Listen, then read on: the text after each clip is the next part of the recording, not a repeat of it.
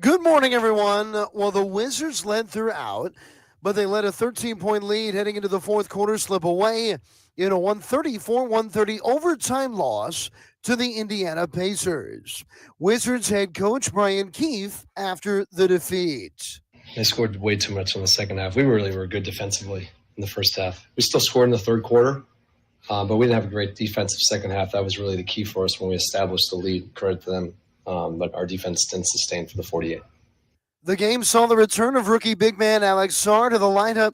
Jordan Poole at 42 points. Corey Kispert was 5 of 6 from 3. He scored 21 off the bench in the narrow defeat. So now the All-Star break for the NBA this weekend as the festivities take place for the All-Star weekend in the San Francisco area.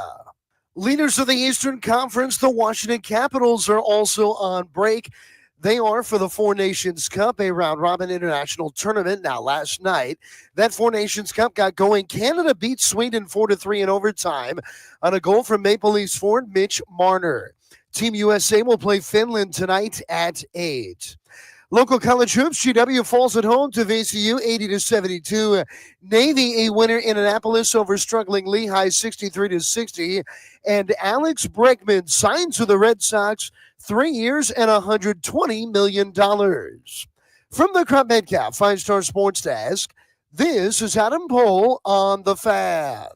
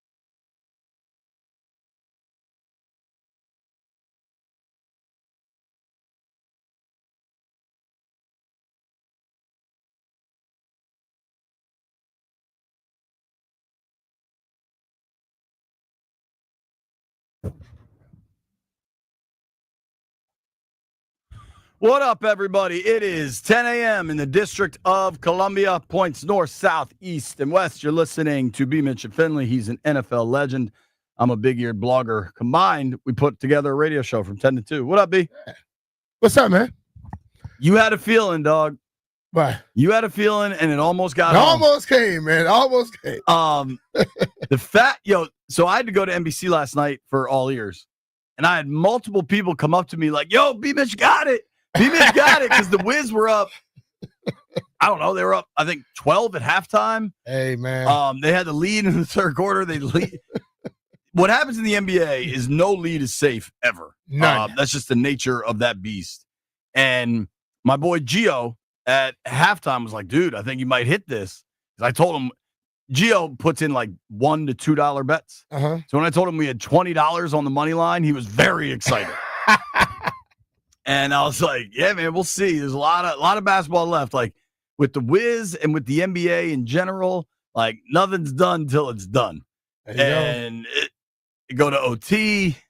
And sure enough, Le Boulay can't get it done. Hey, you had the, what's it called? No, that was part of it you did win. You took the points. Oh, sure. You took the points. You were in the money, baby. Yeah. Wiz fall 134-130 in overtime to the Pacers. I listened to Scott Van Pelt's podcast. It's good. SV Pod is what it's called. Mm-hmm.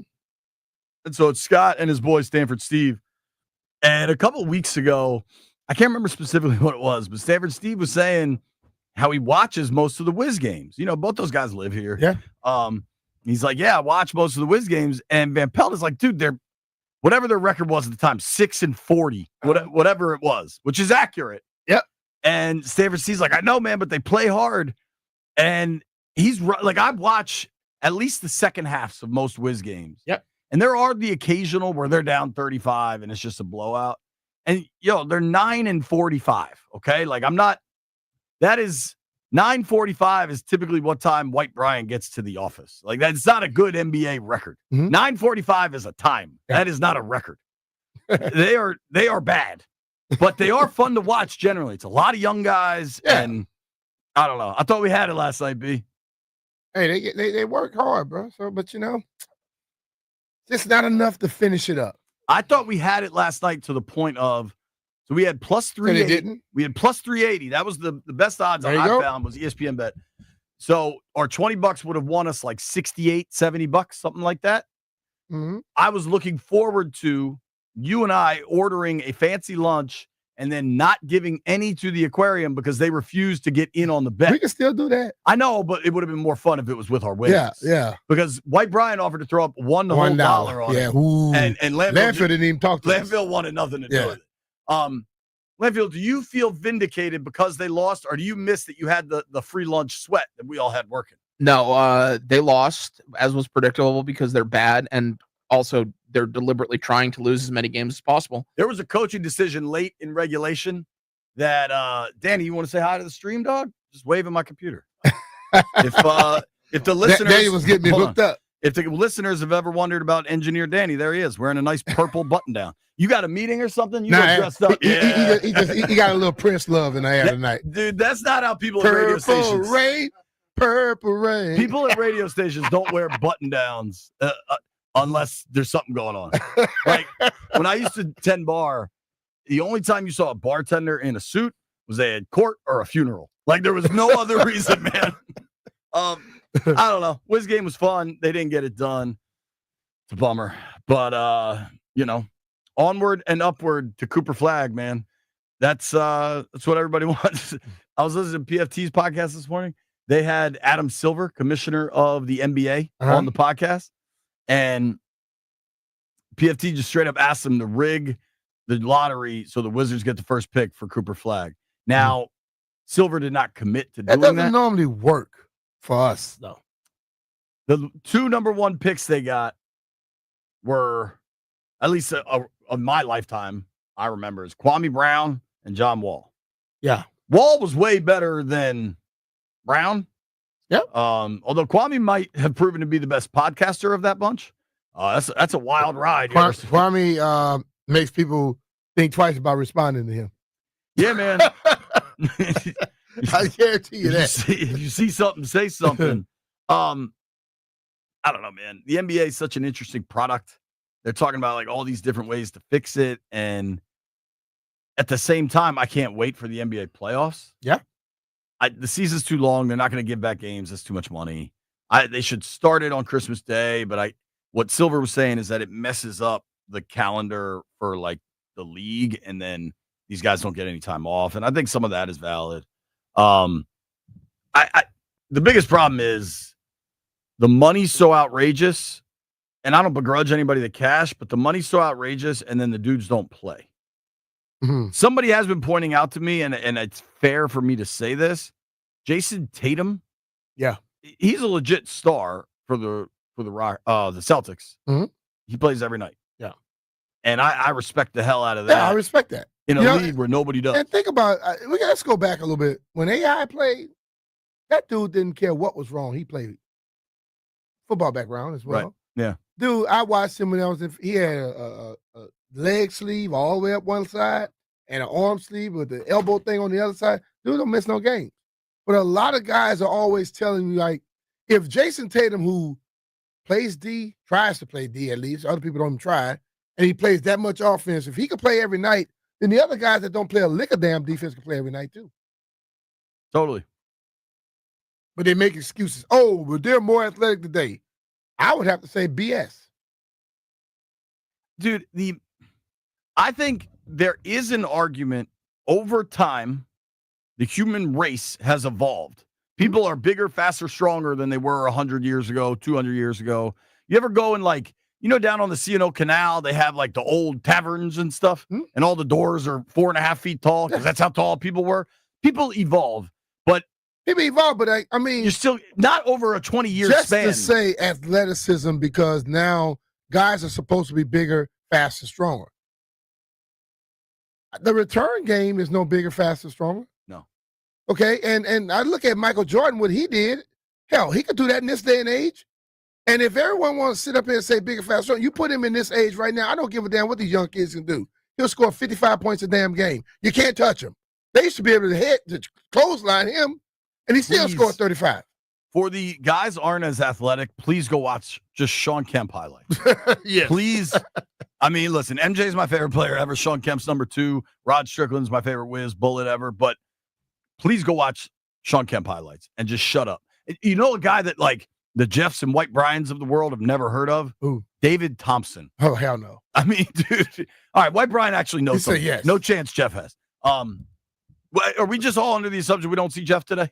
More than likely. Okay. That's an off-air segment to kick around. B, I came, though, so I actually listened to the game last night on 980 because I was driving home from NBC.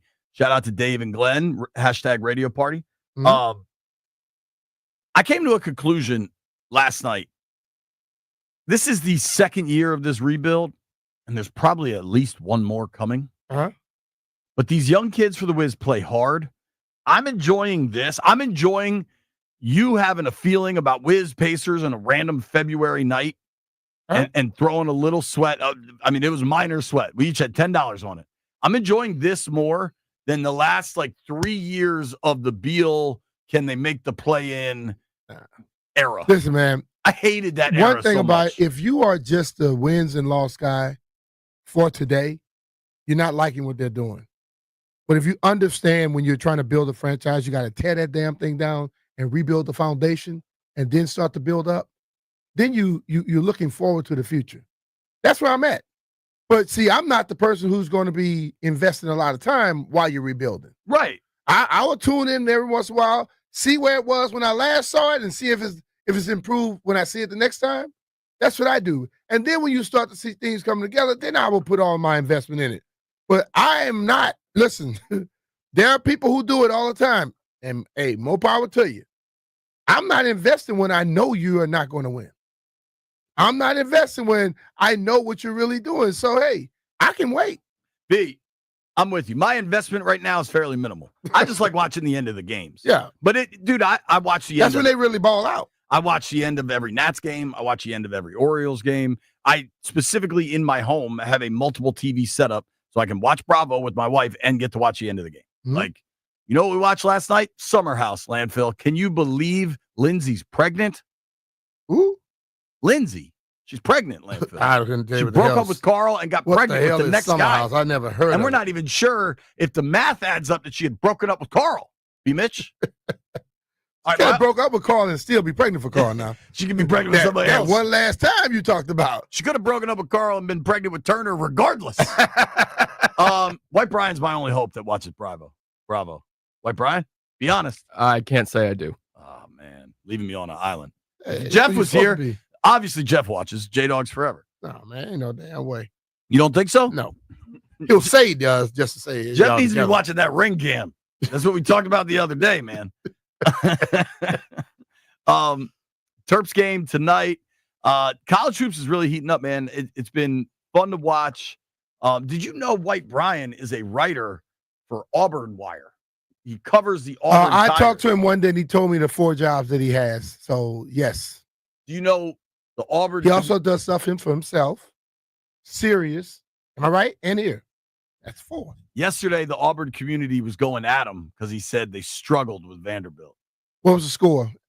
What was the final score? They won by 15. They won by 12. They won by 12, and they should have beat them by 24.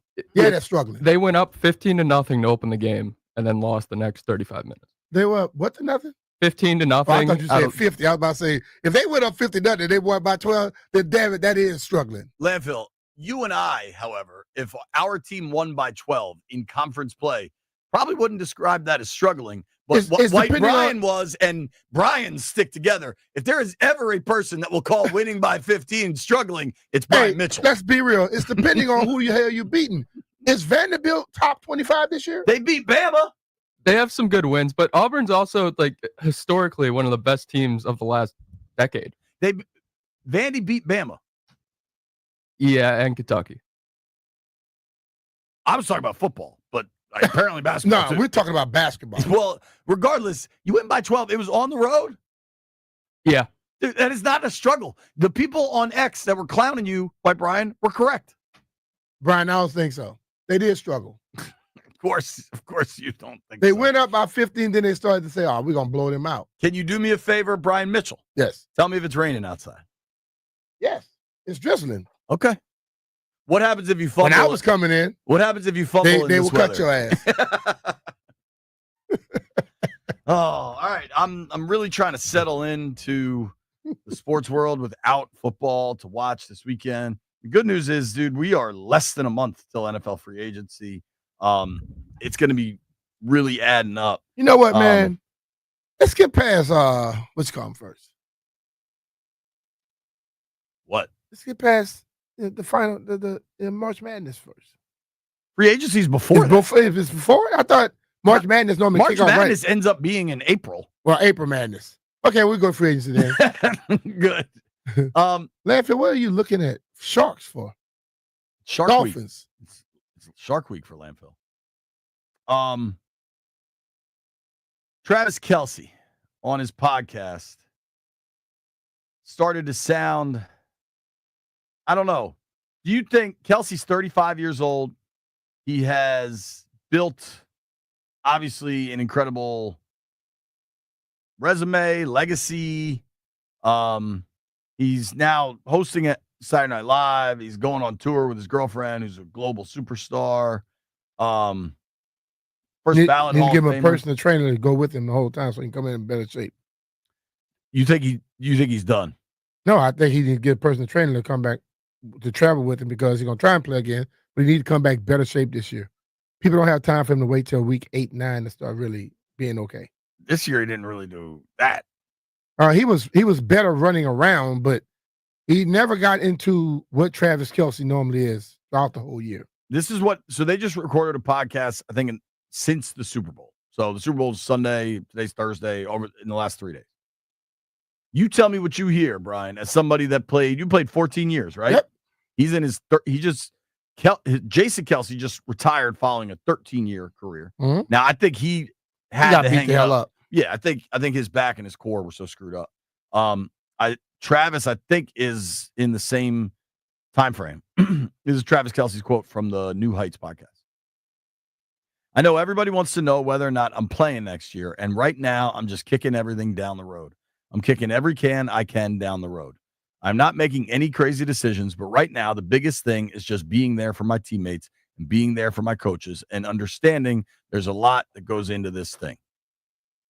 He continued, the fact that we keep going to these AFC championships and Super Bowls, that means I'm playing an extra 3 games more than everybody else in the entire league. Mm-hmm. That's a lot of wear and tear on your body. It's a lot of time spent in the building. That process can be grueling. It can weigh on you.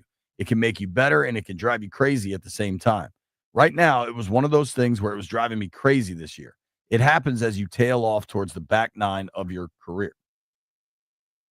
One more here. As you see yourself or feel yourself not having the success that you once used to have, it's a tough pill to swallow. On top of that, to not be there in the biggest moments, knowing your team is counting on you. Those are all extremely hard things. It's just a tough reality. He continued, I'm not half-assing it. I'm fully here for them, and I think I could play. It's just whether or not I'm motivated or if it's the best decision for me as a man, as a human, as a person to take on all that responsibility. What he's telling you is right now, I'm contemplating stuff. I'm thinking about it, but ultimately I'm going to play. It's just tougher now. You know, at the end of every season, once you get past 7 or 8, you think about, I don't know if I want to do this anymore. Because it's not about playing the season. It's about the torture you got to go through in the offseason to get yourself prepared to do it again. But by the time he hits about May, he'll be ready to play again. When he hasn't been hit. Because you'll be 5 you'll be months. away from it long enough to be able to say, okay, I think I can get it done again.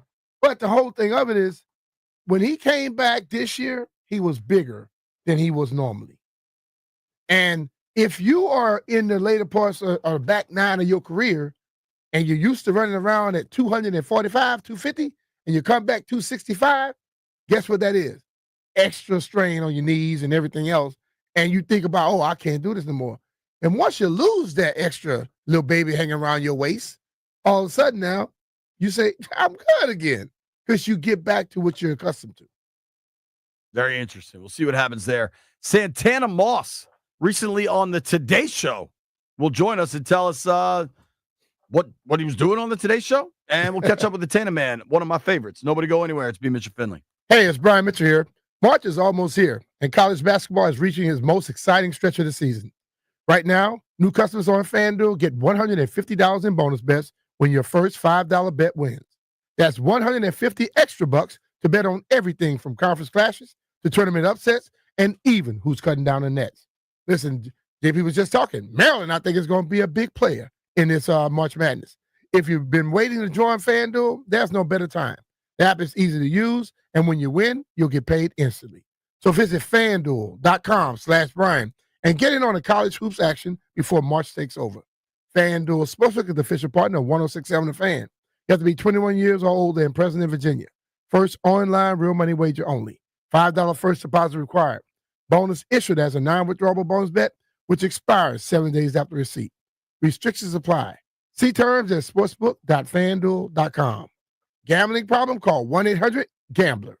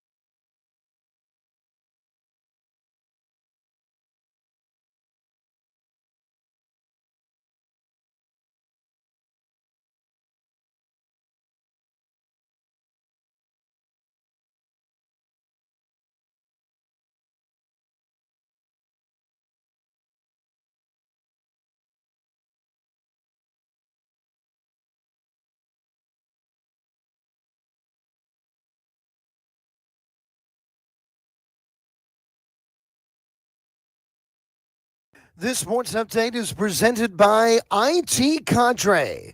Trusted insight from trusted insiders. ITCadre.com. The Wizards lose a double-digit fourth-quarter lead in a 134-130 overtime defeat to the Indiana Pacers. GW falls at home to VCU 80-72. Navy beats Lehigh 63-60. And Canada opens the Four Nations Cup with a 4-3 overtime win over Sweden.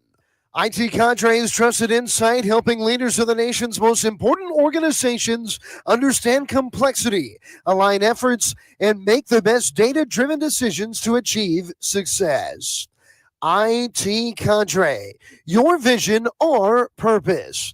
To learn more, visit itcadre.com. That's itcadre.com. From the Crump Metcalf 5-Star Sports Desk, this is Adam Pohl on The Fan.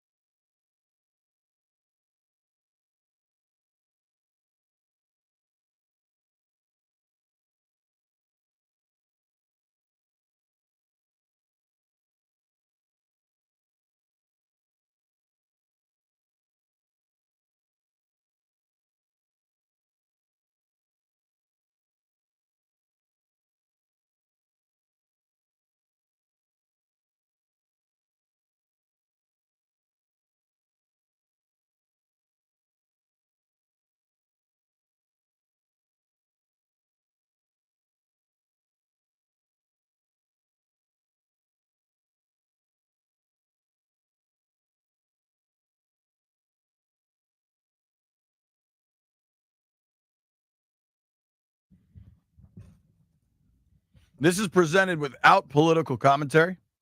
Shout out to my boy Brendan Fry, just sent me a picture. Triple H of wrestling fame is currently at the United States Senate for a confirmation hearing. I just thought everybody should know that. All right, B. We have this article from, I believe we're talking ESPN, the worldwide leader in sports, kind of laying everything out for the Commanders, what they got as they go forward here, right? Regular season record 12-5, pretty darn good. Damn good. They're currently looking at about $59 million in cap space. 59? Effective cap space. So sometimes the number you hear doesn't take into account the draft picks they're going to have to sign. Mm-hmm. That's the ESPN number. I'll pull up over the cap, which tends to be the most accurate. I don't know. It's interesting because over the cap has them at 75 mil cap space with 68 in effective cap space. Okay. That number is constantly going down every day. It was almost 100, then it was 90, then it was 80, then it was 78. Now it's boom, boom. Well, I also wonder if there would be a it's not like they picked up any options. Maybe there is stuff that could have triggered, but generally that's on like the third or fifth some day. In-house stuff they've probably done already. They say the biggest offseason priority is strengthen the defense as a whole. I agree. Look, man, you can talk about lots of different things, but in the NFC title game, they gave up 50. Were there a lot of mitigating factors? Yes, but you couldn't get stops when you had to. Improving the defense should be top priority. Yeah. I think there's a lot of different ways to do that. I think like the immediate priority now to me is getting some in-house stuff taken care of. And I think Chin is probably the top of the list. He signed a 1-year deal last year. I thought Chin was really good for them. Yep. I think of a lot of these guys with expiring contracts, I think a lot of them you sign to another 1-year deal, frankly, assuming you can. And if they test the market and get a 2-year deal elsewhere, cool. But like, am I interested in Dante Fowler again? Yeah. Mm-hmm. 1 year and bump him up 15% from what he made last year. Mm-hmm. I'm not interested in a 3-year deal for Dante Fowler. Like a lot of those dudes last year were veterans that gave you a really good performance, but there was a reason you were able to get them on 1-year deals. But you need some of those guys on your squad, even moving forward. You need depth. Right. Chin, though, to me, is a guy that probably gets a multi-year deal, whether it's here or in free agency. True. So if you want to try to lock that up, get it done now. Yeah. If you go now, he's just younger than a lot of those. If you go right now, you have to go with something that's going to be respect. Sure. You can't go in with no low ball because most guys say, "What the hell with it? I'll wait."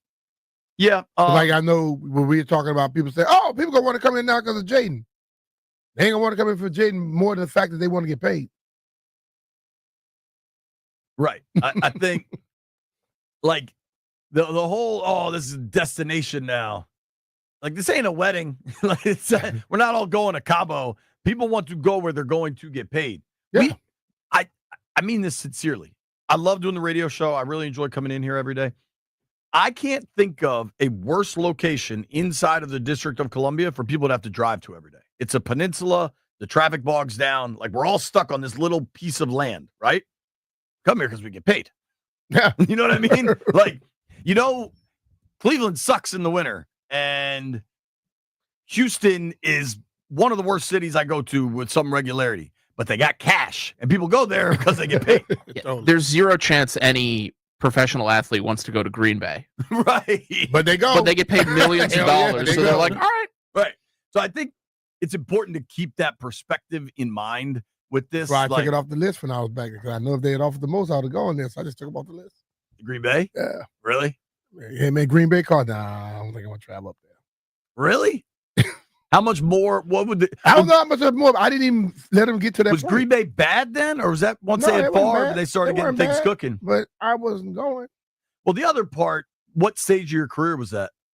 That was early, like year 6 or 7. So you would have moved the whole family.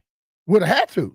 Now, if you had called Green Bay up north, that would have qualified. Unlike Shreveport, Dude, Green Bay would have first of all, if you go 3 hours, 4 hours driving north, that's north.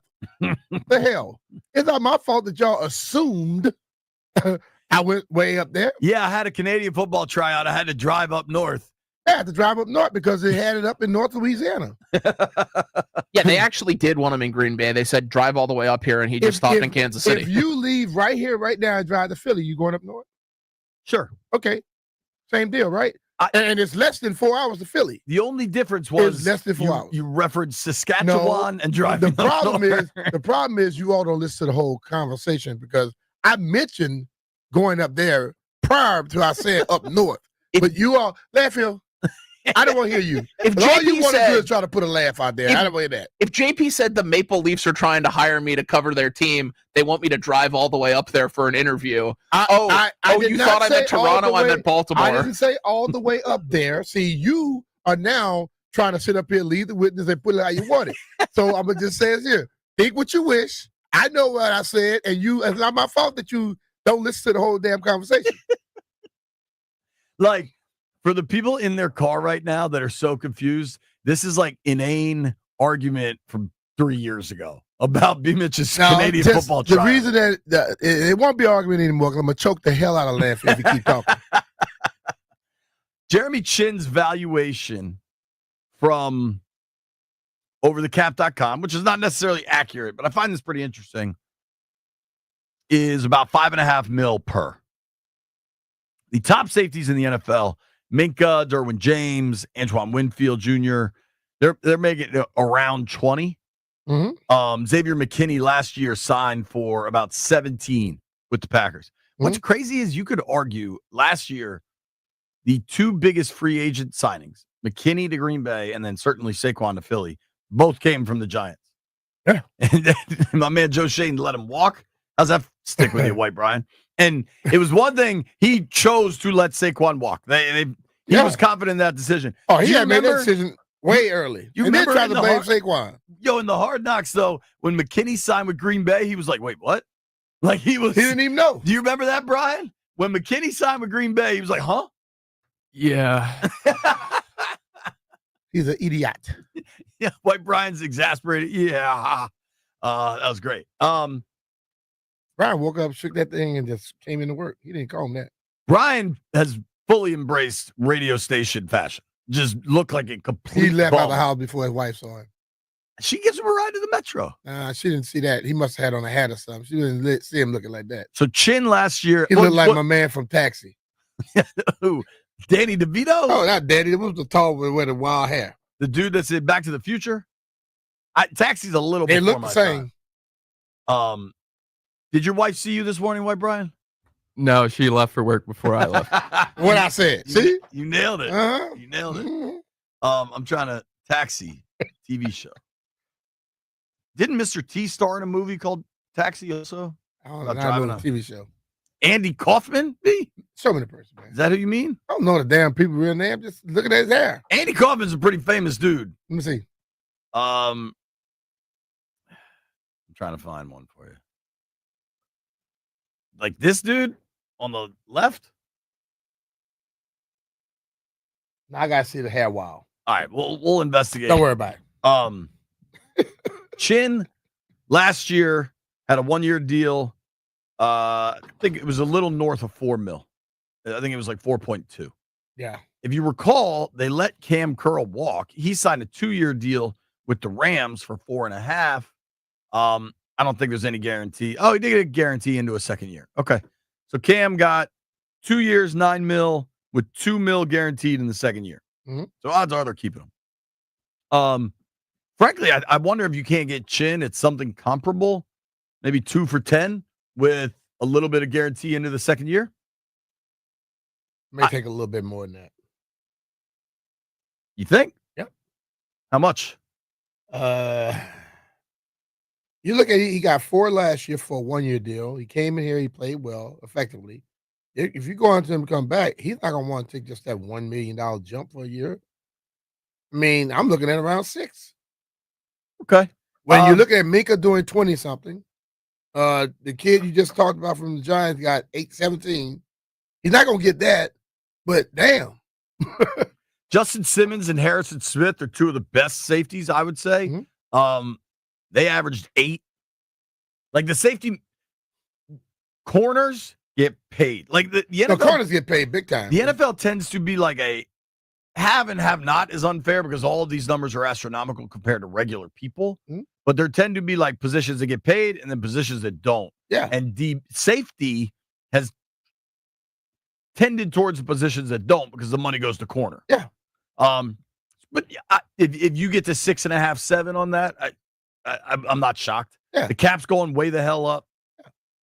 I think if you want to get that done before free agency, it's 2 at 6.5 is 13, and That's a guarantee, a good bit of it. 7. You got $7 million guaranteed on the table. You don't have to take visits. You don't have to do anything. Hey. $7 million. Yeah. I think something like that could work, but if a person that think like me, I'd be like, okay, well, why are you offering this? I might be getting more. You got different mindsets, but I think it could because he seemed happy being here. I agree. Is there anybody else you'd be in a hurry to get a multi-year deal done with? I'm not talking about you still want to. I think you want to bring back Ertz. I think you want to bring back Wagner. I think you want to bring back Fowler. There are guys you want back, but multi-year deal and not fake multi-year deal with guaranteed money into the second year. Brian Mitchell answers that question when we come back.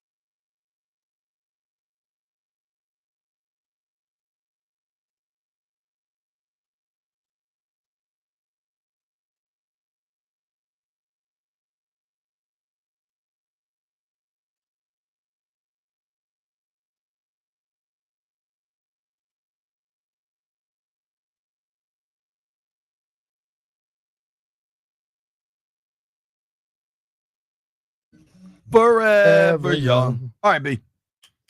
The question was pretty simple. Yeah. Commanders have 28 pending free agents. And Mhm. I'm curious what, if any of them, you would want to get a multi-year contract to. And let's be clear. Multi is just 2, right? Yes, but guaranteed money into the second. Because you can give somebody a 9-year contract, but if there's no guaranteed money in the second year, it's a 1-year contract. That's what all these things are. So I look guaranteed money into a second year. I look at things a lot. I got a big old list here. I look at things a lot differently than most people because I believe that leadership is key on a football team. Right. And there are guys out there that may not be the guy he was 100% made when he was young, but he's older now and he understands the mental aspects. He understands how to prepare, and that person can help the rest of your team get better. And to be honest with you, I can see giving my man Wagner a deal with some money into the second year. Because I think he is much more valuable of a person in your locker room and a leader of your team than he is just a player. Because all those dudes listen to him. Offense, defense, special team, hell, coaches. You find he carries himself in a special when you find way. a glue person of that caliber who still can play at such a high level, yes, I see that. Chin, we already discussed. As I begin to look at other guys on the squad,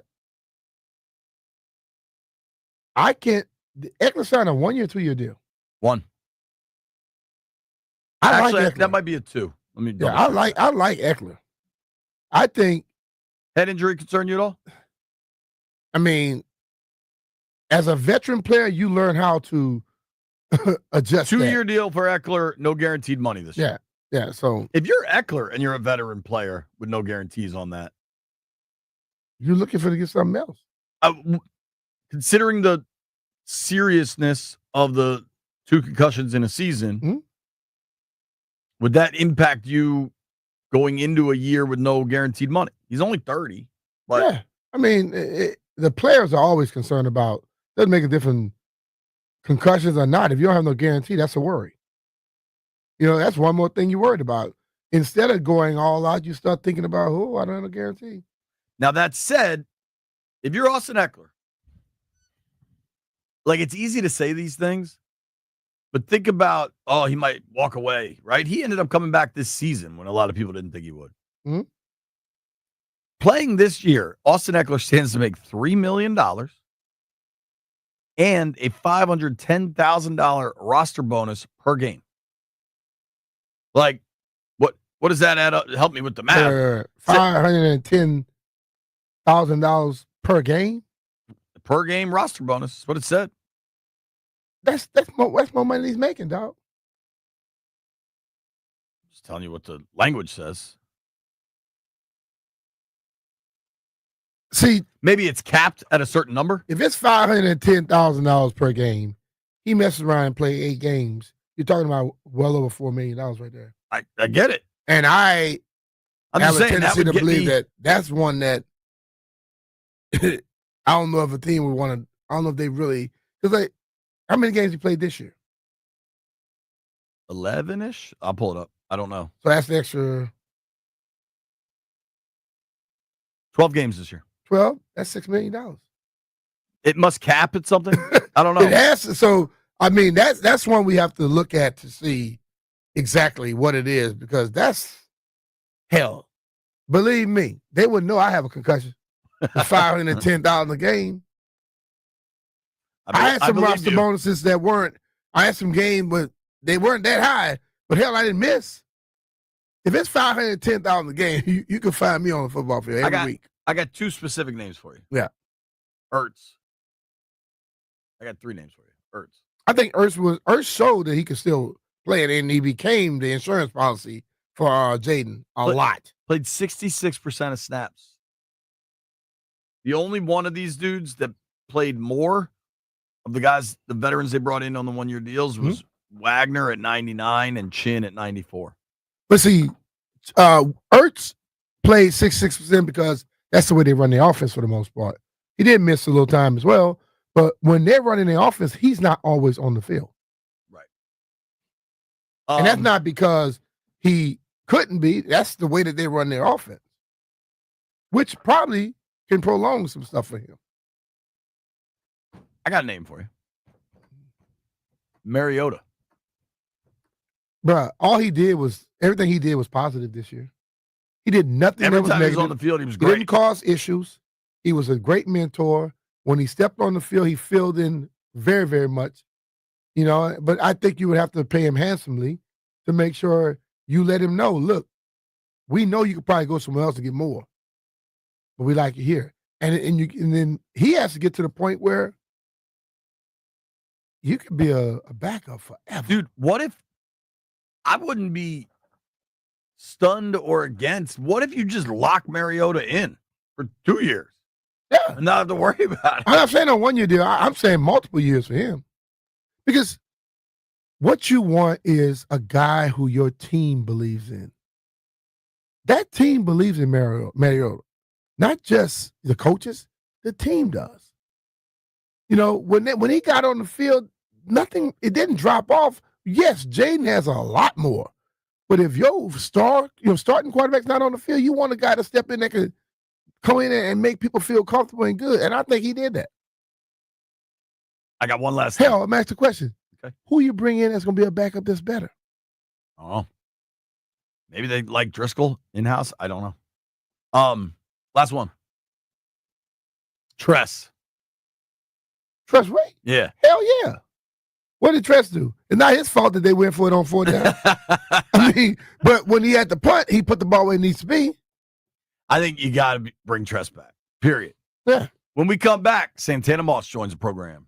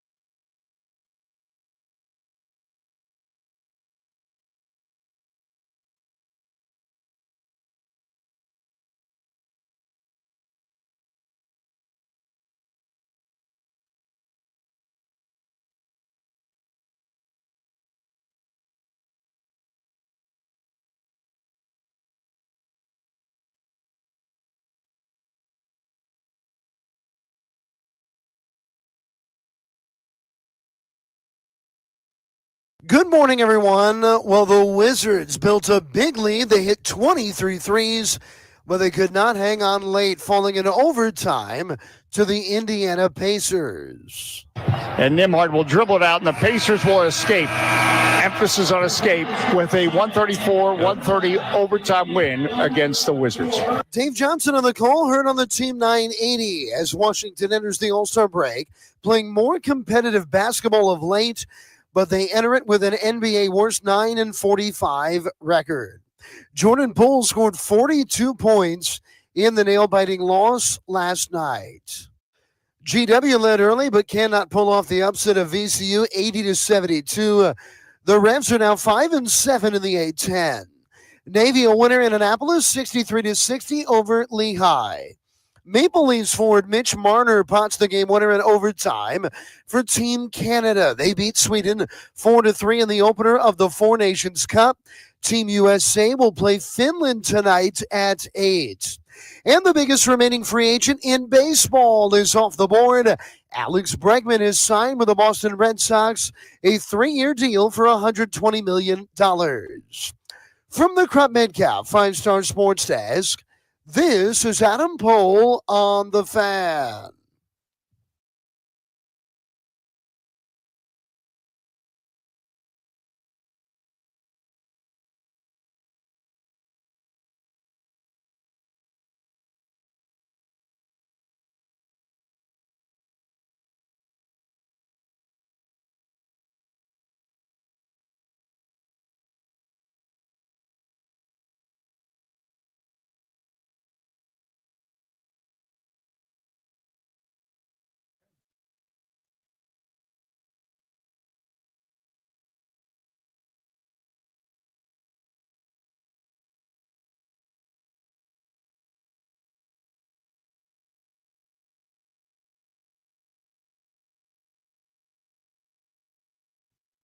B. Mitch and Finley, 1067 The Fan. Fired up to get to the Rude Guest Hotline. Rude's the most reliable heating and air conditioning products in the DMV. Talk to our friend, Mr. Santana Moss. Tanner man. Santana, what up, dude? How are you? I'm good. How y'all, man? Man, we good, man. Let's start with your national morning show debut. I saw on Instagram you were on the Today Show. Yeah. So I was doing something for Verizon this past weekend. I host this Fan Fest event at Northwest Stadium. What Verizon did this year, they had 30 different Fan Fest events all across the world, all across the country. I mean, to every city that had a football team, and they got, veterans from that particular area, that particular team to go out there and host, their fan base. And so I was the host for our area. We had Mark Mosey there. We had Mark Ripken there, and then CP also was there. And then they doubled down and said, hey, we need you to go and talk about the event and how it went on the Today Show, on Monday morning for us. So, hey, I said, yeah, I'll do it. And I pulled up on Today Show, and it was fun, man. It was a fun time. It was my first time, and I think everything went well, What's your call time for the Today Show? So I had to be there at 8:30, and I was going to be on by 9:30. So, me, I was up probably like at 6 o'clock in the morning. It's New York, so you don't know what to expect. You don't know how far you got to go. And luckily, fortunately, it was literally down the street from me, so I could actually walk. But I had my guy Stu there, and he rode me there, and he just stood outside and waited on me. So it was a fun time, man. Great experience, and I was happy to be a part of Verizon and the Fan Fest that they put on for all the cities. Was it what you expected? Well, the show itself, I didn't know what to expect, B. Mitch. Honestly, you know what I'm saying? I think one of the things I appreciate about so much of the TV that I've done the last few years and radio and different things that we do now with our pre and post game show, I was prepared for it. But I didn't know what to expect. And it was crazy because they were trying to tell me, hey, bear with us. And I'm like, I do this every day almost, you know what I'm saying? So I know how it is to be sitting around. I know how it is to be sitting around and get ready for a set, and it doesn't always start when you think it's going to start. So a lot of them didn't understand or knew that I was doing the things that I was doing back in Washington. So they actually found out that day. That's cool. Well, that's awesome, man. I mean, that's That is a serious platform, dude. A lot of Hell people yeah. are watching that Today Show. Were the people lined up outside and everything? Man, I couldn't hear what you said. Were the people lined up outside and everything? Yeah, that was funny, man. Like I got up, I leave the show, and you got fans out there with cards and things that they want you to sign, jerseys and stuff. So that was a surprise to me. That was surprising to me. But like I said before, I barely ever watched that show. I've heard about it. I know my grandmother and mom them watch it, but I never myself personally. You know, I'm a guy that turn on ESPN before I turn on anything in the morning. And so to have that experience with everything, and you know, having that experience kind of open you up to everybody else knowing what you do. So you know, I was very appreciative of them giving me the opportunity. You know, that's awesome. Yep. My wife watches it. Talking with our friend. So did your mom Santana and your Moss. grandmama see you on that, Tanner?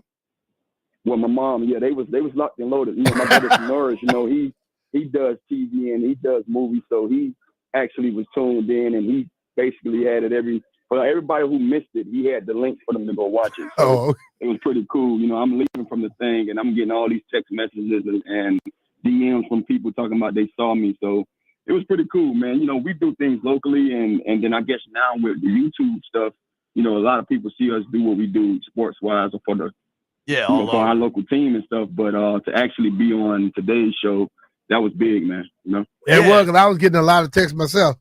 Yeah. There's an interesting shift, I think, in media that the notion of locality has like completely evaporated, and it's more like when you guys do your post-game show, that going out on the Commanders' social channels Everybody reaches wherever. Like, but there are Commanders fans in Germany and Iowa and Portland. You know what I mean? And so, like, I think locality is kind of leaving. And more things are like team or city based. Like, all right, I root for Washington teams, even though I live in New Hampshire. Yeah. You know what I mean? Versus today's show is just such a powerful international platform that it's hitting a different audience. Hitting everybody. Yeah. Now it was big, man. I was kind of, you know how it is, B. Mitch, when you're not sure about how to, you know, what to expect. So I was like, I had a little butterflies, like I was getting ready to go out there and catch a punt or, run a deep route. But once you get on that set, man, you're like, hey, man, I've been doing this long enough now. So, you know, once they said it's time to go, it was showtime, you know. I always say, you know what you're talking about. Hell, they don't know what you're talking about. That's what, look, whenever they ask me to talk about football or talk about me, hell, I'm an expert. Not you. They're asking you for a reason. Yes. Talking with our friend Santana Moss on the Rude Guest Hotline. Check him out on Instagram at 8229. Tana, what'd you think of the Super Bowl, man? I was a little disappointed, man, to say the least. I think I wanted KC to win because I wanted to see history, I'm a big Andy Reid fan. So beyond what Pat Mahomes does, how special he is as a quarterback, I truly want to see Andy Reid be held to a higher standard, when it comes to all the things he's done. I still believe he deserves to be talked about a little more in that category of being one of the better, head coaches in the league ever.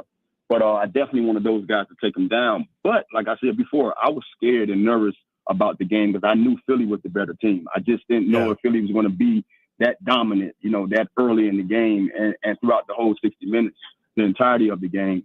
And they did. It was almost like watching our game when we was up there. The only thing I can say, I had a lot of confidence in what I, actually endured or went through this year with our team, just seeing that even though we had that game, that last NFC championship game where we had that many turnovers, I feel like we still had answers for what Philly was doing to us. And when I'm watching that Kansas City and Philly game, I didn't see the answers.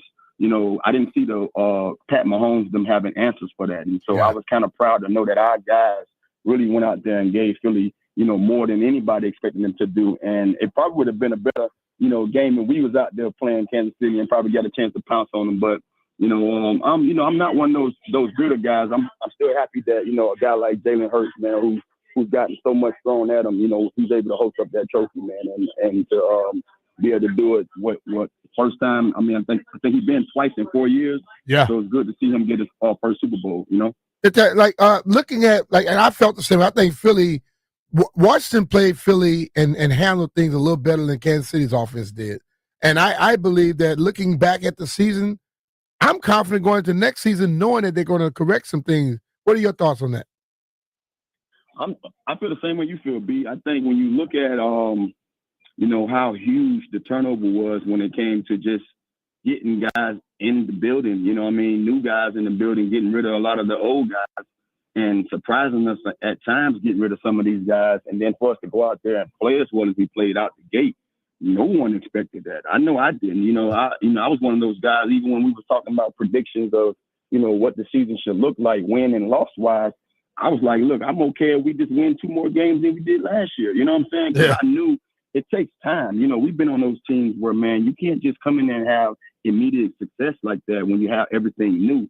And then you're expecting a young quarterback, not knowing how he was going to, mature throughout the season. But, having a guy like that, man, has proved to me and showed me that, they're out there. There's Jaden Daniels like people out there, a guy who's going to come in laser focused, already mature in his own right, have a good support system, have a good foundation, and that's going to basically grow week in and week out and develop himself along with the coaches and the players around him and be that kind of contributor for you out the gate. So I was happy to see us have so much success. And then now you look going forward, you say, well, we have a lot of talent there. So should we keep a lot of those guys? I say yes, but I'm not the guy in that. I don't wear that hat, so I can't tell you what they're going to do. But then I also know there's a ton of guys out there that probably was better than some of our other talent, and now they want to come.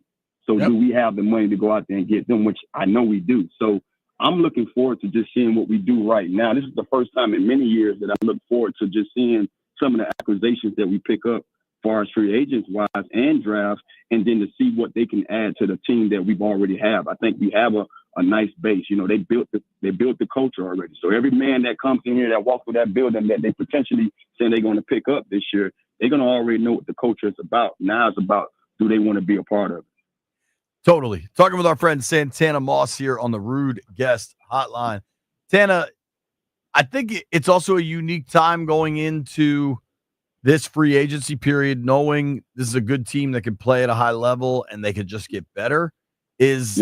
And honestly, just feeling a real sense of kind of faith and support in the offseason, in the front office decision making. That said, is there a direction you would go? Like, do they have to add, I don't know, a D tackle? Do they have to add a corner or a wide out? Like, is there something you think they must address? Just watching how we played this year, man, I truly believe that most of the games are won and lost in the trenches. I do believe that offensive line, you can never get enough of those guys. And then definitely on our D line, whether we add to there or whether we, replace a guy or two here and there, I don't know. I'm like I said before, I don't wear that hat, so I'm glad I don't have to make those decisions. But I think you have to be stout in both of those areas. Along with that, if you're good up front defensively, then the guys in the secondary don't have to worry. They don't have to cover as long. You know what I'm saying? So yeah, but you can add a corner here and there too. But I feel like if you take care of first things first and making sure that front seven is intact, then now we can put guys up there who would, like we already have in the building, in Lattimore and Standerstill and whoever we have backing those guys up to go out there and do the thing. And that's the same way I feel as a receiver. When you have the quarterback position, locked, now you have to make sure you have the guys there to protect him. And if you have enough guys to protect him, he can make everybody special on the outside. Yeah, you might need a number 2 here and there, but you don't necessarily do. I've been on plenty of teams where I've been that guy. And I could do a lot of things, but if my quarterback can't get me the ball, then you don't know where 10 is at. You don't know where 89 is at. 89 hasn't showed up because they can't get the ball to me. You see what I'm saying? Because we don't have the protection. So I truly believe that the trenches should be first and foremost, and then behind that, you can try to add here and there where you see fit. For sure. Totally. There is a lot of excitement though about T. Higgins. I'm curious just what you see in his game. He looks to be the biggest piece. Maybe Chris Godwin in Tampa too. Maybe Cooper Kupp. You got to trade for him. But specific to Higgins, what do you see when you watch him? Watching Higgins, I almost feel bad for him, being that he's out there playing with Jamar Chase, because he's arguably a number 1 on anybody else's team. You know what I'm saying? Yeah. But he has to basically, be D-Wade on the Miami Heat to LeBron James when it comes to, his position playing alongside of Jamar Chase. I think he can go anywhere and be that guy and be that dominant or whatever, for anybody, because he's just that kind of a player. If we add a piece like that to our team, I truly believe that he makes us that much better in the passing game, because now you have a guy that if you want to double Terry, you want to get Terry out of the game, you got to pick your poison now. You got to, and having a T. Higgins might give Terry more opportunity, because people probably would say, well, let's take him out of the game first, more so than Terry. So now he's a great talent, and he's somebody who I look forward to see what happens with him this offseason. I don't think T. Higgins really want to leave. I think he wants to stay around. So it's going to be interesting to see what goes on with him in Cincinnati. As you look towards next year, Tanner, looking at what Jaden did this year, what do you think those possibilities are? I think they're high. I think the one thing that I'm looking forward to see what he does, because I think when, we've all been those players, man, and we've all had that year 2 or year 3, and year 1 was different for everybody. But as a quarterback, more importantly, he has to build off of what he did, and he has to be somewhat consistent off of what he showed last year. And I think he's the guy for that. The one thing that I kind of keep replaying in my head is that year with RG3. Unfortunately, RG3 had a knee injury in that playoff game that now set him back from doing anything that he could have done to kind of get his body back. But you would think that when a person can't use their legs or do things, then they'll get their mental right. They'll get their, they'll be laser sharp when it comes to the film room part of it, and getting dive more into how these guys are going to come and probably, play coverage to make him, a better quarterback in that aspect of it. So knowing that Jaden is, when I watched him a couple of weeks ago talk about different quarterbacks that he saw, just how from some of their mannerisms, it shows you he's a student of the game, and he's very, he has a high IQ, but I know that he's also one of those guys that have a good support system around. So I'm looking forward to seeing this guy not do much, probably vacate, get away for a little while, and rest up, and then dive right back into getting himself better, because, man, that's what you need around here. And I think he's one of those guys. He's one of those talents that he's not satisfied. We saw that week in and week out. Every week this kid came out and did something different than what he did before, and it wasn't less, it was better than what he did. So I think he's going to be one of those guys that's laser focused on just trying to be better than that, and also having a taste of the NFC Championship game. He's going to want more. He's going to want blood. He's going to want to go out there and say, look, man, we done been here already before. Now it's not new to us, so let's go out here and take this thing all the way. So I'm definitely looking forward to seeing the second year for young Jaden Daniels. Oh yeah, for sure. And then Tanner, last one for me. How important do you think it is that Cliff is sticking around? Oh, that's so big, man. Oh my God, that's so big. I mean, you got to think about it, man. Like, not even being a quarterback, you know how tough it is to learn a new system. And I've been in them shoes for many years, man. When you bring a new system, man, now you got to scrap everything and throw it out the door, all the concepts, all the terminology. And most of the stuff kind of mirror each other, but it's still new. It's still new verbiage. And so now having a guy that can just sit there and say, I know all this stuff, or even if he adds up to it, I know what to be expected. Now the guys around him who we keep, the only people that's going to be learning it is the new guys that we add on, and that's okay with them, especially when you have the quarterback intact that can help them and lead them through it. So I think that's huge for our team, but I think it's also even more huge for a quarterback, man, just to see that he has a chance to really grow with what he's already, learned, and don't have to worry about, taking his mind elsewhere this offseason and diving into a whole new playbook. Straight consistency. Yep. Oh, yeah. Consistency helps. Tanner, thank you for making time Enjoy for us, your man. trip, brother. Thank you, man. I appreciate you guys always. All right, bro. right. Take care. It's our guy, take care. Santana Moss. Follow him on Instagram at 8 to the 9. Tanner, one of the best people there are out there, man. Cooler than a polar bear's toenails. We come back, we're going to look all over the NFL. There's a lot brewing in Cincinnati, and it's not just T. Higgins. Charlie Goldsmith will join us at noon to break down all things Bengals and where Washington might be shopping. 1 o'clock phones open for Bleep You Thursday. Uh-oh.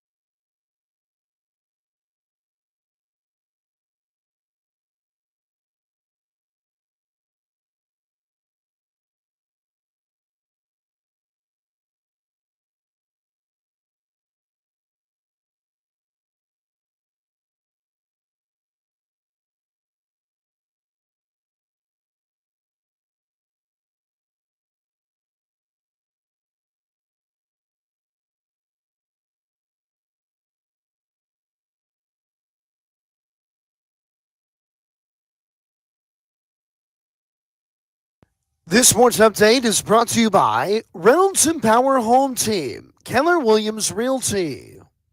An outstanding effort ran out of steam for the Washington Wizards in a narrow 134-130 overtime loss to the Indiana Pacers. It's now time for the NBA's All-Star Weekend at Golden State. Canada opens the Four Nations Cup with a 4-3 overtime win over Sweden. USA and Finland play tonight at 8. And Alex Bregman signs a 3-year deal with the Boston Red Sox. Want to hear the fastest way to know what your home would sell for? Reach out to Empower Home Team.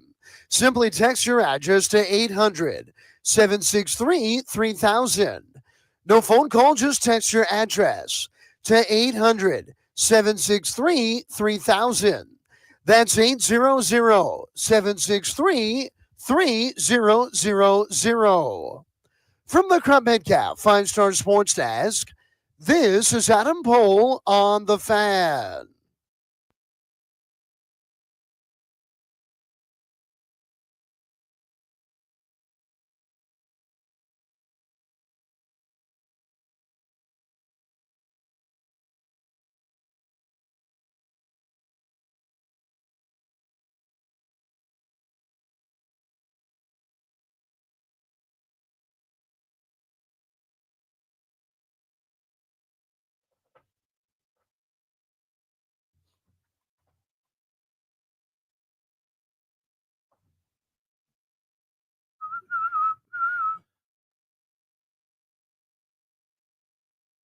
Bleep happens. B. Mitch and Finley, 1067 The Fan. Coming up about 15 minutes from now, we're giving away tickets to go see The Weeknd this summer at Northwest Stadium. That should be a dope show.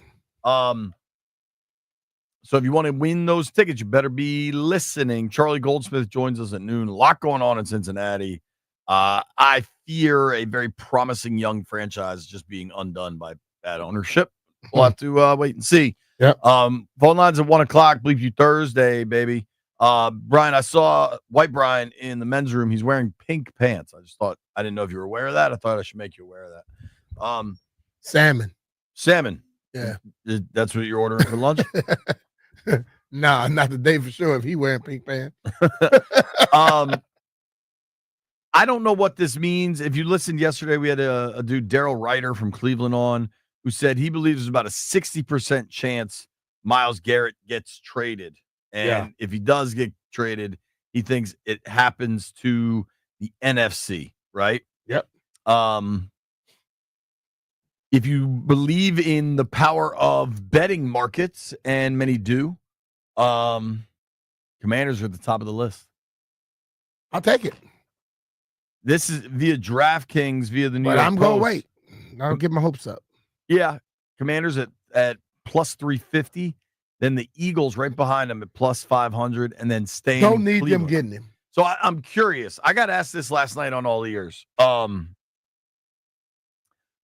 Philly's reported interest mean Washington has to be more aggressive? I don't know. But my question is, how much money does Philly have to spend? Here's what Philly has done really well. They are kicking the can on a lot of contracts, but everybody is still playing well. Where you get really screwed is when you backload a lot of deals and then those guys suck. But they owe lots of guys lots of money, but they're all still performing. What year is Jalen They've in? generally gotten younger players. What year is Jalen in? Philly right now has about $14 million cap space. That's not enough to get him. Depends what you move around. Jalen is, from a contract perspective, so Jalen is going to be 27 this season. 42 million guarantees, but his cap number is about $22 million. Nothing out of whack for a quarterback. Next year, that jumps to $22 million guarantee, a $32 million cap number. That jumps to 11%. But generally, the rule of thumb is a quarterback salary could be 10, 13% of your cap. Yeah, but I'm saying, was Jalen, Brown, what's Devontae? So the two highest guarantees on their Eagles roster are Jalen and then A.J. Brown. Between the two of them this year, their cap number is about $40 million, roughly. All right. You're not getting rid of either of those this year.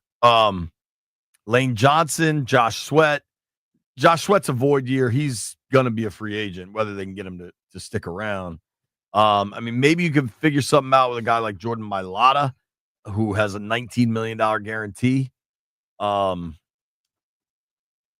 It's wild to look at the Saquon number. Jalen Carter has a less than $3 million cap figure.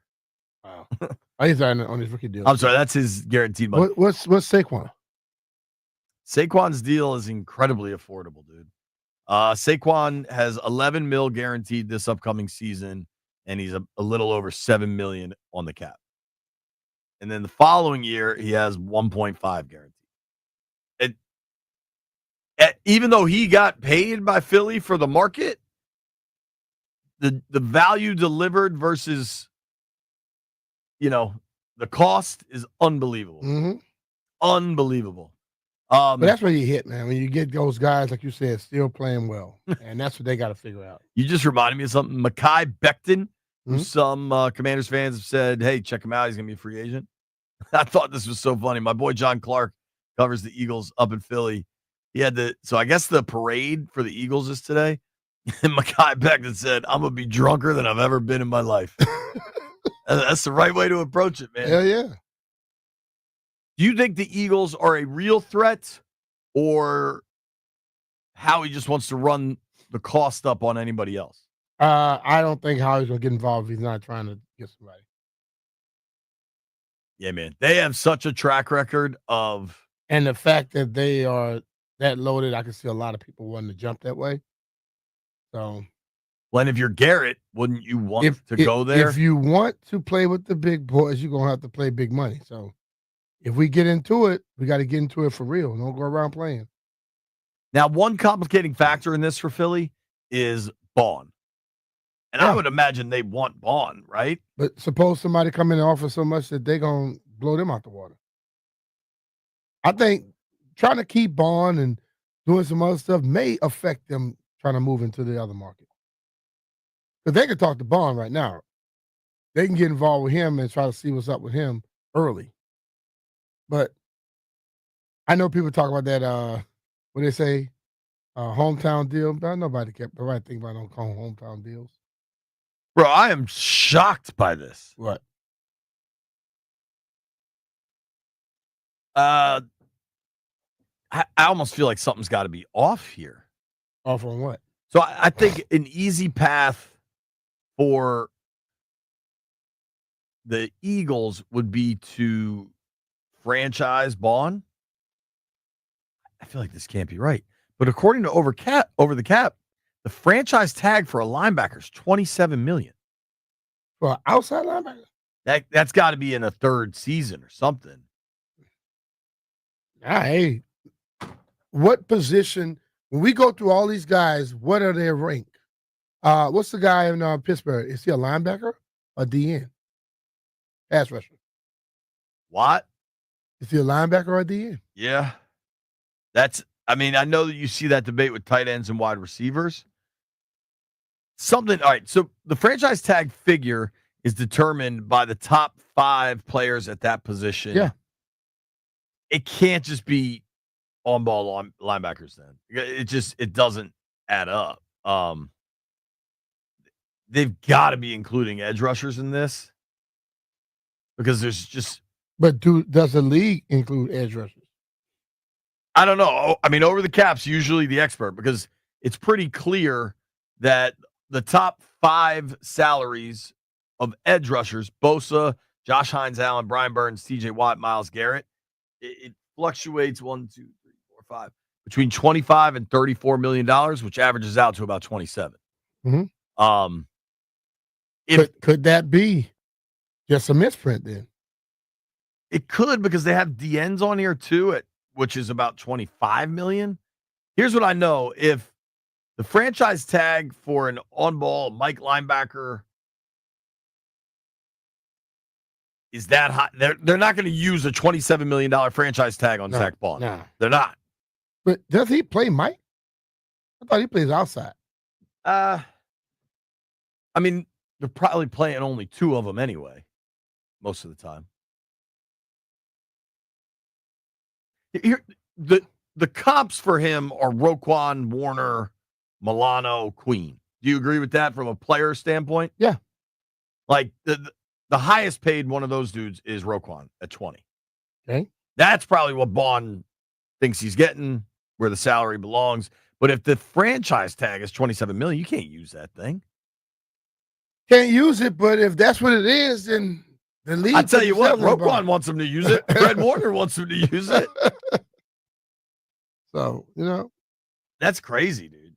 I think that may be a misprint. for me, B, Peters, Quinn, Harris, Newmark, whoever. They'll figure it out. Joe Witt. I think you have to establish what your value is for Garrett, what you're willing to pay. And I don't think you should change what you're willing to pay because Philly's involved. Now, you can't let another team dictate what you do. Right. Because then you'll be played the rest of your however things go then. They're not going to do that, I don't believe. Say you're working with Leahy, right? You're buying or selling a house. Mm-hmm. And you and John sit down and you come up with your game plan. And it is, all right, the highest I can go is $1 million. Yep. And then you get into a bidding war and the other dude is at 1.1. Because I went to $1 million. I'm not going any higher. Just because you went to high school with him and hate him, you can't go to 1.2, dude. It's just, you don't have it. It's money. It's math. Yep. So I know people will say, well, you got to keep him off the Eagles. Sometimes you can't worry about the other team as much as you have to worry about yours. Right. We got Charlie Goldsmith joining the program at noon, giving away tickets for the weekend next. But before we go, you heard me and B start the show talking about the Wiz win last night. The Wiz almost win. And we had a really good sweat. We took the money line. ESPN bet was offering it at plus 380. We thought we were getting home. Did not get home, but it was fun. The final stretch of the NBA regular season is heating up. Get in on all the action at ESPN Bet Sportsbook. What you looking for tonight? Warriors Rockets could be a really fun game. Thunder Timberwolves could be a really fun game. The new look Mavericks are kind of interesting. I'd be all over. The Thunder are laying 7.5 in Minnesota. I think that is a pretty juicy. You get more than a touchdown with the T-Wolves at home against the Thunder. That might be where I'm looking. Plus, you can get all the player props. Anthony Edwards, if you want him over 27.5. SGA, 31.5. B. That's a lot of points, man. I'd kind of trend towards the under. That game should be dope. That'll be on the TV tonight at 8:30. Or if you're looking, Maryland's playing Nebraska tonight at 8:30. You can get all that action on the ESPN Bet Sportsbook. Plus, new ESPN Bet Sportsbook customers can bet $10 to get $100 in bonus bets. And you unlock 30 days of ESPN Plus. Download the app and sign up with promo code Radio100 to get started today. Virginia odds and lines subject to change. Must be 21 plus. Gambling problem? Call 1-800-GAMBLER. Terms and conditions apply. See app for details.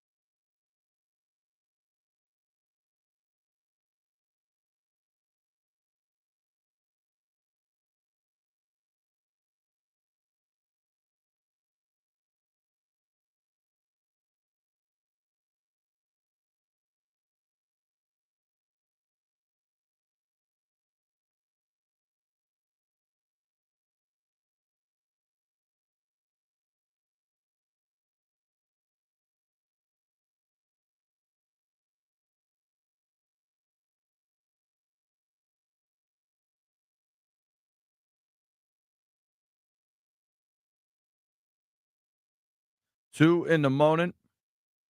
My mama ain't home. Getting it on. 6 in the morning. Got a pocket full of homeboys do too. But for what? All right, folks, this is the moment you've been waiting for. I actually thought The Weeknd was a very good Super Bowl halftime performance a couple years back. Yeah. Now, granted, it was COVID and nobody had seen anything in a while, and he was in this like crazy house of mirrors, but I like The Weeknd. If you like The Weeknd, caller number 10 right now, you win a pair of tickets to see The Weeknd After Hours Tour, Saturday, August 2nd at Northwest Stadium. He's with Playboy Cardi and Mike Dean. For tickets and more event information, visit 1067thefan.com. Caller 10, right now, you get to go see The Weeknd. It's that simple. That'll be a dope show, man. B, I'm curious, have you seen Jermaine Pratt has now requested a trade from Cincinnati? Pratt was the leading tackler in Cincy last year. Also had 2 picks, 2 forced fumbles. He's been a starter in his, I guess, 5-year time in Cincinnati. The Bengals fired Lou Anarumo, who's a good defensive coordinator, and they basically just fired somebody because they missed the playoffs and didn't want to have to pay for a new head coach. To me, Anarumo was a scapegoat. The defense wasn't very good this year, but they just let a ton of good players leave that defense. Yep. Charlie Goldsmith covers the Bengals. We're going to talk to Charlie here in a minute. But I don't know if fear is the right word. I kind of like the Bengals. I like Burrow. I like Chase. I like them being a real threat in the AFC. I kind of feel like that era is about to end. If they don't have defense, they can have what they want on offense. I mean, that's what that happened this year. He can throw the ball. Hell, he threw the ball. He was 100 almost 150 passes more than anybody else in the league.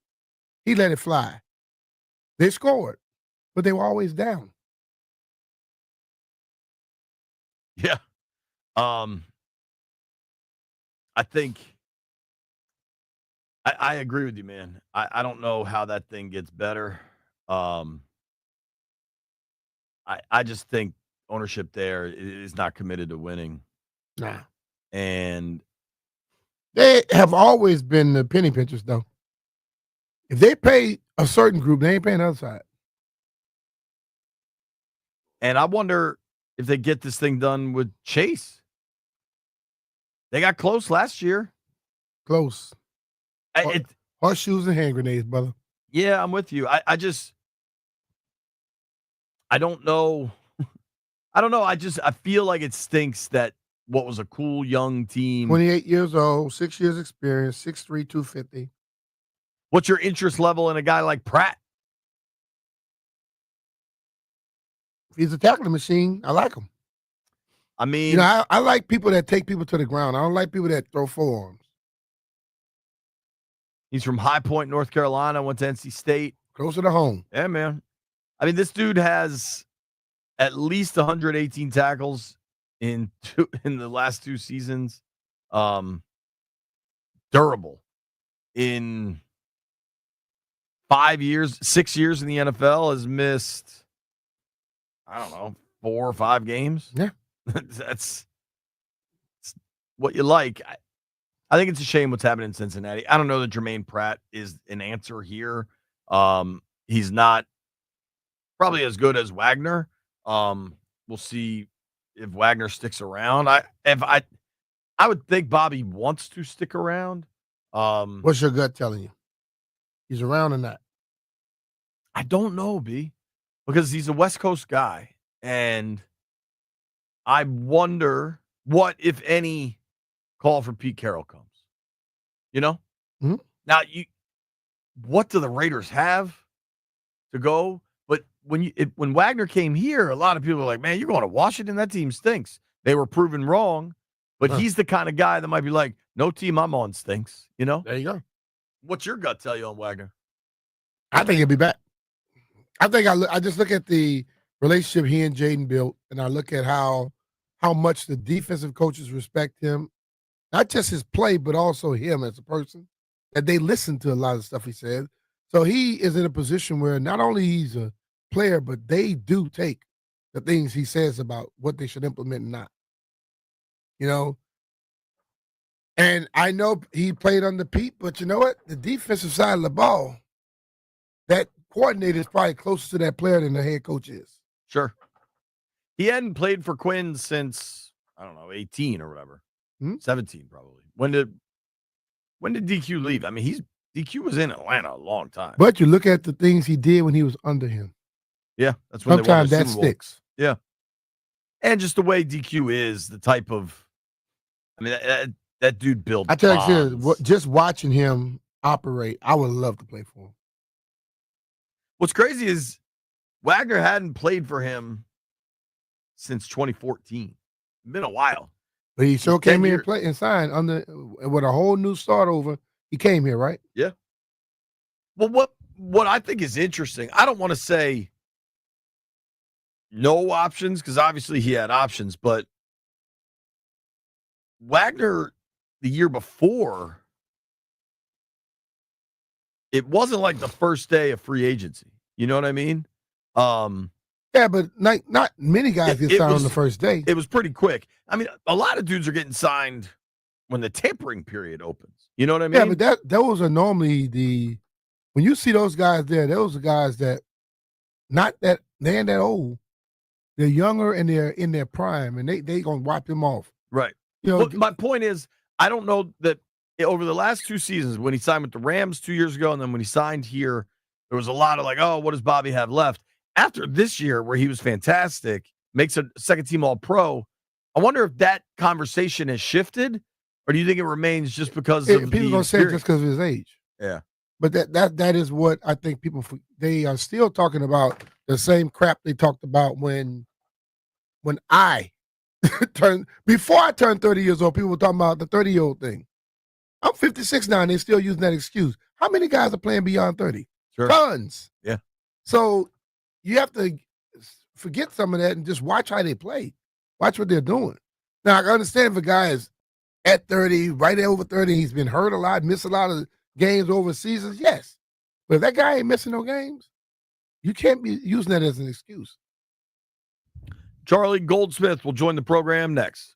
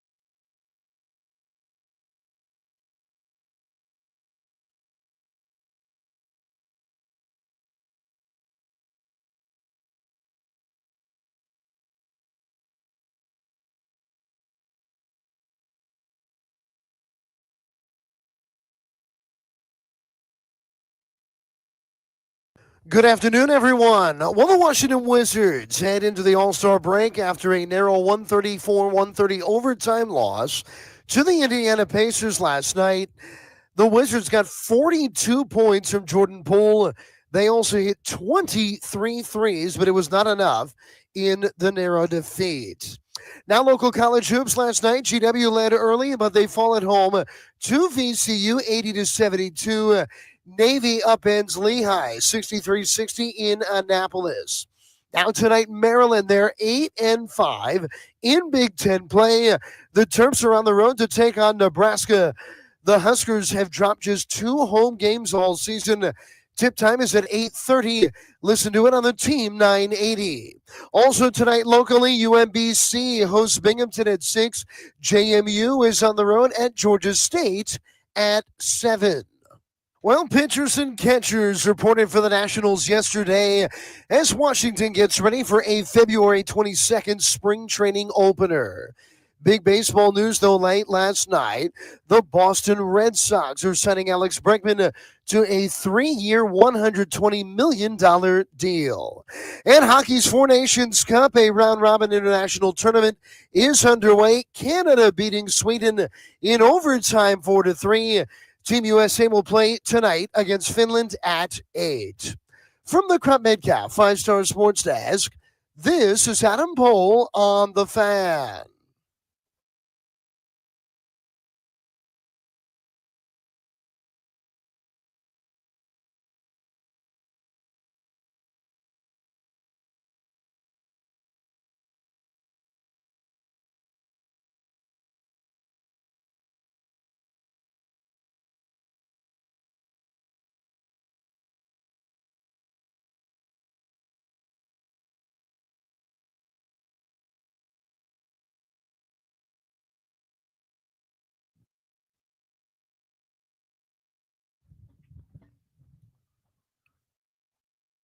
High noon in the District of Columbia. Charlie Goldsmith joining the program now. Charlie covers the Bengals and the Reds in Cincinnati. Charlie, been a pretty busy couple of weeks for you dealing with these Bengals. How you doing, buddy?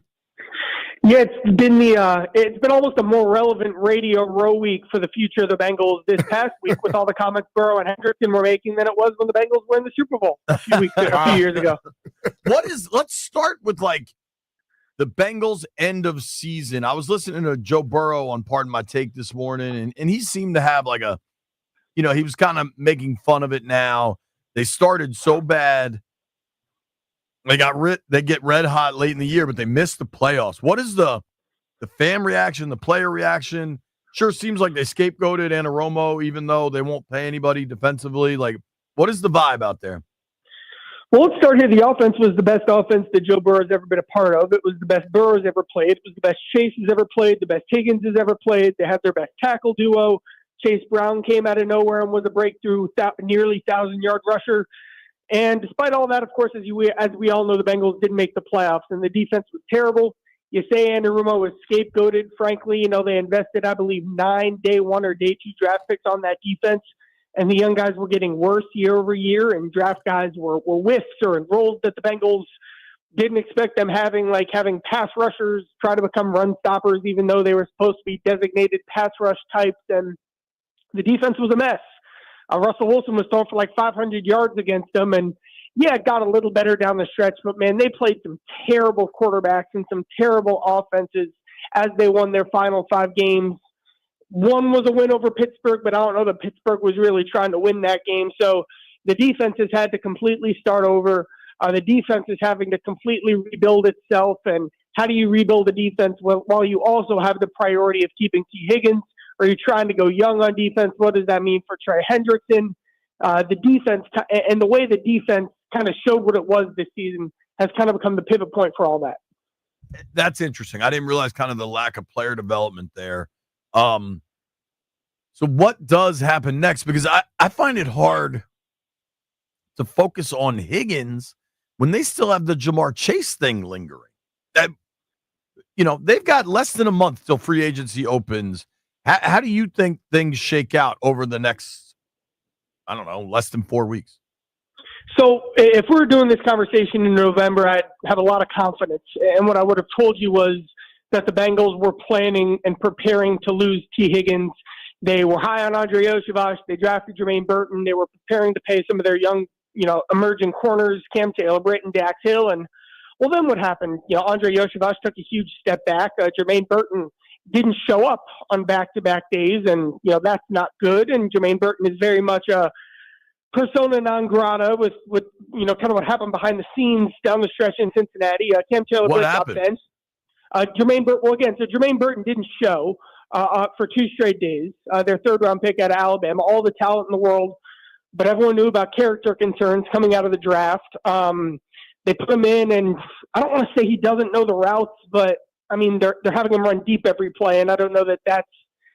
And he doesn't even run his deep routes straight. So, I don't want to pile on the kid, but Jermaine Burton will not be someone they're counting on entering 2025, even though he was kind of a wild card upside pick they took to replace Higgins. Their young corners, one got He just benched, didn't go to practice for 2 days? Yeah, it was a big story at the time. Well, one day he was 3 hours late, and then Saturday walkthrough, he's a no-show for the game that Higgins was hurt, and it was supposed to be the game where, all right, I was told, this is going to be the Jermaine Burton game. It was against the Raiders. They had all these packages prepared for him. And even after he was late on Friday, they're like, all right, we're going to give you another shot. You're still in the mix here for Sunday against the Raiders. This is going to be your big opportunity. And then he no-shows on Saturday. So, wow.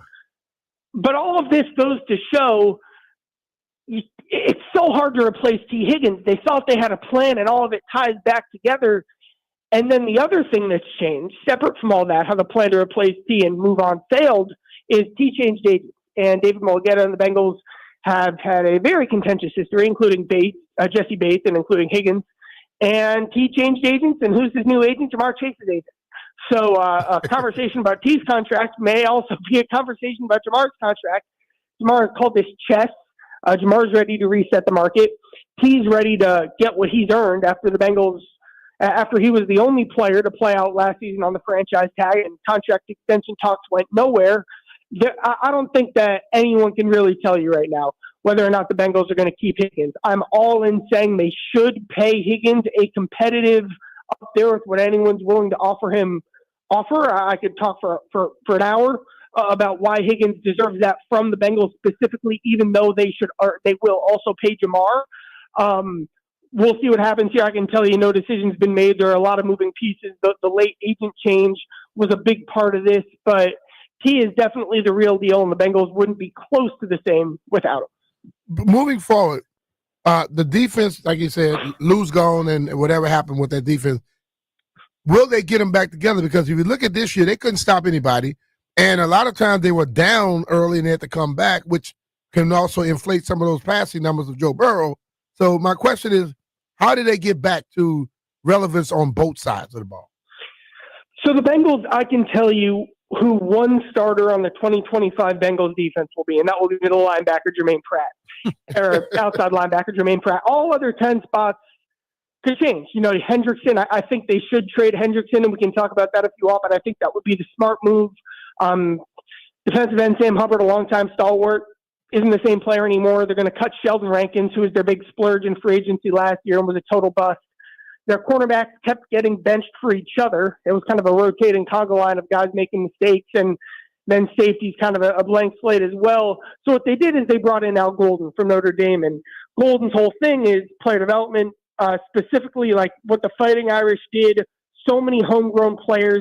And if you watch Notre Dame this year, you saw a smart, complex, communicative scheme where players really were showing significant improvements. Like they had a young freshman corner, a freshman All-American, a guy who was a 3-star who they had to throw into a fire during an injury, throw to the fire due to an injury to Benjamin Morrison, kind of their star, and he was just as good, if not better. So Golden did a very, very good job at that at Notre Dame. That was what Zach Taylor hired him to do. Whether or not he can do the same at the NFL level, that remains to be seen. But they hired Al Golden specifically, the line is, because of what he can do with young players. Young players were getting worse under Lou Anarumo, so they went to the college route, just like the Ravens did, the Packers did, the Chargers did, to try to find someone with who can who can win with a roster that's going to have a bunch of draft picks and lower paid players on their defense because of what they're paying their offense. Dude, this sounds like such a zoo, man. Let's start with Chase. So we're talking with our buddy Charlie Goldsmith, covers the Bengals and the Reds out in Cincinnati. You didn't get a deal done with him last year when the market was very clearly set by Jefferson, and he kind of said he only needed a little bit more than one penny than Jet, right? You don't get it done then. Do you think Chase is going to get done, and is it possible Chase becomes available? I feel very confident Chase is going to be a Bengal. They'll get this done now. Will it get done right before the season started like it did with Joe Burrow a couple of years ago? Hold on. Here's my question. Is Chase under contract? Or is he a free agent March 13th? Chase is on the 5th-year option. And then they can tag him, and then they can tag him again. Okay.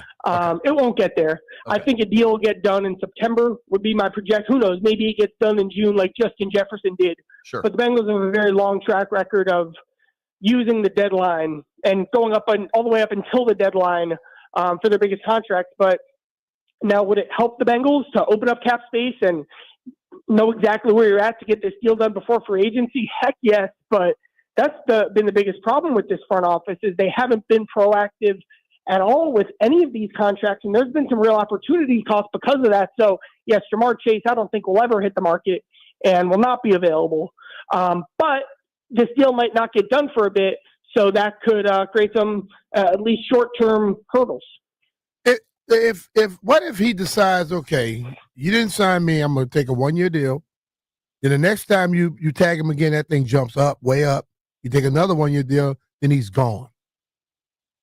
Yeah, I mean, that's kind of what they've done. They're with kind of Steve, pissing right? him off at this point. He's that good, and they haven't said, okay, we want you for the long haul.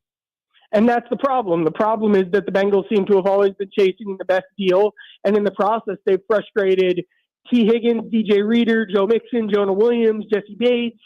There are 3 or 4. You look at AJ Green in the past. You look at Kevin Zeitler in the past. Like, this has been the problem of the Bengals front office. If you want to call it the need to win every negotiation, I like what I said earlier, the lack of proactivity.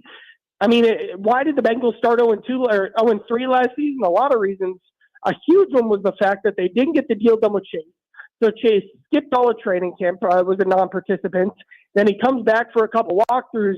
Then he, on Monday, after everyone thinks he's back, he makes, frankly, Zach Taylor look bad by not showing up to practice again for the Monday before, heading into the game week. And his decision, quote unquote, whether or not he'd play week 1 went up apparently until the wire, and he played, but he wasn't Jamar Chase in week 1. He wasn't Jamar Chase in week 2. All this had a real impact on this cloud over the Bengals that had a slow start last year, that have a slow start every year. You don't want that hanging over you again. That's why they need to be more proactive. It's time for them to change to do that, but that hasn't been the case so far to this point. So, all right. So you think Chase sticks around? Higgins was on a tag, correct? Mm-hmm. Yes.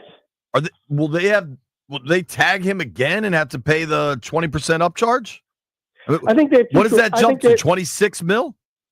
Yeah, they tagged $26 million, and frankly, I think he got more than that on the open market. So I think the Bengals have 2 choices. I think their choices are to tag and trade him immediately, or tag and immediately work out an extension.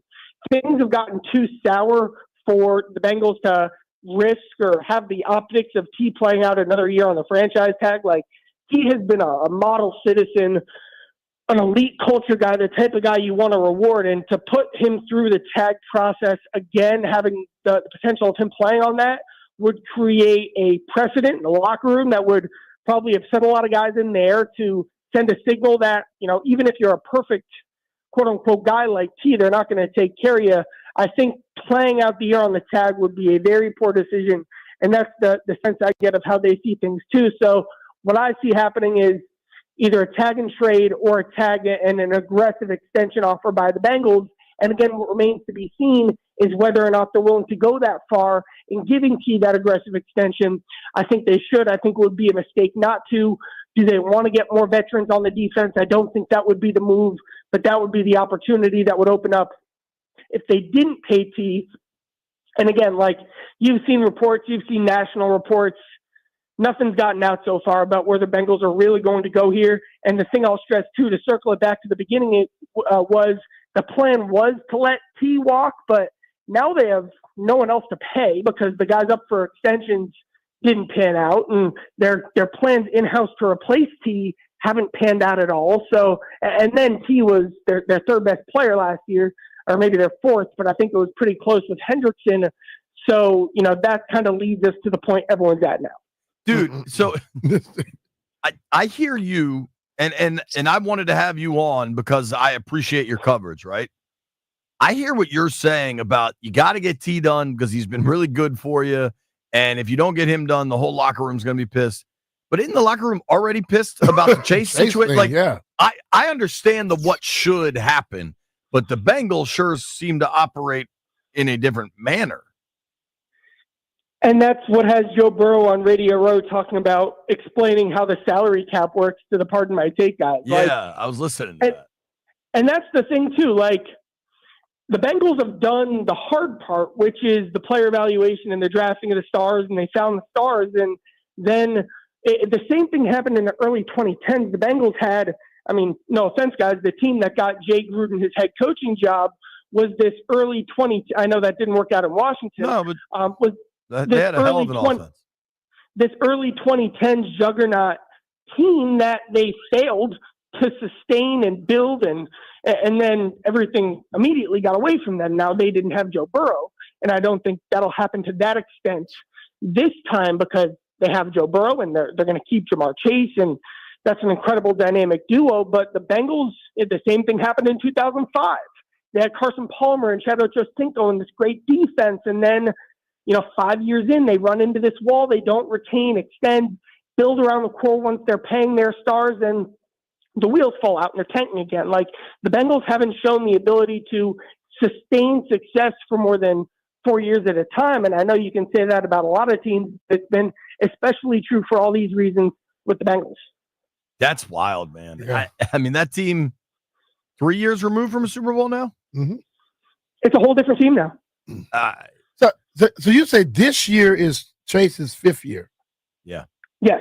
So they will play on the fifth-year option if they were to tag so they could Higgins. So they get 5 years. So Chase on 5. You can still get 2 more years of Chase probably at your advantage because that dude would get complete top of market. If you don't give him a deal this year, you tag Higgins, they're going to have problems. I think they have them. And they have them now, but they're going to get worse. It's all bubbling, and I think that's what makes this year It's such about a to erupt, like Mount It's Kilauea. what do you want to be, and what are you going to do, and are you willing to change and be something different than you've ever been because you have capital J Joe Burrow?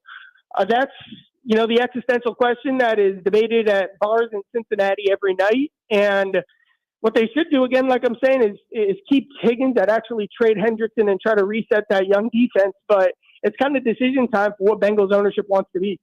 They seem cheap, right? That's the word. And listen, I was in the reporter abyss for a long time. I know what I know what it's like to cover a terrible organization. I feel bad for you, but I can see this thing from 500 miles east of you, buddy. They do spend money. Like, I've seen the numbers. Like, they spend money at about an average rate, but I wouldn't use the word cheap. I would use the word not picky, but like the guy who goes to the market and has to get their deal. Like, it's very much their way in how they manage the cap. And they haven't been willing to do restructures and move money around and do things that winning teams do to take advantage of windows. So because they're cheap, I would call that bad cap management. I think those are different things because cheap is just money. Bad cap management is how you use money and when you're willing to push your chips in. So like they are spending, but they're by far not getting the most out of their money. And that's something different in my opinion. Like there are cheaper organizations than the Bengals. But yes, the way they use their money is what creates their long-term problems. But those teams don't have Joe Burrow. Right. They're messing up a guy in his prime by not waste taking care this of their away, business. man. They're just going to waste it. That's true. Charlie, I know, Cincinnati's a great sports town. When we were out there for that Monday nighter, I think it was the Reds season finale, and that place was packed. We really enjoyed it. Give me a 30-second Reds preview. The Reds have Ellie De La Cruz and Hunter Green, and I think Matt McClain can be an all-star, and Nick Lodolo can be an all-star if he stays healthy. And they just underperformed last season. The idea is, can Terry Francona, a Hall of Fame manager, change the tone, create kind of a different way of doing things, and really develop those guys into the best versions of themselves as players? So kind of the story of the year is, what impact can a manager make on a team with upside and potential, like real stars, that just has to figure out how to act like a playoff team. Charlie, you filed this away, dude. The Reds were B. Mitch's favorite baseball team as a kid, so you keep that in your back pocket. I'm not going to date you, but whether or not it was the Big Red Machine or the 90s Reds, I mean, those are two incredible. I mean, they created a lot of fans. It was Pete Rose. Pete Rose, there you go. Charlie, thank you for your Appreciate time, it, man. Charlie. What's the steakhouse? Jack Ruby's? Jeff Ruby's. Man, Jeff Ruby's out of this world. Go get the Burrow style Jack might be ribeye. his brother. Jack Ruby, I think he got killed Kennedy. I think that's Charlie. Thanks, Charlie. Appreciate you, buddy. Charlie Goldsmith, give him a follow at @CharlieG_. They got problems up there. Yo, you could just sense it. You could feel it in that conversation. And I know what he's saying in that they do spend money, but when you look at they have to spend it. Yeah, there's a salary floor. Yeah. But when you look at what these aggressive organizations do, you look at what Philly's doing, what the Rams have done, teams that break through, there's a way to it. There's a method to the madness, man. And I don't think Cincy's They don't know it. And I think you're going to mess around and lose Burrow because of it. Yep. Nobody go anywhere. Phone lines open at 1:00.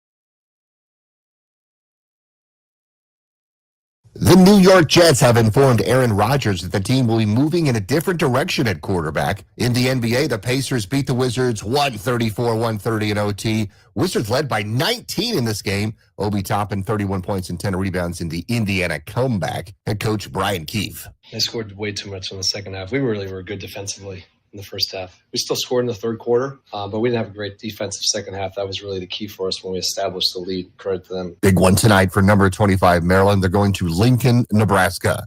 At 8 p.m. on Team 980. Terps coming off a win over Rutgers, but a loss to Ohio State. And the Huskers are hot. They've won 4 in a row, including top 25 wins over Illinois and Oregon. They'll tip at 8:30 from Lincoln. 4 Nations Cup hockey. Canada defeated Sweden 4-3 in OT. Tonight it's the opener for the United States against Finland, 8 p.m. Andrew Golden of the Post reporting that first bullpens today in the spring for Mackenzie Gore, Cade Cavalli, Tyler Stewart, Eduardo Salazar, and Evan Reifert. Byron Kerr on the Fan.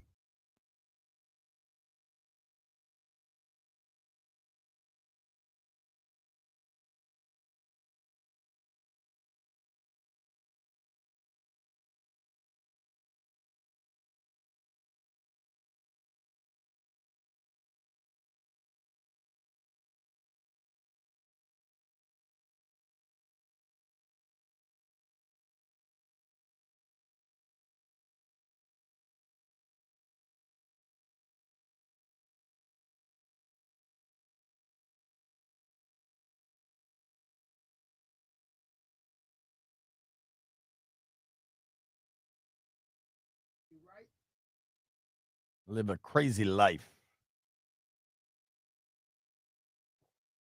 Need a man that's polite.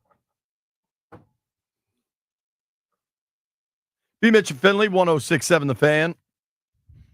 Man, we just talked to Charlie Goldsmith, covers the Bengals and the Reds. That doesn't look good for them. If you missed any of that, dog, it sounds like a mess, right? It is. What is it like in the locker room? I mean, I've covered some situations that have gone sideways, and I can feel it, but I'm in the locker room an hour a day. Mm-hmm. The locker room exists from breakfast till dinner. And they have discussions about all that crap. All the time. You think those players aren't talking about how they treated Chase, how Higgins looked? Guys are probably thinking as soon as I get a chance, I'm out of here. Totally. That's the mindset. And when you have one foot out the door, it's kind of hard to live up to your expectations. Kind of hard to give it everything. Yeah. Right? Like, I don't know, man. That thing just seems so broken. The best I can compare what Cincy seems to be going through, and I'm not saying the players are comparable, right? Mm-hmm. But when you have long, drawn-out, continued contract drama between the organization and an important player, mm-hmm. it impacts everybody. I think of Kirk. I mean, because that thing went on 3 years. Yeah. And then I think of Trent. Like, yeah, the Kirk thing, I think the Trent thing impacted the team more than Kirk. Well, Kirk kept playing. Trent stopped playing. As much as Kirk, they were treating him bad. He didn't want to be here anyway. Right. So both Especially of by them, the last both year. of them were playing games, but the thing with Trent, that was crazy. Now, right now, you're basically messing with Jamar Chase, probably the best receiver in the league, and T. Higgins, a super receiver also. Both of them, you playing games with them. You have a quarterback there is not going to be able to function without those two guys. Joe could throw the ball to anybody out there, but would you rather throw it to Chase and Higgins or the other two that he said not living up to their hype? You know? So that team doesn't really care. They haven't paid people for a long time either. Well, it's like, this is not new with them.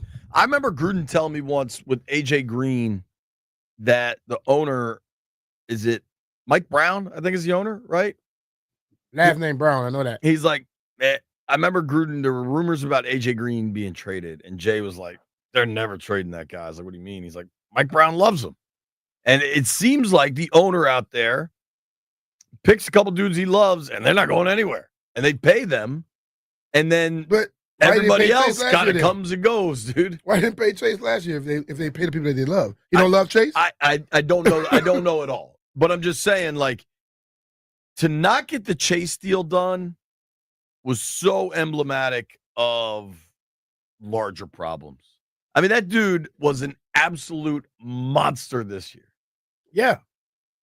And if you make him play out that 5th year, that locker room gonna be like, oh hell no. When I come up, they're gonna do me worse. If they do it to him, they'll do me worse. They'll definitely do And worse. like the young players aren't getting better, so you're gonna get rid of everybody off the team and fire the coach, get rid of everybody, to bring in a whole new thing. That's supposed to work for you? I don't know. It just seems like it's on shaky ground. Now you got this dude Jermaine Pratt wanting to get traded. And he said that's the only guy that's coming back on the defense. Right. That's the guy that don't want to be there. Right. I don't know. Seems like big trouble going on there.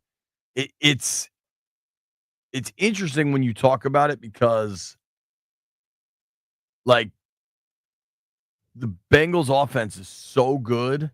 But then you look at that AFC North. Ravens are obviously loaded, going to make another run at a Super Bowl next year. Mm-hmm. But the Ravens just about breaking through in the playoffs. I mean, how many more good regular seasons they live in can the they playoffs. have? But you know what? At the same time with the Ravens, they're inconsistent. They lose to bad teams. You go back and look at their records. Like, yeah. And it's, if you want to be dismissive of it, like, oh man, they just didn't get up for week 6 against the Raiders. That's fine, but it impacts everything. It impacts seeding. You know, what if they didn't have to go on the road to Buffalo and they got to play in Baltimore? Like, could be a difference. All those things matter. Yep. But you got Steelers. I think the Browns are completely cooked, but there is a lot of talent there. I don't know what the Bengals become, man. They just saw this year with a fantastic offense, been throwing the ball around the yard all the time. It doesn't necessarily mean you're going to win games. They should know that by now. So they got to get their defense better. Or they got to find a running game. So Landfill sent us this thing about like tiers of teams, not necessarily like somewhere between rebuilding and building, tiers of teams trying to chase a title, right? Mm-hmm. And tell me if you agree with this. And maybe I'm just being unfair. I don't know the right term here. Of the still title contenders, it's Chiefs and Eagles. Okay. Then you've got on the cusp of Ravens, Bills, Lions. And then the next tier is need a postseason breakthrough. And that's Packers and Vikings. Mm-hmm. How the hell are the Ravens and the Bills not in the need a postseason breakthrough category?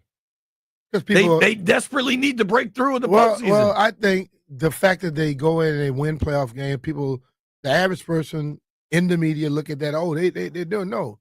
They got to get to a championship game and win one. They got to get into the Super Bowl, man. You have top-notch players. Your quarterbacks are legitimate top fives. You got to get in the play. You got to get in the Super Bowl. Are they just happy with the fact that they go up and they just they are left with the thought that, well, we can't beat Pat? Yeah, I don't know. If you're the Ravens, I mean, you lost in the divisional round this year. The year before, you lost in the conference title game at home when you were the 1 seed. The year before that, you lost in the wild card. Now, granted, I think Lamar was hurt that year. That was the year. Who was the backup that tried to stretch the ball over the goal line and got punched away? The only thing that defines success for the Ravens or the Bills at this point, the Bills have lost 2 of the last 3 AFC title games? Is postseason. I just, that to me is silly that they're not in the need a postseason breakthrough category. The Lions, I guess, but maybe you want to differentiate the Lions, Bills, Ravens are ahead of what the Packers and Vikings are. That's fine. But the next category, this is interesting, dude. So this is Jeremy Fowler writing this. He says teetering contenders, Bengals, Steelers, Texans. And I guess that means they're teetering in that they could kind of fade out. But then Washington lands in this category of headed on the right track. And Washington's in a category with Denver, Chargers, Rams, Bucks, Seahawks, Commanders. Mm-hmm. That seemed like the right part of town. Well, they just had 1 year of it though. So They definitely had the most regular season wins of anybody in that part of town. yeah, but you got to realize it's been 1 year, Jay. Yeah. So you don't get the history of it. You get they hit on the right track, but I think they are a little bit ahead of other people. But you got to do it another year. True, and I don't buy into strength of schedule a lot. I think too much gets made of that in a week-to-week league. Mhm. But I do think you can look at the divisions you're going to play and the quarterbacks you're going to play. And Washington's schedule from 24 to 25 is going to be a step up in competition. Just facing the AFC West and the NFC North. Mhm. Like, you're going to play the Vikings and the Packers and the Chiefs and the Chargers. You know what I mean? Like, now the whole NFC East is, so it all evens out. But I do think that could have perhaps more of an impact than what they had this past season. I just would still have the Commanders ahead of a lot of those teams. Maybe that's just me. Coming up at 1:00, we're going to open these phone lines up. It is a Bleep You Thursday. Whatever's gone wrong this week, whoever has wronged you. I noticed someone in my neighborhood had a tree fall on what looked like their house. That's a Bleep You situation. Bleep you to the tree. Bleep you to the tree for sure. Phone lines at 1:00. B. Mitch and JP here. If you want comfort and convenience wherever life takes you, then you need to turn to Rude. With Wi-Fi capability, you have full control of your heating and air conditioning system right from your home, from your phone. Forgot to turn down the heat before vacation? Adjust it in mere seconds. Plus, you'll get alerts if something's not right. These guys are the best, and they've installed new systems in my house, and I felt a difference instantly. And here's the best part. Rude systems are whisper quiet. No more noisy interruptions, just peace of mind. Rude's variable speed compressor ensures precise temperature and humidity control, operating efficiently even in extreme conditions. It's comfort and performance perfectly balanced. And B, you got to tell the folks about the savings. You can qualify for federal tax credits up to 2 G's on heat pumps through 2032. Check out rude.com/federal incentives to learn more. Yeah, I enjoyed that last year, and whoever's getting one who got their system on 2024, you get to enjoy that again in 2025. Rude, the most reliable heating and air conditioning products in the DMV. And remember, if it ain't rude, it ain't right.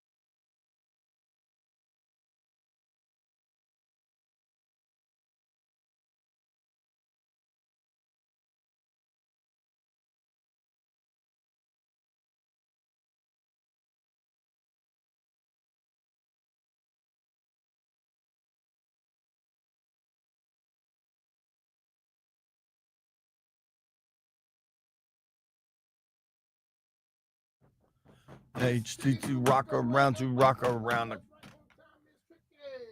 B. Shout out to Stevie breaking it down right there. Shout out to the Rooster for reasons unknown to all of mankind, choosing to do what looks like a television interview in the direct middle of the hallway. If there's anything this office, if he did it in his studio, y'all wouldn't know that he had a TV hit. Come on, man. If there's It's a anything method this to his madness. oversized glut of an office space has is empty rooms. 30,000 square feet, and he decided to put it in the middle of all the traffic. I think Beamish nailed it, though. If he did it in the studio, none of us would have noticed. And we wouldn't be talking about him right now, No, which is what he really was. He wants us to discuss him. That's a good point. It's a good point. Shout out to the Rooster. I hope everybody's watching his TV hit. Live in Cleveland, I think. B, question for you. There's so much talk about Myles Garrett. We did just have Charlie Goldsmith on from Cincinnati, covers the Reds and the Bengals. He said he thinks they're going to trade away Trey Hendrickson. Hendrickson is not Garrett, but he's been very good. He's been good, yeah. He's been quite good. Now, he's older. They're about the same age. I guess he'll be 31. Garrett, I think, just turned 29. He's been durable. I mean, he had 17 and a half sacks each of the last 2 years. That's more than Garrett. Now, Garrett's on a terrible team. Hendrickson, with the way the Bengals are built, he gets more pass rushing opportunities. Mm-hmm. What would you say to a Hendrickson trade if that's a real thing? It'll be less expensive, I think. It's not going to be 2 ones. No. So, listen, man. What if it's Hendrickson for 29? I understand we want. We want Garrett. You may want whoever. You got to improve it no matter what. Hendrickson is a re-improvement. Yeah. So the whole thing last year of his deal, no guaranteed money, so you probably got to get a contract done. Improve the defense, man. Because you watched the games last year, bro. They need to be improved. Point blank. Yeah, I don't know. I find it interesting. I'm not against it. I think you pay more for Garrett, but Hendrickson's been really, really good. You know what else is really, really good? B and I are still curious if we could win this thing. You could definitely win, though, an ultimate tournament trip to Las Vegas just by listening to 106.7 The Fan. Yes. Win a trip for you and 3 friends during the first 2 rounds of the college basketball championships. Flights, hotel, and $20,000 in spending money. Baby. That is serious cash. Just download the free Odyssey app. Listen to The Fan for at least an hour. Listen tomorrow for at least an hour for another entry. It's every time Odyssey. you listen for an hour, you get an entry? What's that? Every time you listen for an hour, you get an entry. That's my understanding. Okay, good. I'm listening to it for 4 hours every day. If you need more information, go to odyssey.com/slam dunk. It's Odyssey's Slam Dunk in Vegas national contest.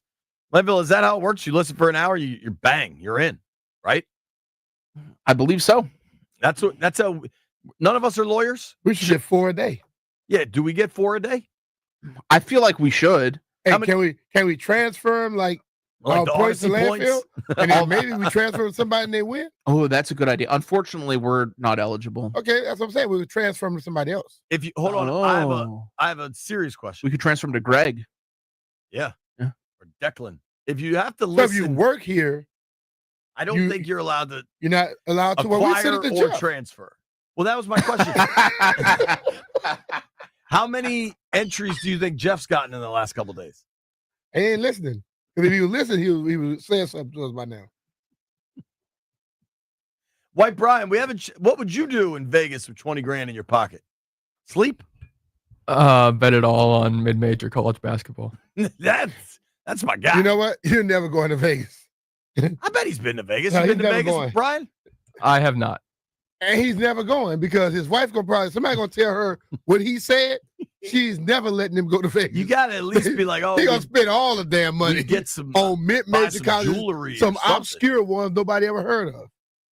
I'd get a seafood tower, like just one with giant $20,000? one. At least that, and then we bet it all on a roulette spin. You'd put 20 G's on one spin? Of course. I'm going to put some money on a roulette spin. Give Wendy that mic and ask her what she'd do with 20 G's in Vegas. If I won 20, If they Yeah. give you 20 grand to go to Vegas, like on this trip, The y'all giving Odyssey out. Slam Dunk. I'm not gambling it. I'm just going to leave.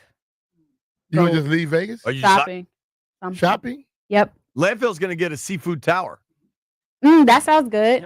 At $20,000 seafood tower, you got to have a whole damn well on that. White Brian's only going to gamble it on mid-major college basketball. Okay. Don't know what that means, but great. Do you know if Brian and I are eligible to win the Odyssey Slam Dunk contest? Oh, you are not. What about Jeff? Because he hasn't been in. No, he is not. He doesn't work here. We're not sure. I mean, kinda. You are an employee of Odyssey, so no, you cannot, and no one in your immediate family can either. Okay, then. Right, So but what about Jeff? I listen to the show 4 hours a day, so I get 4 choices. Can I send it to somebody that's not in my immediate family, and they get the chance? Yeah, you can send it to whoever you want. You Like Odyssey points, we just want to front load one person and give them a better chance. Is that how I don't it think works? that's possible. No. I mean, you're in charge. You're the promotion. Well, that's a manager. corporate You're the contest, promotion. so I have wanna nothing to do whenever with we that. have a winner, I need to meet these winners. Whoever wins, tell them me and B Mitch will go to Vegas with them. Yeah, and we'll take a picture with them too. It's a corporate contest, so I don't. So they I make don't it from pull the another winner. place. I have nothing to do with They it. can only be from here or from other If places. it's a too. corporate Yeah. contest, guaranteed the winners from Boston or Dallas. Philadelphia. Philly, sure. New York. Well, I WFAN. want to just know Little that they station really called exist, WFAN. and honestly gave them that $20,000. Then I'm gonna know how to. I'm pretty sure the I'm- winner I'm- exists. I'm gonna know how to progress. The contest ended. No, I think No. it just started. It's just Oh, it just started. yeah. And yet you So already know when the it winner. ends, This they sounds usually rigged. send something with who the winner is. But let's see, so I can talk to them. So when it ends, I will definitely make sure that I let you know who the winner was. There we go. I will Yeah. definitely blow that off, not check my email, and pretend like it was rigged. Okay. All right. No, I'm Appreciate not you, gonna blow it off. I need to have a conversation with them. I'm trying to get every little thing I can do for the next time. All right. Phone lines are open. 800-636-1067. 800-636-1067. It's time to come together as a people. It's time for Bleep You Thursday.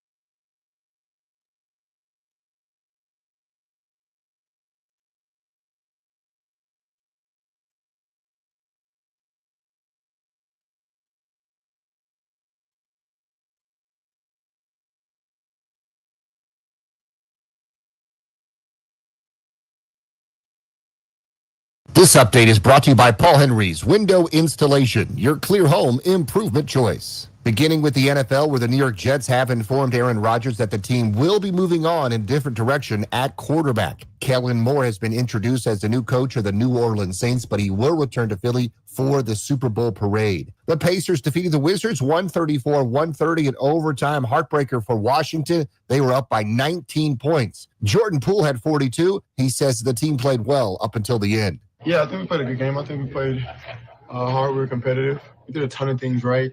Just sometimes the ball doesn't bounce your way. Really hard fought game by Indiana. I couldn't lead and find a way just to execute down the stretch. We got some looks that we wanted. They just didn't fall. Big time game in the Big Ten tonight. Number 25 Maryland travels to Lincoln, Nebraska to take on the Cornhuskers. 8 p.m. pregame show, 8:30 tip time on Team 980. Four Nations Cup hockey. Canada defeats Sweden 4-3 in overtime. Tonight, it's the opener for the United States against Finland. That's at 8 p.m. The National Spring Training first game is February 22nd. Pitchers and catchers are working. Bullpens today, including Mackenzie Gore and Cade Cavalli. Free agent Alex Bregman has agreed to a 3-year, $120 million deal with the Boston Red Sox. This month, only get $100 off each window with a 5-window minimum and 10% off doors at Paul Henry's Window Installation. Schedule your no-pressure free estimate today at paulhenryswindows.com, your clear home improvement choice. Byron Kerp on The Fan.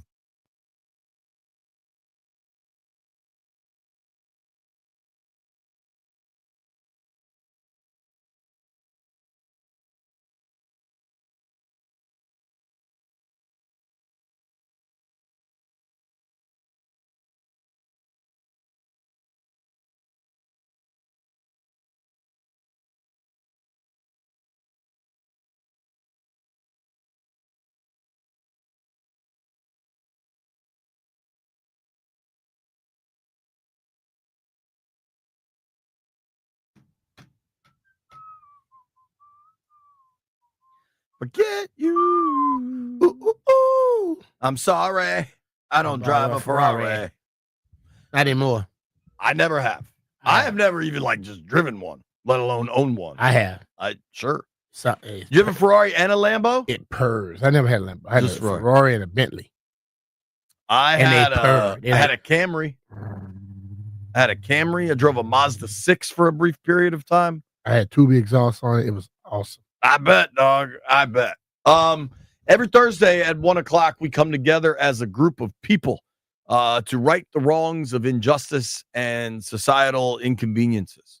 Whoever it is you're mad at, whatever it is you're mad at, particularly if it's inanimate, you are welcome to call 800-636-1067 and get it off your chest. Whoever has wronged you. If it's a company name, try to leave that out. We don't do politics. Let's hit these phones. Alex is in Daytona. Hello, Alex. Who are you mad at? Oh boy, this is going to be a record-setting bleep you because we got here to the track 6:05 in the morning, unloaded the car. They brought the right car. They brought a short track engine, so I got to give a big bleep you to our engine guy. Hopefully, he's not listening. Yeah, he can't because it's so loud. But hopefully he is listening. Engine. Dude, so he ordered the wrong damn engine. He needs to be told bleep you to his face. Are you guys able to run this weekend? We're going to find out because we got practice at 4:00, and that right when the storm's going to come. But we may get 2 or 3 football fields down the front stretch, and the engine blows because it's a short track engine. It's good for like a half-mile track. It's a 2.5-mile super speedway, so it's never happened before. Alex, aren't you the boss? Like that kind of sounds like a firing offense, right? He'll be fired, yeah. No, Alex Club's the driver, so the team's out of Chicago, but, I mean, this is like stupidity down the line. I mean, we got the right car. It's great. We got the right transmission. I don't know what the hell is going to happen at 4:05, though. Well, dude, especially it's Daytona, right? Like, this is the Super Bowl. Well, the only thing if it rains at 4, then that'll give us enough time to go around the pits and get another engine, but otherwise we're screwed. Sorry, brother. Good luck. You got me and B on the car yet? Hey, why you laughing, man? Why you laughing? 2 seconds. No, I'm serious. You want it, we can do it. Hell yeah. Put it on there. The world needs Beaver Finley at Daytona. Yeah, I'll stay on. I'll give the info to the white Mike. Appreciate it, man. Thanks, buddy. Good luck. Good luck getting an engine. Oh, man. Yeah, he'd be like, "What's up? Oh, you out of a job?" Yeah. I mean, I think you should be. 800-636-1067. Whoever it is you're mad at. Our guy Drew Cohen on the line. What up, Drew? How are you, buddy? Who you mad at? Hey guys, we're having a good time down here in Florida. Tomorrow is a golf day, but today was supposed to be a pool day, and I'm mad at the guy, and it wasn't a kid, who pooped in the pool and closed it for everybody. Ah, that's the worst, dude. Yeah, How it is old? the worst. I think older than me. Whoa, I thought you said a kid. It wasn't a kid. Oh. Yeah, what? Oh, yeah. it was Yo, bad. Drew's down in Florida chilling, and the pool's closed because some old dude pooped in it. Oh, Yo, bleep that guy for sure. suppose Well, the he man had a medical issue. So man. don't get in the pool, He dog. didn't know it was gonna happen at that point. If He you dove and he belly flopped, and if you're an adult and you're having some stomach problems, don't get in you the don't pool. know sometimes, Jay. You Kids, take I'll give a medicine. break to. You don't know, man. Let that man know. Drew, sorry, buddy. Enjoy Florida. It's all right. See you guys. Who would have thought of all B-Mitch is Mr. Hardass all the time that you would be sensitive to the pool pooping community? I'm sensitive to old people, man. If he just went in there and then took a little squat, I say beat him up just like anybody else. But if the man had an issue, I'm just saying I'm trying to be thoughtful. Trying to do this in my second part of my life. Very, very kind of you, Brian. I would not have expected that kindness in this situation, but I applaud you. Can I do a preemptive bleep you? I can feel it coming. Go ahead. There's a part of my lawn that it gets no sun, and it's right where I park, and I know that the snow is not going to melt there, and it drives me crazy. And last time I ended up going out and shoveling the snow like into the sewer, basically, and I know I'm going to have to do it again, and it pisses me off. So bleep you to the shady spot on my lawn. Shady spot don't care. Do you have any bleep yous? No. I like everybody, including the pool pooper. I mean, you say the dude was Drew's age. I gotta respect that, man. All right, Kenny is in Falls Church. Kenny, who you mad at? Hey, good afternoon, guys. I want to preface this all by saying this radio station has been amazing to me with the contest and winning tickets. Having said that, I went to call in for the weekend giveaway, and the phone just kept ringing. I got completely ghosted, man. What was the giveaway? Weekend tickets. Oh, really? Probably somebody already won. You know, I thought that too, B. Mitch. So I went ahead and hung up to call back because I've got this really crazy algorithm that has helped me win probably 24 sets of tickets through you guys. So I have no reason to complain. That's probably why you're not winning, because you can't win all them damn times. Well, I would add, they figured your little game out now. That's why you're not winning anymore. What I would add, I think 2 points for my you, Kenny. conspiracy is they're like, this Bama keeps on winning, man. We're just going to not answer it this time. Somebody else needs to share, you know? I have 2 thoughts That for you. could be it. One, we're giving away more tickets to see the weekend tomorrow. So you can call in tomorrow. 2, you know who normally is in charge of the phones and answering them and giving away the tickets? Ooh. Jeff. Has anybody seen Jeff? If you see Jeff's car, let him know via Twitter. But Jeff's seat next to the phone is empty. So take your beef up with Jeff Too Funny, Kenny. And JP, it's so cool that you said that, because Jeff has been the one giving me the tickets in the past many times, and he's been so cool about it, like making me think I didn't win. You know how Jeff is. Yeah. So good stuff, fellas. Thank you, man. Right, if that's my biggest problem today, I'm doing all right. God bless you. That's a good point. We Thank just you. found out what happened. How about Kenny as an algorithm? Kenny calls in to Jeff, and Jeff give him the ticket. And Jeff not here today, so he couldn't win. Have we confirmed Jeff? We just found out that's his algorithm. Call Jeff. Do we know for sure that Jeff isn't in that pool with Drew causing those problems? Now, he too? better not be in that pool. Tony is in New Carrollton. 800-636-1067 is the phone number if you got to bleep you. Tony, what up? What up? How y'all doing? We're good, buddy. How are you? I'm all right. I want to send a major bleep you to two of them. I want to send a major bleep you to whoever decided to blew up the bathroom and left his brown goodies all over the toilet. And that's gross. It took 2 days for them to actually come and clean up. So bleep you to that nasty ass person, and bleep you to whoever took 2 days for them to come and clean it, so everybody could see that everybody's, yeah. Yeah, that's gross, dude. Thanks for letting us know. All right. Low key bleep you to you for the poop story. How many poop stories we got on this Thursday? Make that the last one, please. Yeah. White Brian, you got any bleep yous? Has anybody wronged you? All the people that are mad at you about Auburn. Yeah, I guess I could group them into that category. There's also a certain app on my phone I use for sports scores, and they updated that app, and now it's terrible. So bleep you to them. Toby Altizer, I don't know that everybody's aware of this, but apparently, there's serious beef in the producer world that Toby kind of occupies. Him and who? Toby and Anthony, of all people, have beef. About what? Ant, to me, is like the nicest guy going, but Toby apparently resents the way Ant plays Madden and screamed at him and stormed off. The word is... Was he winning? And was Toby winning or getting his ass I don't know kicked? that answer. Apparently, Toby rage quit is what I was told. You were getting beat? I was fully expecting to get killed in this game. I was up 17-0 at halftime, and it didn't go my way in the second half, B-Mitch. And then you just got mad and ran off? I got frustrated by the way he plays. Granted, how does he play? A little bit cheesy. A What's little that? bit cheesy. It's kind of hard to explain. He started scoring on you in high stepping? No, it's a little hard to explain. It's something where none of these guys could explain it to me either. This was off air. I was like, what do you mean? Like he goes for it on every fourth down? No, there's certain rules that you're supposed to follow. We're trying to make it a realistic Madden league where you're not doing when people play online, they do all these video cheesy game, correct? Yes. And there's a reason. But hold on. The reason that Darius created this league because Darius don't know how to play the other part. No. He just wanted it to be more realistic. So you're not calling cheesy plays that are. Let me ask you a question. What constitutes no. a cheesy play? See, now I'm starting to go with Jeff on this.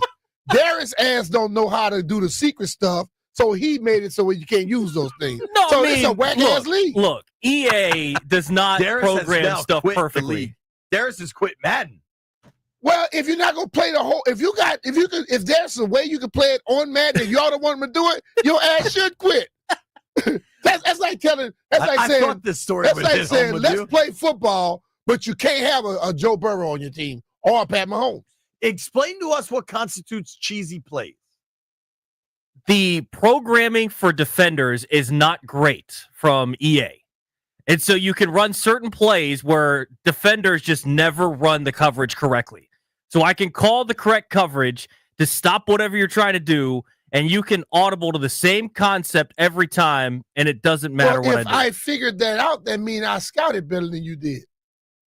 I mean, if you want to play that way, B-Mitch, you can play that way, just not in our league. Well, that's why y'all quit the league. That's why I quit the league. Did you I think scream that's at a whack Anthony? league, man. I don't know that I ever screamed.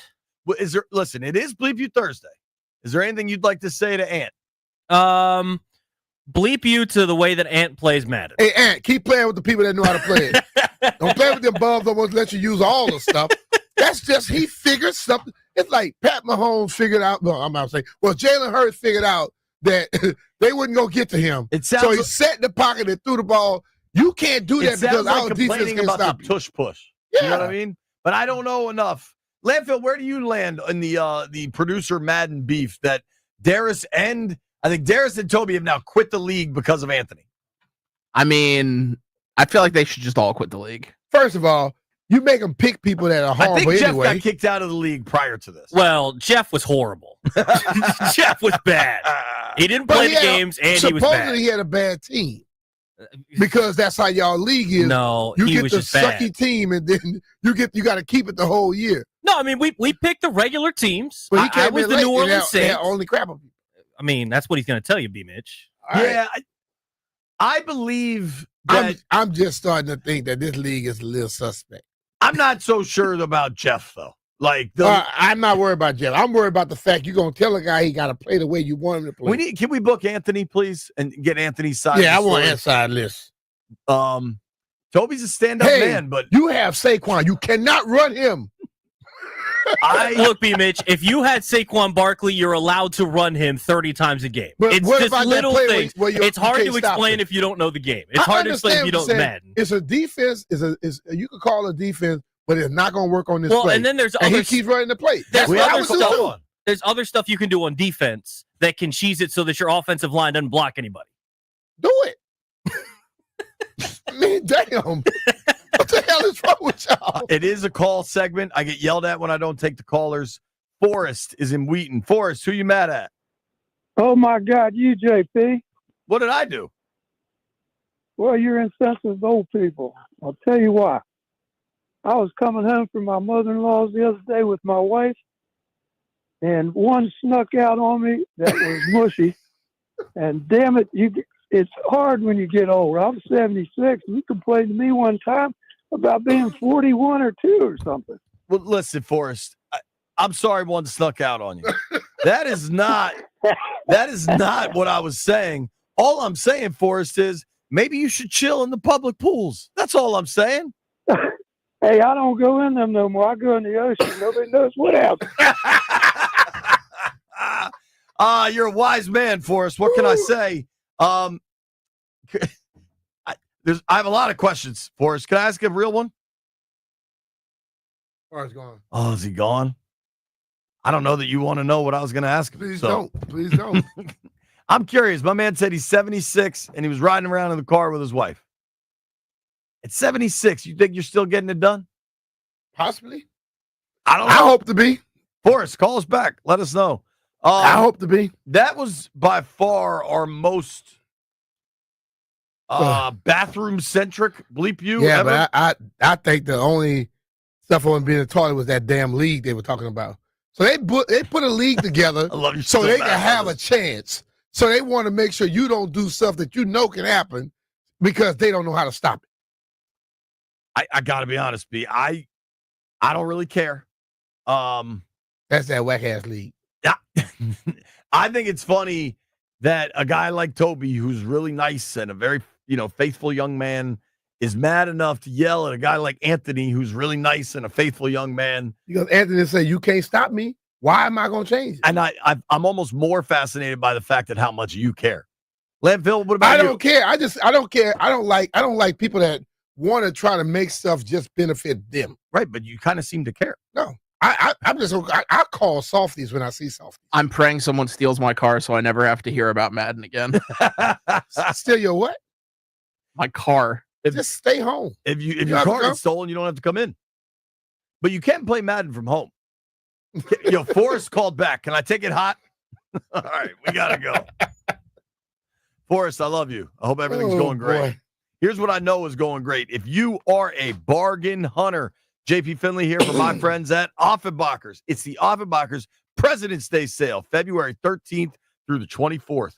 All patio furniture is on sale. Get an extra 10% off or take advantage of 24-month free financing on all in-stock and special order furniture.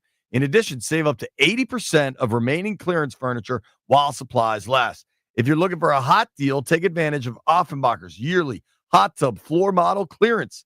Take $1,000 off all floor model hot tubs, plus get a $500 gift card or choose 24-month free financing. 2-year free financing at a point where interest rates are 6.5%, 7%. That is huge. And if you're dreaming of a swim spa, take $3,000 off all swim spas. Swim spas can be a great choice for fitness, relaxation, and a ton of therapeutic benefits. Don't miss out. These deals end February 24th.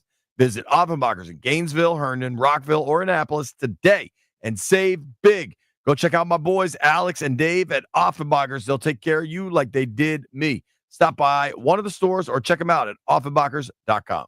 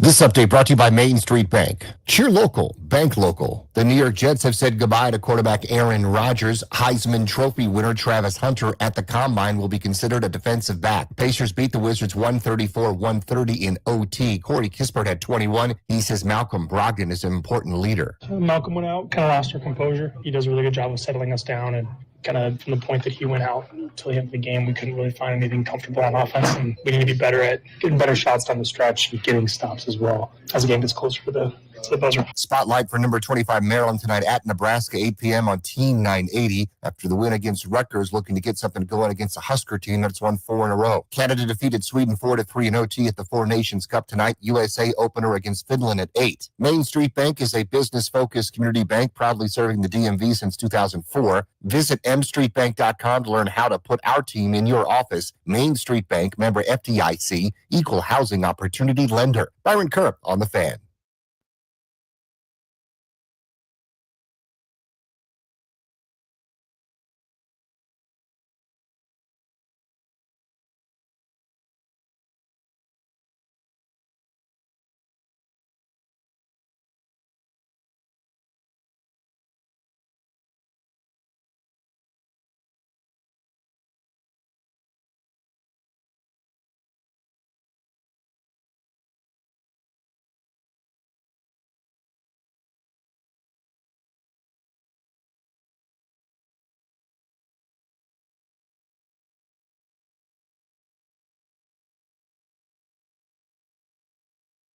Fired up to talk to Mr. Peter Rosenberg.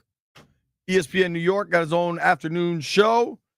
Mornings in New York, Hot 97, WWE on the weekends, and a little baby girl that is probably taking up whatever time he has left. What's up, man? How are you? You really got my you know me. I feel seen. That was my real life resume right now. That is very, very real. How's the sleep going, brother? So it's, to be honest, the sleep part, it's a very common question. The sleep isn't a problem because the A, she's been pretty good. B, we every other night we have someone helping us.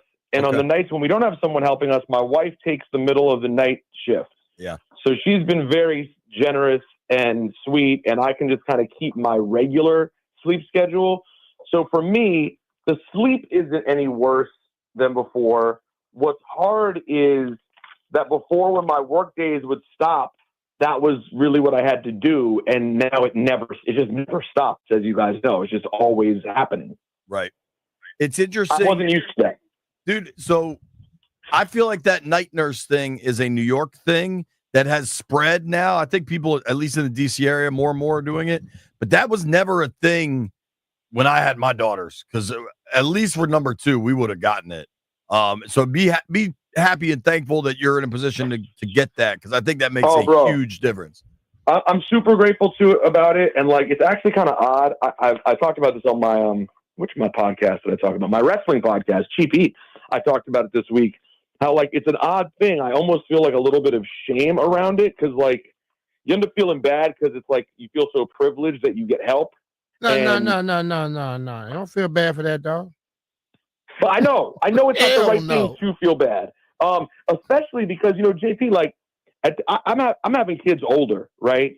And I think even if you don't have kids older, people really don't feel like having their parents teach them how to parent. Number 1, it's annoying. Number 2, all of your parents' techniques, by the time you have kids, are outdated. Right. So there's also the night nurse is also money well spent, not only for the peace of mind and the sleep. She's teaching us how to parent, bro. Yeah, we don't know what we're doing. Yo, sleep training's crazy and important, and you're totally right. I legit think my dad rubbed whiskey on my gums. You know what I mean? I don't think that's the technique anymore. It's not, but it works. By the way, if B Mitch's kids were on the show right now, they'd say exactly. I don't let B Mitch do anything. Hey, no, they let me do it. I'm gonna tell you this: we don't want our parents because we gonna know that we're wrong. Everything your parents did still works. I promise you.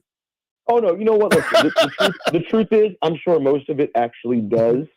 I think it's more an issue of who wants to be dealing it. No daughter, for example, no wife, for example, wants to be dealing with a mother-in-law telling her how to mom. And honestly, dads don't really feel like having their father-in-law be like, here's what you need to do. So it's very cool getting, and by the way, JP, this crossed my mind this week too. Every parent has raised like 2 to 3 to maybe 4 if it's a lot of kids. And you will feel like they're Betty Crocker and Cliff Huxtable combined. In reality, they just did it a couple times. We don't even know what percentage they're playing at. Right. You get trained by someone who's a pro. This woman who's helping our daughters raise like 100 children. Right. Like these are reps. They are getting reps. Yeah, so that's a lot of I'm work. happy with what we've learned. The outliers, the 100,000 hours theory. I've been waiting to ask. I've been excited to ask you about this really since Sunday. I feel like you are uniquely positioned to answer this. What did you think of Kendrick's halftime? Listen, why are you even worried about asking me when we all know every single person on TikTok and Instagram is an absolute expert who can break down every word. Oh, they thought they were. As if they got a PhD in lyrics. I thought it was great. I thought it was basically exactly what I expected. The reason I always had such a strong affinity for Kendrick was precisely because he's the kind of person who does what he did on Sunday. Everything he ever did was for the right, doing it the right way, the harder route. You talk, the 10,000 hours, never the cheap route. Like even when this week I posted on my Instagram, Rosenberg Radio, I posted a conversation that I just found with him from like 10 years ago, where he's talking about his album To Pimp a Butterfly, which was an incredibly dense album. And like out of that album came his biggest hit, probably All Right. But like it came completely organically. Like this is not a guy who seeks out hits. This moment that happened with Drake turned into this huge mainstream sort of phenomenon. But besides that, like that's not who he is. So I knew he would sort of challenge people and want to get people to think.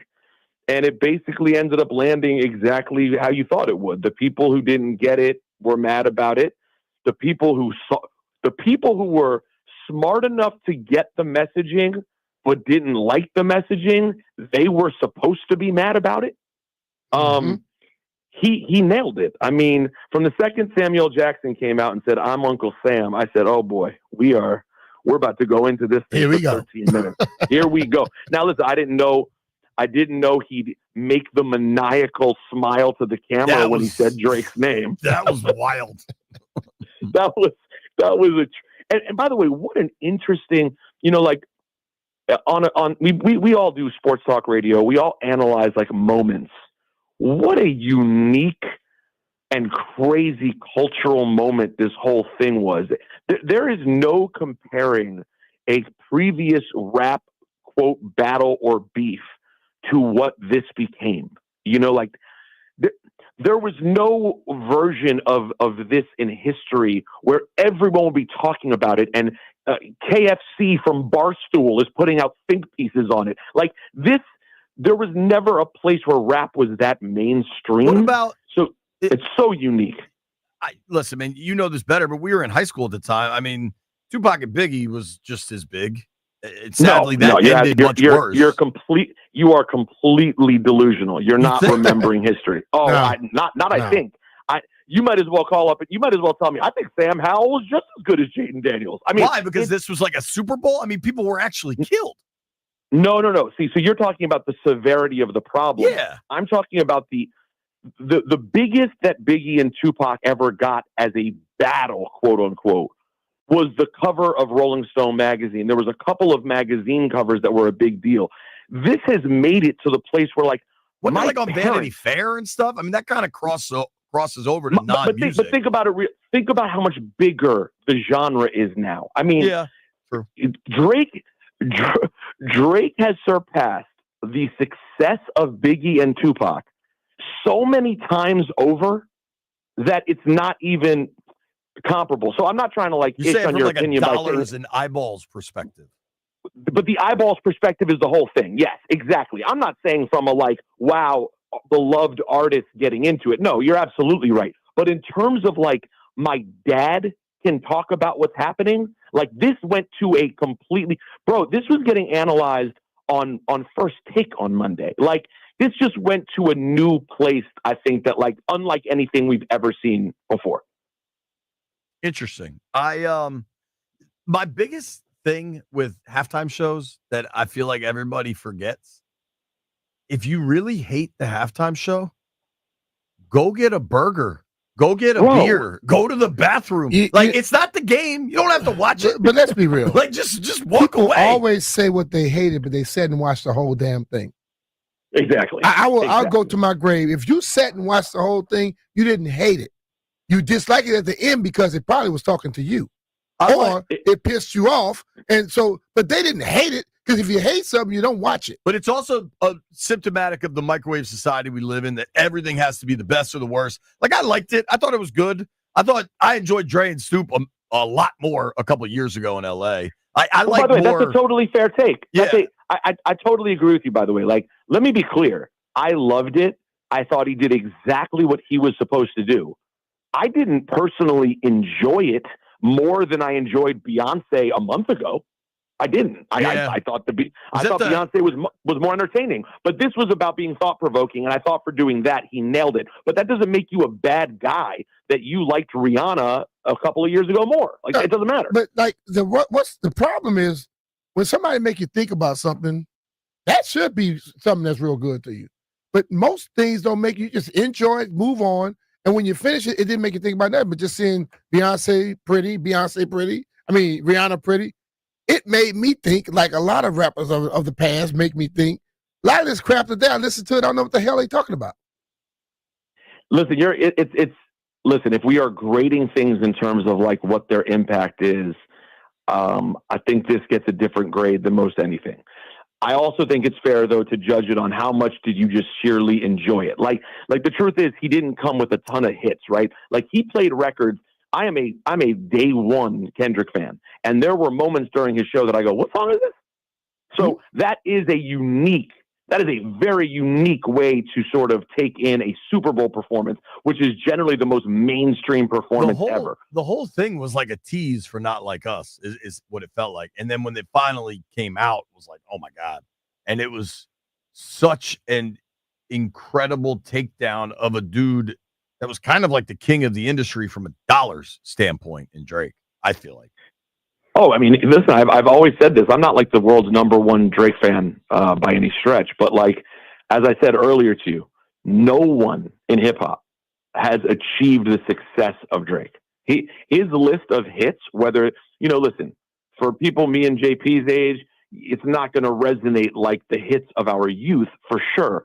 But Drake's list of hits, no one in hip hop has ever done anything like what he's done. So to see him in this place, we're like, and you have to remember though, and I didn't know we would go all the way here, but it's a good way to end this. It's a good way to end this conversation. It's fun. Yeah. But yeah, and this way we can put a bow on it, right? It's already Thursday. Like, it's time to move on. And there are other more important things in the world that we're being distracted from. But this situation that he's in, yes, part of it is Not Like Us. And maybe there's a sports tie in here, or the way the decisions that Drake has made since Not Like Us are what has made this such an absolute beating that he has taken. Like, it didn't have to be this bad. Like, he just continuously, it just appears that they do not want to listen to anyone. And now they've kind of created a situation over there where anyone who's spoken about them or who has even enjoyed Kendrick is on the enemy list. So they're backing themselves into a very tough corner to where, like, you better at some point just hit a home run. And if you don't hit a home run, I don't know how you dig your way out, guys. And like, yes, Drake is richer than God. I understand that. But like, have you ever thought about how expensive the Drake machine is to live every day? Like, what is the nut every month I don't know. for Drake to live? Yeah, that's a lot. It's a lot. That plane, that ain't a little private single engine. That's not. He's got a 747. Yeah. Yep. All right. You can only have one, Myles Garrett or T. Higgins in Washington. That's a great football question right there. Myles Garrett or T. Higgins? It's got to be Myles Garrett. It's got to be, because our offense was already stupendous and our defense is what has problems. So if I have to choose, I think they can make it work with the offense they had. I don't think that they can make it work enough to win a championship with the defense that they had. So I think if I'm forced to choose, I take Myles Garrett, knowing that having him wreck shop every Sunday is going to make things a lot easier for the rest of that defense. This was a tremendous I radio agree. hit, Peter. Thank you for the time, man. All right, next time we'll do more sports. Well, luckily have you answered Garrett or Higgins correctly, so everything else was knocked out of the park. Wait, why a lot of people are saying Higgins? All right, that's all people think about is most people think about nothing but offense. I don't know. When we've taken calls, people have been pretty damn good about Everybody I talk to, trenches. for the most part, they going with they want to go offense. Peter, I think offense is already good enough. Thank you for the time, brother. Appreciate you, boys. Later. Hey, brother. Take care of man. that baby. That's our friend Thank Peter you, man. Rosenberg. Give him a follow at Rosenberg Radio. When we come back, we got to make some bets, tie the show up. Hey, it's Brian Mitchell here. When the game tips off, the NBA action is just beginning on FanDuel, America's #1 sports book, because FanDuel is your home for NBA live betting. So even if you miss the first few minutes of the game or want to bet on the fourth quarter comeback, you can make your picks from the first whistle until the final buzzer. Plus, you can even combine your live bets into a same-game parlay for a shot at a bigger payout. However you want to play, now is the perfect time to join. If you're new to FanDuel, new FanDuel customers can get started with $150 in bonus bets if your first $5 bet wins. Just visit FanDuel.com/Brian to join today. That's FanDuel.com/Brian for your shot at $150 in bonus bets. Make every moment more with FanDuel, official sports betting partner of the NBA. FanDuel Sportsbook is the official partner of 106.7 The Fan. You have to be 21 years or older and present in Virginia. First online real money wager only. $5 first deposit required. Bonus issued as a non-withdrawable bonus bet, which expires 7 days after receipt. Restrictions apply. See terms at sportsbook.fanduel.com. Gambling problem? Call 1-800-GAMBLER.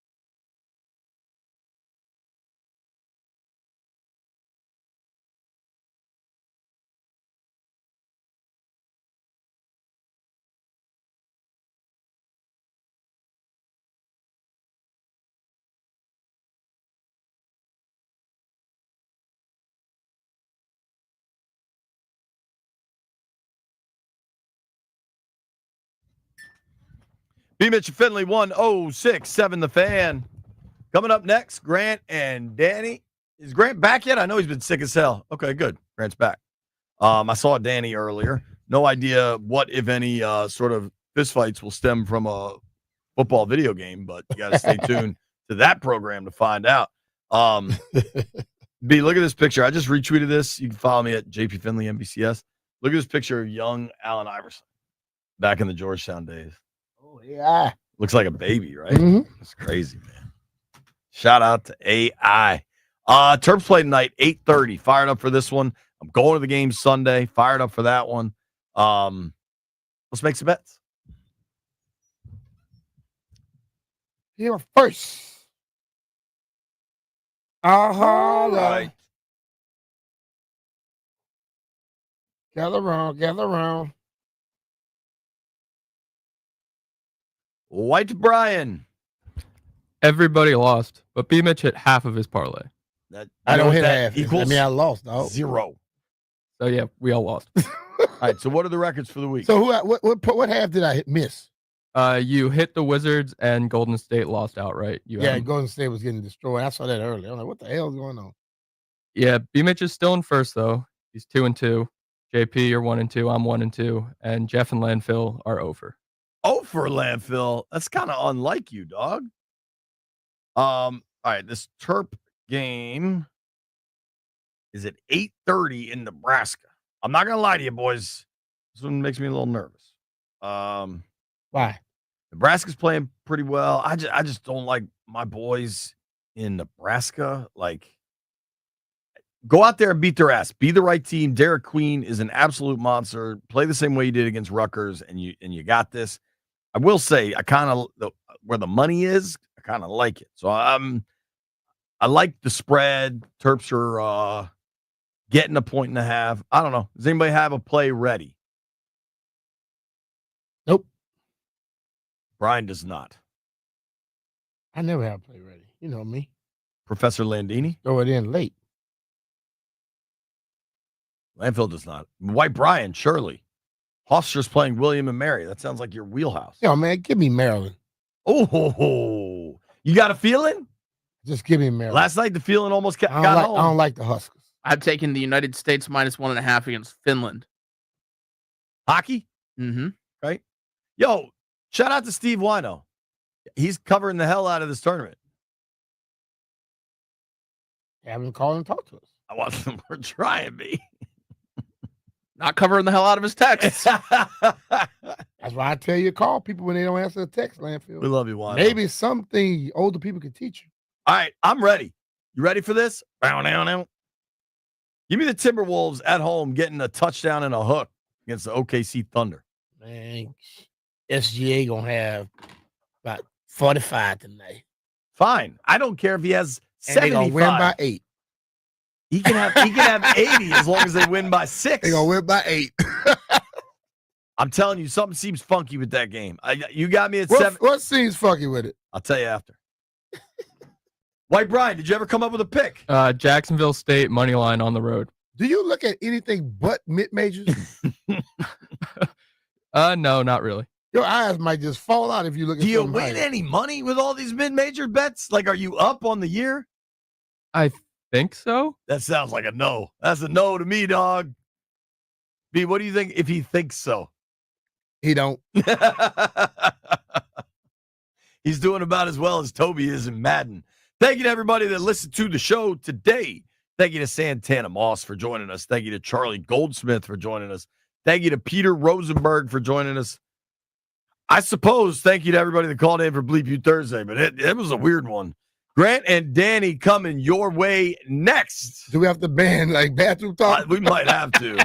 You made it this far. White Brian owes you a mid-major basketball pick.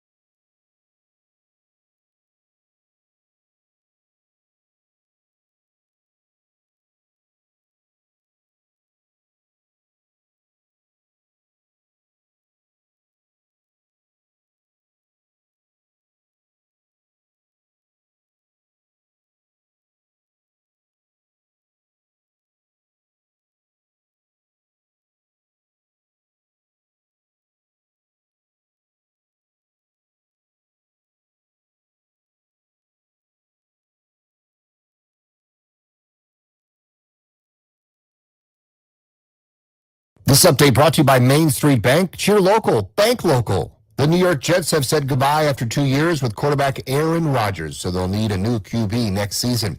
At the NFL Combine, Heisman Trophy winner Travis Hunter from Colorado will be considered a defensive back. Maryland basketball tonight against Nebraska at 8 p.m. on Team 980. Terps head coach Kevin Willard, Derek Queen, another double-double in the win over Rutgers. I've seen that all year. So, I don't think that's the first time this first game he played in college, I think he had 22 and 20. I don't think it matters who's playing or who's watching. He's just that good of a player. The Wizards fall to the Pacers 134-130 in OT. For the most part, Brian Keefe liked what he saw. They scored way too much in the second half. We were good defensively in the first half. We still scored in the third quarter, but we didn't have a great defensive second half. That was really the key for us when we established the lead. Credit to them. Four Nations Cup hockey, Canada over Sweden last night 4-3 in OT. Tonight, opener for USA against Finland at 8 p.m. National Spring Training first game is February 22nd. Pitchers and catchers have reported. Bullpens today included those from Mackenzie Gore, Cade Cavalli, Tyler Stewart, Eduardo Salazar, and Evan Reifert. Free agent Alex Bregman gets 3 years, $120 million with the Red Sox. Main Street Bank is a business-focused community bank proudly serving the DMV since 2004. Visit mstreetbank.com to learn how to put our team in your office. Main Street Bank, member FDIC, equal housing opportunity lender. Grant and Danny are next. I'm Byron Kerr on The Fan.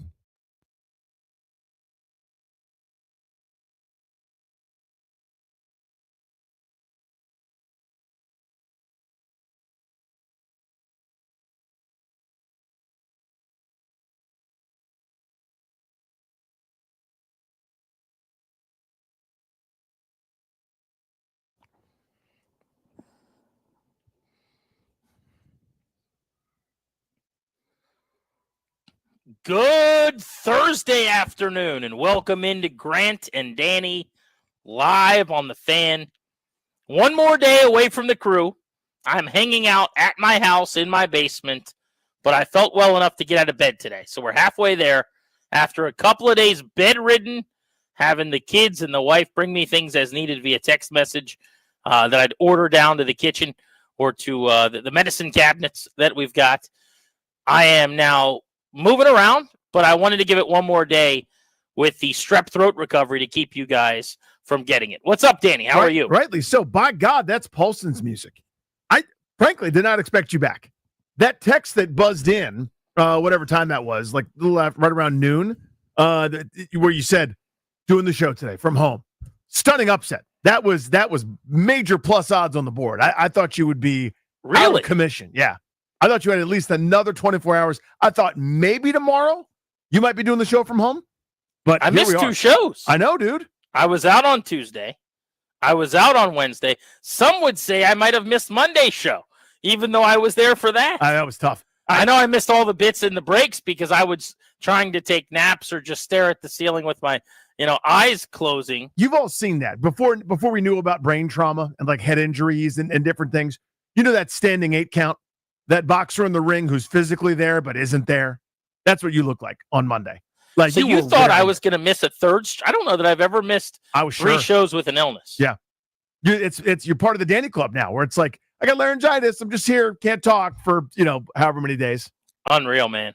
Yeah, it's been a whirlwind. Before children, your boy never got sick. Mm-hmm. I was just saying the other day. I was like, I've always said my immune system is amazing. I never really get sick. I don't think I can say that anymore. I had the flu a few weeks ago. Now I've got strep throat. So my bingo card is filling up. Next stop, mononucleosis. Somebody with mono want to give me a kiss? Let's go through the trifecta. Don't even joke at this point. But I'm not a strep throat guy. I will say that. I don't know that I've had it before. It stinks. It is the worst. No one should get it. Do your best not to get strep throat. Back to you, Danny. Yeah, I think that's pretty smart. If you can help it. I've been doing this, like I've been Neo from the Matrix, if you know your Matrix, all week with you getting sick. I mean, this is like an Oprah, but in reverse. You got sick. My oldest kid's best buddy was sick, and he was over there for the Super Bowl. And like then Monday, he's puking his guts out. And my 6-year-old is homesick the other day. I mean, I am ducking and weaving, dodging all of the illnesses somehow. And it feels like inevitable. Right? It feels like it's coming. It's going to happen. And I'm going to be down for the count. but this week has stunk on ice, my friend. I'm trying to think of an elusive commander. We might have just stumbled onto a decent topic here. They don't really have an open field, shifty, elusive guy that I can comp you to. I guess it would be Eckler. Eckler at his closest, best. yeah. You think about that Lions game when he was rumbling through the open field and making people miss. You were Austin Eckler-ing your way through your household over the last week to make sure that an illness didn't bring you down. It was basically like what Brandon Banks thought he was. You know what I mean? Like, that's what I actually am, is what Banks like, oh, I almost got it because I missed that one block, and then if I made that guy one guy miss. Like, he always had to let everyone know that he almost broke it. I am breaking it. You know what I mean? Like, I'm the vision of Brandon Banks for himself. So I think there's levels of being sick. The level I was at is it's been 2 days and I haven't gotten out of bed. Like, not only that I don't feel like eating, but I haven't gotten out of bed. I got to probably take a shower just because I feel gross. Mm-hmm. That's kind of where I was at, where you'd think that's lovely because you just watch a bunch of Netflix and you catch up and binge some shows. No interest. That was not part of the rundown for your boy. So I'm just glad to be on the mend, glad to be back with my guy, Danny, glad to be back on the show. Yeah, the final note is I think like the level of sick, the highest level or lowest level, whatever you want to call it, however your scale works, is when you can't even relax. You know what I mean? Like, if you don't feel well, it's not great, but my feet is up. I'll sit in the bed. Yeah, you're laying there, but you're doing that like heavy sigh, and you just like you're next to the person that's sick, and you can hear them being annoyed by how they feel. And you feel like crap, and it's not fun, but like whatever, it's like regular sick. There's that next level where you can't even just be. You know what I mean? Where it's like everything's feverish, everything is like coming up in a gross way, or like you can't even sit still. You can't even just calm down. Well, hopefully you and I are back in the saddle together and nobody gets sick for an extended period of time. Yes, ma'am. Because we've gone through it here as a show over the last couple of months. But that having been said, I was reading the piece on ESPN.com dropped today by Bill Barnwell, who's really, really smart. And he was writing about the Commanders and how he thinks they are actually the team that makes the most sense for Myles Garrett. This is something we're going to talk a lot about a little bit later in the show. But I wanted to bring this up because this is what is happening now almost every day in the national media.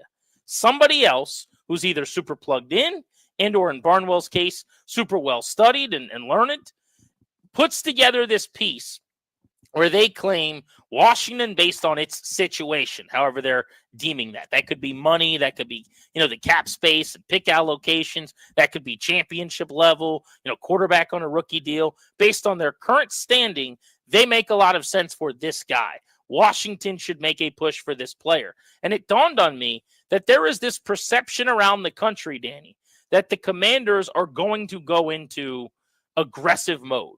That I don't know if I want to call it all in, but they're going to do something like what the Texans did, let's say, last offseason, where Houston was coming off of a stunning year nobody thought they would have because they drafted a quarterback number 2. For them, it was C.J. Stroud. To Washington's Jaden Daniels. Stroud had the historical year that nobody had and nobody could believe. Daniels since surpassed that. And then the Texans, tell me if this sounds familiar, got into the playoffs and won a playoff game, and everybody was shocked. And then they went into the offseason with all this money, and they went ham. They were like, taking a kid to a toy store and saying, you got $50, buddy, go fill up your cart, right?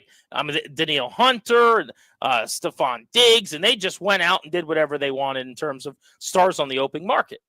I get the sense, I don't know if you agree with this, that is something along the lines of what people are expecting the Commanders to do now around the country. And I'm really skeptical that they actually do that. Yeah, league-wide, that's the perception. Right? If you cover it nationally, they don't have the baggage that we do.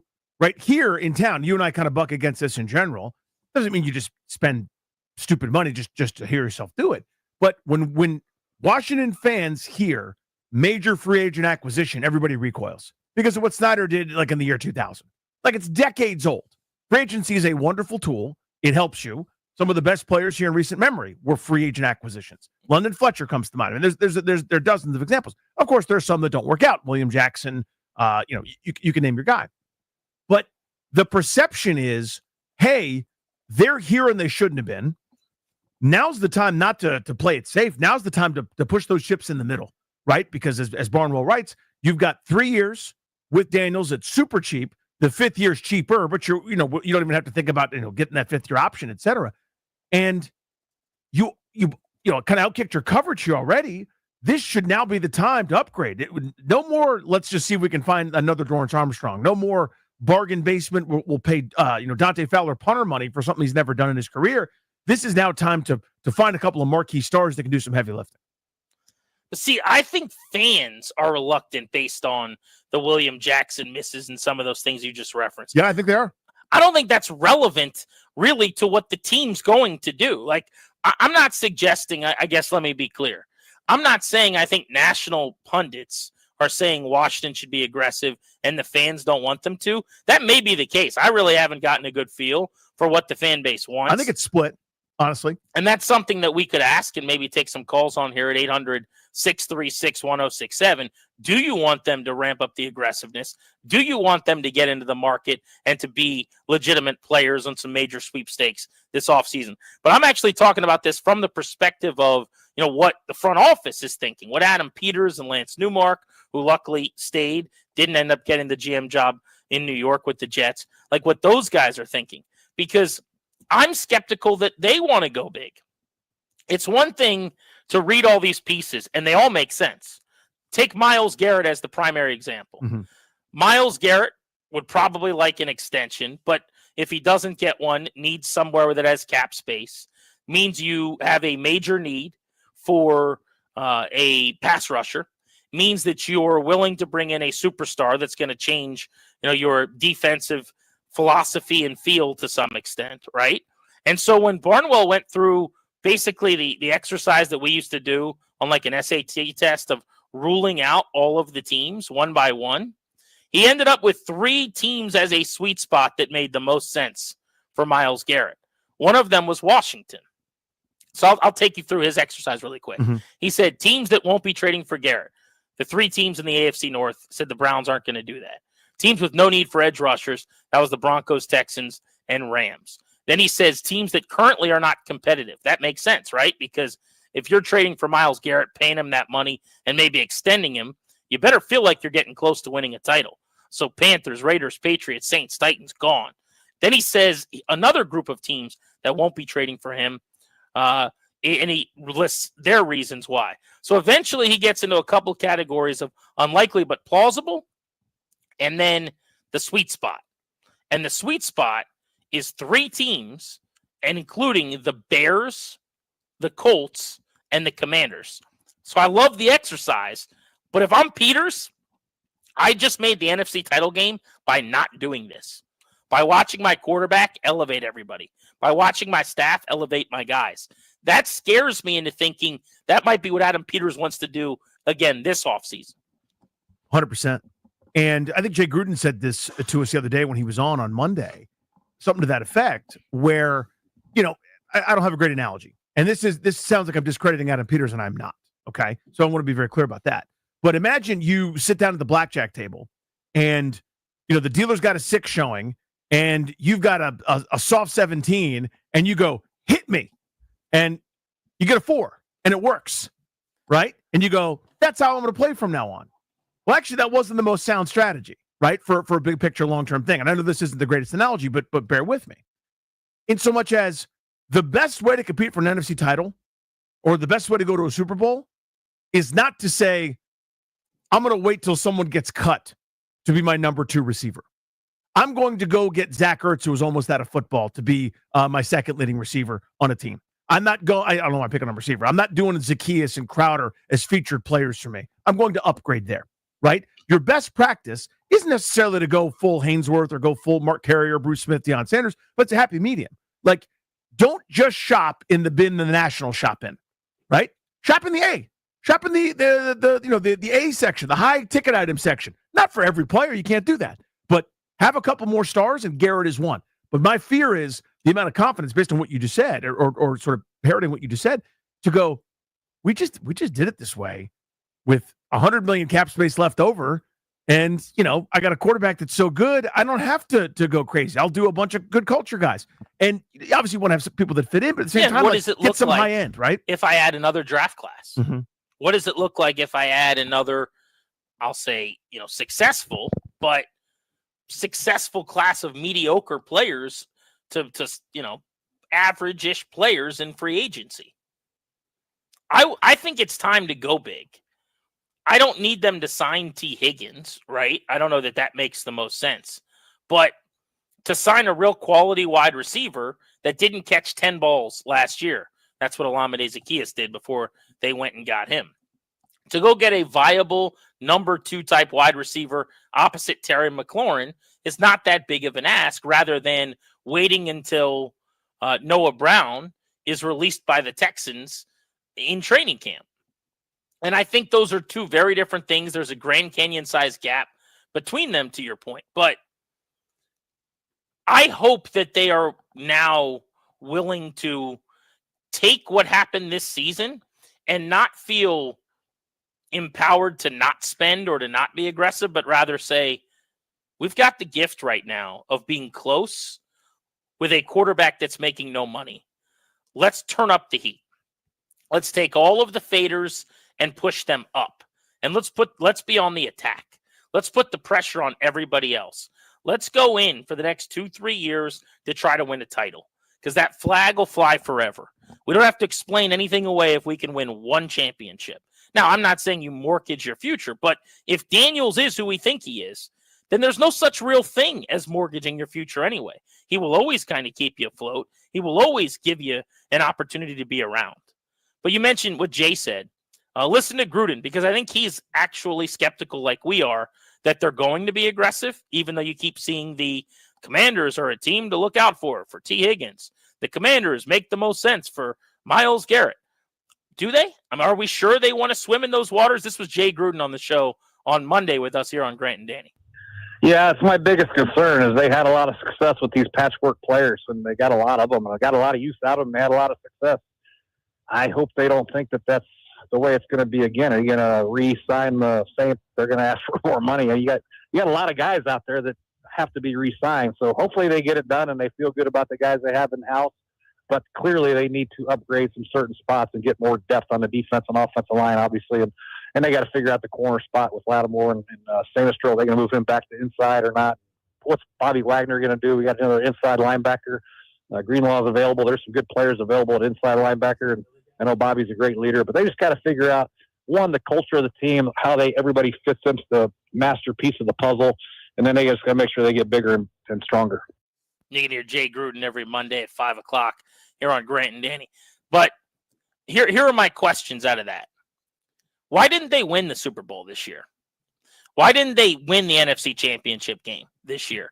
Why did they get beaten by the Eagles when they did? I mean, to some extent, they were under-talented, right? And I know the Eagles were the most talented team in the league, but they didn't have enough good players. Like, they overachieved in so many ways. They need more weapons, not just on offense. You can have weapons on defense. They need more studs to compete with the stars of this league, the teams that are the current monsters that get fat every year, the Eagles and the Chiefs. They need more. And if they don't get aggressive and spend, I think it's going to be really hard. Like, you can get lucky and have a generational player and a staff all do great things, and you can make a run. But to really get to the top of the mountain, I think it's going to take pushing their chips in a little bit, and I hope that they're willing to do that this offseason. I'm with you. And again, it's the sort of the two sides of the argument are, do you want to be aggressive or do you want to be kind of slow and steady? And Peters, I think, comes from the school in general of slow and steady wins the race, but it's not as if San Francisco, when he was there, didn't make some major acquisitions. And they swung and traded for Trent Williams. They swung and traded for Christian McCaffrey, and they've added pieces up and down. So I understand. I guarantee you he knows they need some more high-end talent. I guess my fear is not the right word. My question, concern, whatever you want to call it, is him and his group going, we'll find it via ways that don't overextend ourselves. We'll find the next star. We'll find our next Terry McLaurin in the third round. And sometimes it's Terry McLaurin. More often than not, it's De'Ami Brown. Sometimes it's Terry McLaurin. More often than not, it's a guy that's not on the roster anymore. You know what I mean? Like, to me, there's got to be we weren't supposed to be here. We are. let's break glass and change our eye line a little bit. Not for everybody. Again, as you said, you don't get rid of every draft. You don't go full Rams on things. I think that's just as hard to do as building slow and steady. But there's got to be some kind of thing where you go, this player is too good, too much of a difference maker for us not to be in the bidding. And if you get outbid because someone offers 3 number ones, you say fare thee well. But there's got to be a little bit more aggressiveness than we saw this past year. And I got the approach this past year, by the way. Even while it was happening, some people were disappointed there wasn't more high end. And I'm going, this would be like I don't know, I'm thinking of a mediocre example here, like a 55-win baseball team trying to sign Juan Soto so that you could win 63 games. That didn't make a lot of sense. Well, now you're an 88-win team trying to sign Juan Soto so you can go win 100 games. That's kind of what this is to me. This is a wild card caliber team in both football and in baseball that's got a chance at a couple of marquee things. You should be in there. Even if it doesn't work, I'll appreciate the attempt. Here's the question for you guys at 800-636-1067 as we can hit the MGM National Harbor listener lines on this next. Do you want them to be a big spender this offseason? And then secondly, do you think they will be? And it's not just about spending in free agency, I don't think, Danny. It's really just about, do you want them to be an aggressor?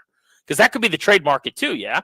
I mean, do you want them pushing the envelope and being a front runner in player movement, or should they lay lower like they did this past offseason? We just watched them do it, and it worked beautifully. I just think it's hard to do. Like, we just saw them do it, and we're going, oh, let's do that again. And I'm going, yeah, that works like a quarter of the time. You went to a restaurant with really bad reviews, and you got an amazing meal for really cheap. I don't know if I want to run it back at that same place again. I kind of hit my home run already. Do you lay lower? Do you go get some bargain additions that you think are fits and then cross your fingers that it works that way and you play the slow and steady game? 800-636-1067 is the number. Also, we should get more into this Myles Garrett piece on ESPN and why they think the Commanders are the team that should trade for him. You're listening to Grant and Danny on The Fan.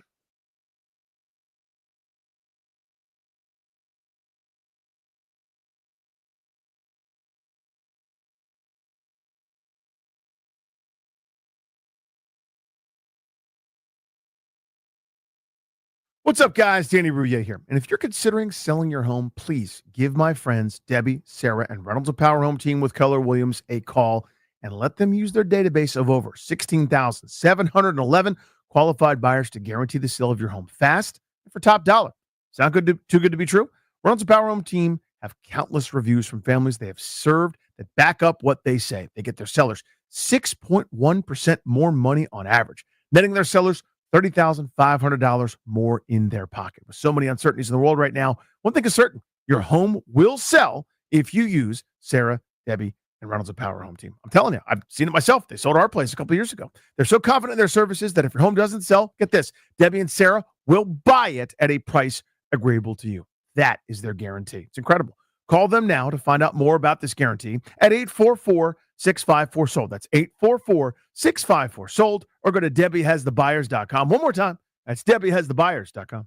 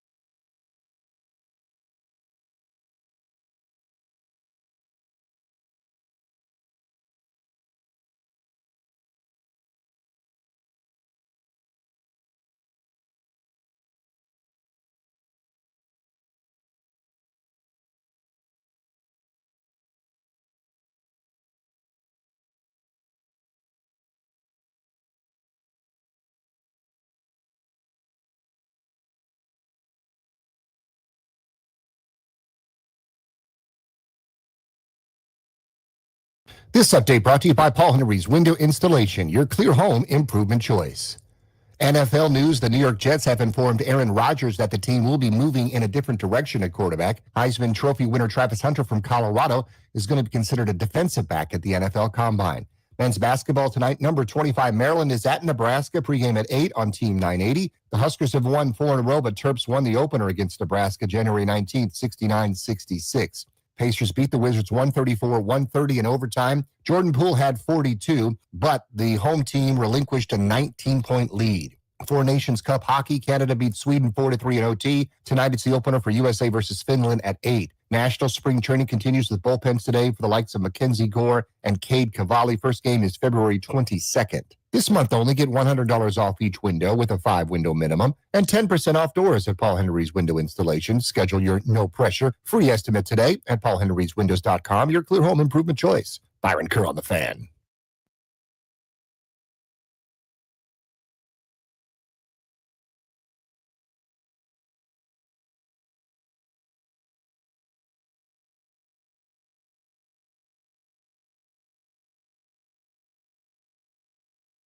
To what extent do you want to see the Commanders get more aggressive this offseason in acquiring talent? Last spring, they had a new GM, a new head coach. They inherited a 4-win team. Felt like they were 3 years away from a playoff run. There wasn't much of a reason to spend big, but 14 wins and a berth in the NFC title game later, if they don't think it was a fluke or a one-off run, there's really no reason not to flip the switch to win a title mode and try to get over the top. So how aggressive would you be in doing that? 800-636-1067. Danny, we'll start with you. So I'm going to just arbitrarily go 1 to 10 scale. 10 is, damn the torpedoes, all in. You go full Rams, bleep them picks. And 1 is, I don't know. That seems too high price for me. I better just stay the course and not make any, only shop in the Cleveland Farrell bin. I'm probably an 8.5 or a 9. To me, there's an opportunity here. And the second part of that is I don't want any complacency. I don't want anything where you go, we just did this magical thing and that's repeatable. Rosters change, times change, a bad luck injury happens. There's a million different things. It needs to be easier for Jaden Daniels and company next year, especially on offense. To me, the defense obviously needs dramatic improvement, but you got more good opponents. The great opponents that they played, the offense was pedestrian. There's a correlation there. Right? I mean, the really good defenses and teams are going to play like Kansas City, Green Bay gave people fits. You got Philadelphia twice in the division. It's a much tougher schedule on paper right now than this past year's was. You can't just go, it'll be another Noah Brown kind of guy. No, this needs to be the get right time because you've got assets to do it. So if you swing and miss, I can live with it.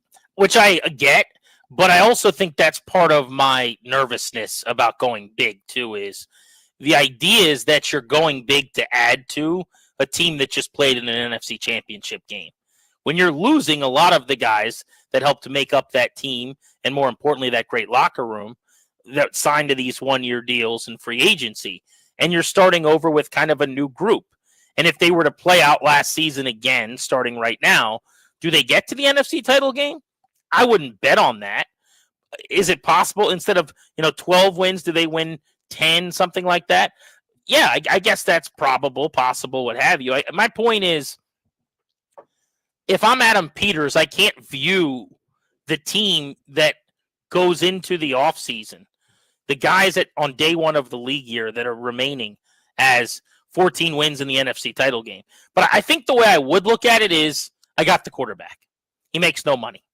The rest of it can change year to year, especially early in his career, substantially. And as long as I've got a couple of really key weapons around him, if I build up the offensive line correctly, I need to go get a couple of stars that scare people on defense, I'm going to be a double-digit win team because that's my goal as a GM. I say this all the time in baseball. Mike Rizzo's job is not to win a World Series. He can't do that. Mike Rizzo's job is not to get to an NLCS. He can't do that. Mike Rizzo's job is to build a 90-plus win baseball team every year to hand to his manager. If I'm a football executive like Adam Peters, my job is to build a playoff team to get you year in and year out. 10-plus, 11-plus wins, whatever it is, whatever it takes. And now you guys got to go navigate this thing and try to get as far as you can in the postseason. But curious to see what people think. We'll start with Alex in Silver Spring on Grant and Danny. What's up, buddy? How are you? I'm good. Thanks, guys. Definitely a 10, but don't leave no stone unturned. Not saying Adams doesn't know what he's doing. Of course he knows what he's doing. But for an example, the Bengals, Henderson is out there. Crosby's out there from the Raiders. Myles Garrett, but let's say if you pick up Myles Garrett, okay, you can't pick up T. Higgins. Okay, you got Debo out there. We always go for the fourth down. Can you imagine on backfield Debo and JD5, Eckler, or Robinson? I mean, that's scary. Who's getting the ball? So, Danny, Alex wants to go big game hunting. It's a great answer. Thank you. Gives me an idea of, just to start the conversation, like where at least a faction of the fan base is. I mean, that's to the extreme of, doesn't matter if you're an aging veteran, what your injury history is. If you are among the best players in the league the last few years, we're bringing you in here and we're moving forward with you. But that's about as big game hunting as it gets when he's talking about if you get Garrett, you move off Higgins and you go to Debo, and he's envisioning them similarly to last year's group and just, okay, now instead of Brian Robinson in the backfield of that 4th and 1, it's Debo Samuel. And that's kind of my eye line, honestly. I mean, Really? it doesn't mean that every free agent you sign is the top of the spot track board. Their future salary is going to be, the league leading at the position. You, of course, still have to have your Dante Fowlers, right? You still got to find your second middle linebacker, your backup this, and, your swing guard and things that aren't that sexy. That's where your acumen and your I know this better than everybody else, Lance Newmark, Adam Peters, and company can shine, right? Where you go, this guy fits our system. He'll do more for us than he did for his previous team. That's, of course, instrumental. The same with draft picks and everything else. But to me, they are in dire need on both sides of the ball, a couple star injections. Like, I really think that. I think it's not getting easier from here. Like, we did this yesterday while you were sick in bed. The Houston Texans smear the cautionary tale. It's not as if they fell off the face of the universe, but remember the expectations for them before the season, because of what they'd done in year one, because of a second year for C.J. Stroud, all the free agents they'd gone and tried to get, or that ended up getting, people thought they're going to be a Super Bowl contender, that they were going to challenge the Chiefs. They'd be better. They were higher ranked than the Bills and the Ravens and a bunch of other teams that were really good, and it just was fine. But here's what we don't know. Yeah. Would the Texans have won 7 games and missed the playoffs and taken a massive step back if they didn't add talent? Oh, totally. It wasn't a rundown what they did. The point was, I mean, to cut you off, but it was this doesn't get easier. You don't just get to count on magic. Understood. Right? But I'm just saying for the people that say, because the Texans will get chalked up to an offseason Tiger that was a regular season paper or whatever. Mm-hmm. Like they'll be thrown into the 2000 Redskins Dan Snydering category of it doesn't work. And I'm saying, how sure are we? It's not like Danielle Hunter didn't have a hell of a season. It's not like he wasn't one of the better pass rushers in the league again, the biggest addition that they made, right? Maybe they got to the playoffs because of the offseason they had. Maybe they won a playoff game for a second straight year, which, by the way, ain't nothing. Like, you are building something seemingly sustainable at that point. Did you go further? Did your quarterback take a step back? Yes, that did happen, but maybe it would have been a bigger step back if they didn't add some of that talent. My response to the call, I guess, and it sounds like to you, if you're in lockstep with him, is really 2 thoughts that conflict.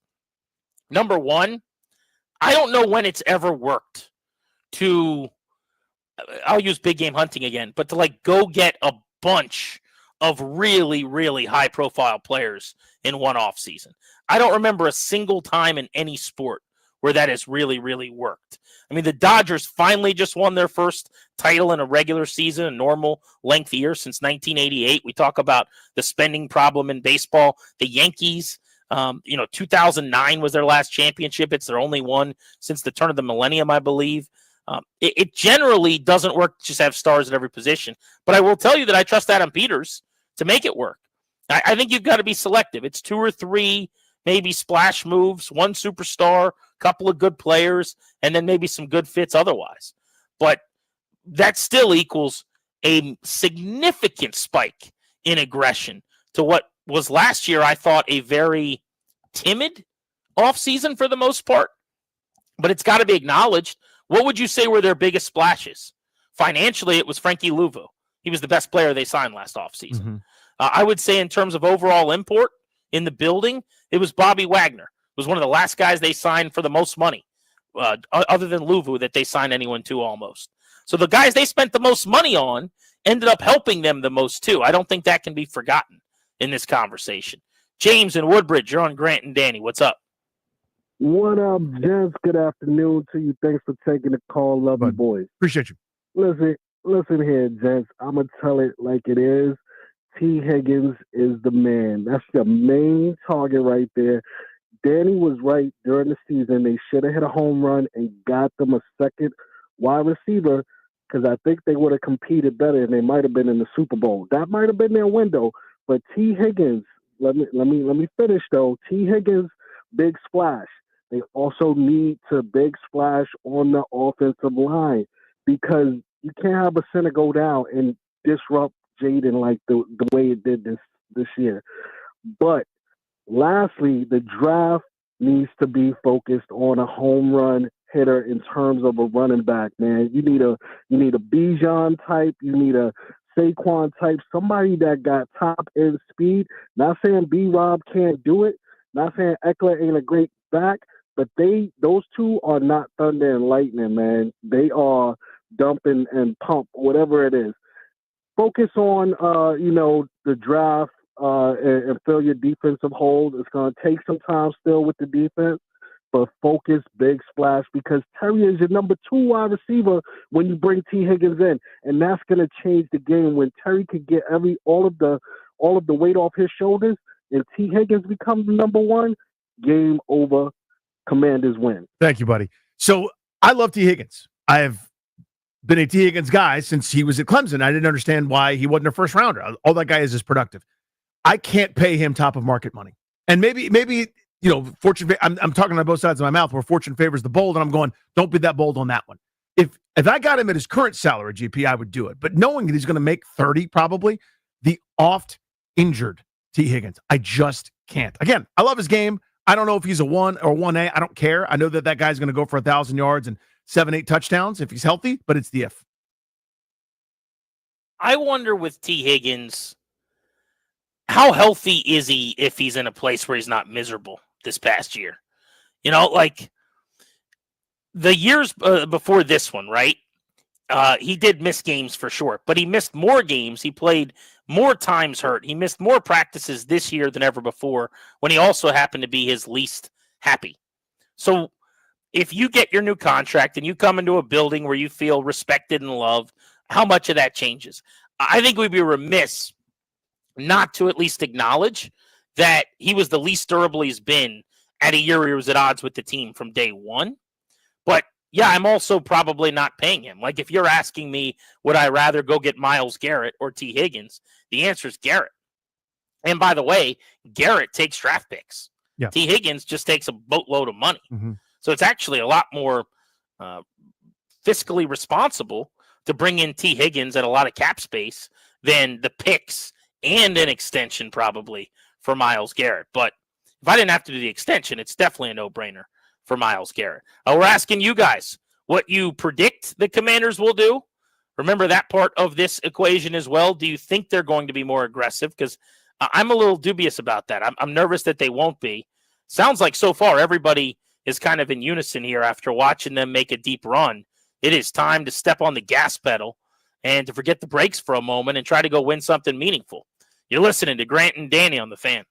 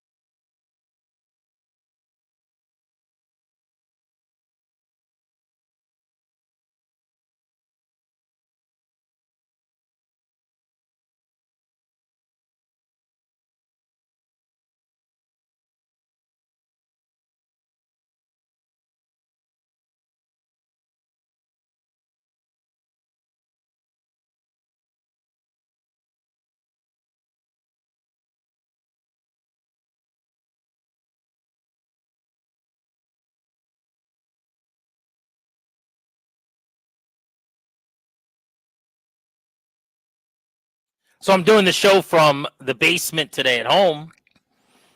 Still working my way back from strep, but felt well enough to jump on the show with Danny. But I tell you this, DR, because when my kids got home from school, I saw that my son, who only goes, he's a little guy, so he goes 2 days a week for a few hours to a little school that he goes to. And he came home with a big pile of Valentine's cards from his friends. So he's opening them, and some of them have like little lollipops or, gummy bears attached to them. And he's fired up at the kitchen table, ripping all the candy off and eating it.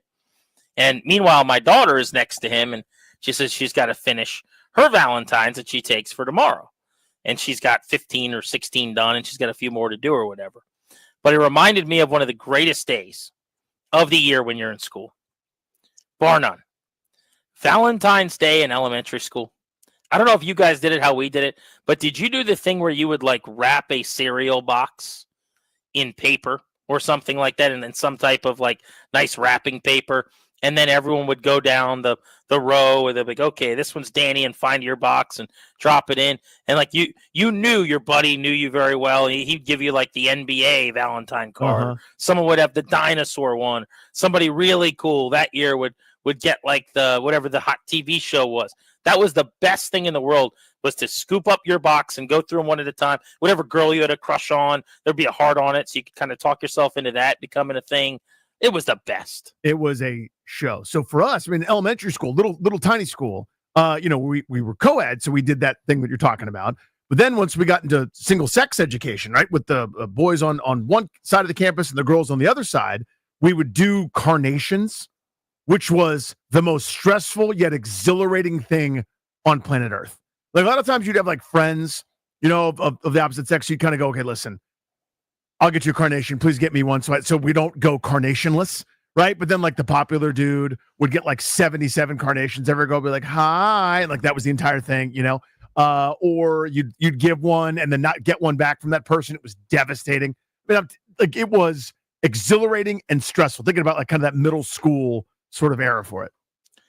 I don't know when it started being more nerve-wracking and anxious. I think probably like anything, puberty. Yeah, middle school. Right, middle school's the pits in so many ways.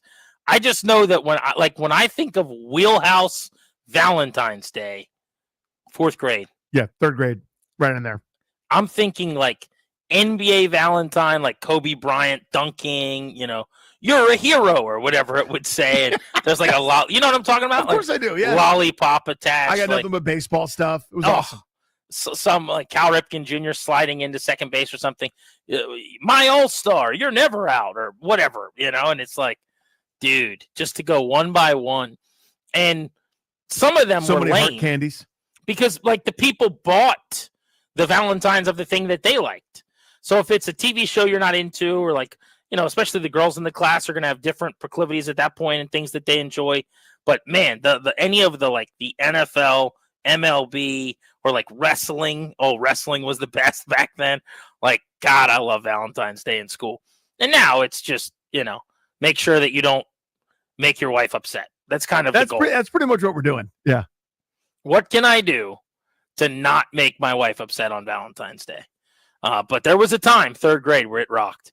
Austin's in Raleigh, listening on the Odyssey app, the always free Odyssey app. You can listen to the show there. You can watch us every day, streaming video on YouTube in high definition as well. What's up, buddy? How are you? Hey, boys. Can you guys hear me? Yes, sir. Hey, so first off, I just want to say, how great of a time is it that we can talk about signing free agents to a team to make us more of a competitor and not just signing to fill a spot? It's an amazing time to be a Commanders fan. Decades in the making. Yeah, and in addition, just real quick, I'm going to let you finish, but I'm reading all the stories about quarterbacks, like the Jets are moving on from Aaron Rodgers, and we're not there. Yeah, That's Kellen not us Moore anymore. won't commit to Derek Carr or whatever. Going, must be terrible for to be a team like that. That must be awful. Not us. It's a great time. Not us. So my main point is, I would love, like, if they went out and signed Myles Garrett and traded for him, great. I'm all for it. But I'm more concerned about sending away too many picks and mortgaging too many, many draft capital and players to get that done, where you can go, you see that the Bengals organization is in disarray with the players not being happy. So why not focus around Trey Hendrickson, who could, you could trade away pieces, but maybe not as many. You can find guys that could fill in Myles Garrett's void and not mortgage away too much or not have to sign as much. I feel it would be great if we brought him on, but at some point it's too much. Let's go with, maybe a little lesser of a route and focus around, we've got a quarterback that makes us in contention. Let's give him weapons. Let's kind of piece together the defense with good players, but maybe not, the top of the line, waste every pick, spend a ton of money kind of player. So, yeah, two things. First, I am not in line with the idea that, picks are gold, right? I'm also not completely LA Rams proof, where this is not a Grant McVay situation where I bleep them picks. But I think a happy medium is definitely the play.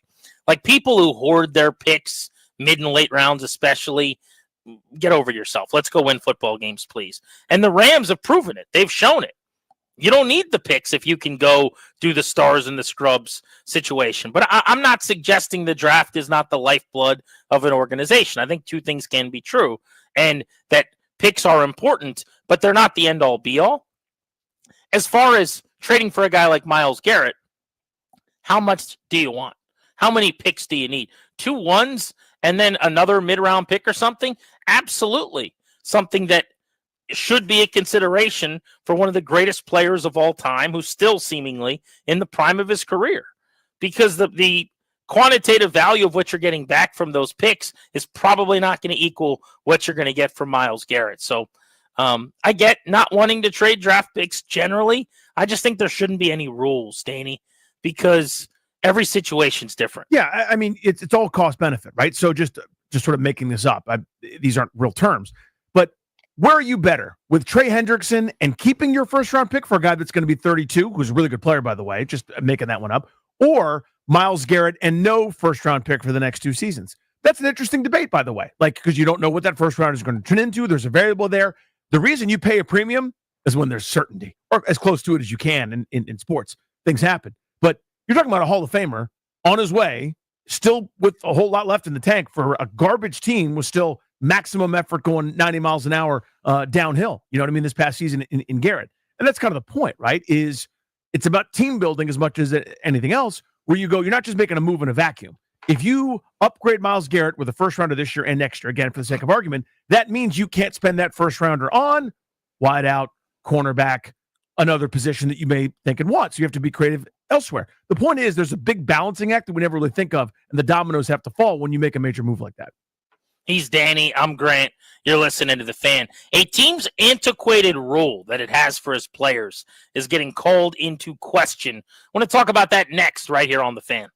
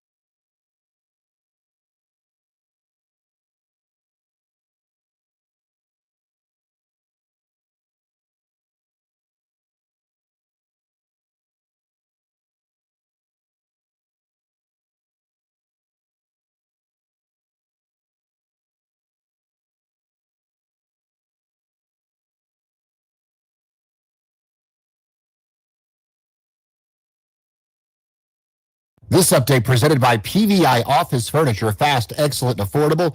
Business grows with PVI. The New York Jets have informed Aaron Rodgers that the team will be moving on to a different quarterback after 2 seasons. Heisman Trophy winner Travis Hunter will be considered a defensive back at the upcoming NFL Combine. Virginia Tech is targeting Bills staffer Christian Taylor for the Hokies' vacancy at offensive coordinator. This is from Bruce Feldman. Maryland basketball on the road against the Nebraska Cornhuskers from Lincoln. 8 p.m. tonight on Team 980. Head coach Kevin Willard on his young team learning the Big Ten. You could say, well, you're 12 games in or 13 games in. They're all freshmen from the standpoint of learning the Big Ten. As every game you go through, you just get, that's why seniors are great. It's why you depend on your seniors and freshmen drive you up the wall. From a standpoint of understanding the league, I technically have 4 freshmen starting because they've never gone through this league. Pacers beat the Wizards 134-130 in OT. Obi Toppin 31-10. Four Nations Cup hockey tonight. It is USA against Finland at 8. Bullpens today for the likes of Mackenzie Gore and Cade Cavalli at National Spring Training. Their first game is February 22nd. Looking to upgrade your office game? Swing by PVI Office Furniture, where we've got everything you need to take your workspace from the bench to the big leagues. Mention the fan to score 15% off your in-store purchase. PVI Office Furniture, where productivity gets a hat trick. Visit PVI.com because business grows with PVI. Byron Kerr on the Fan.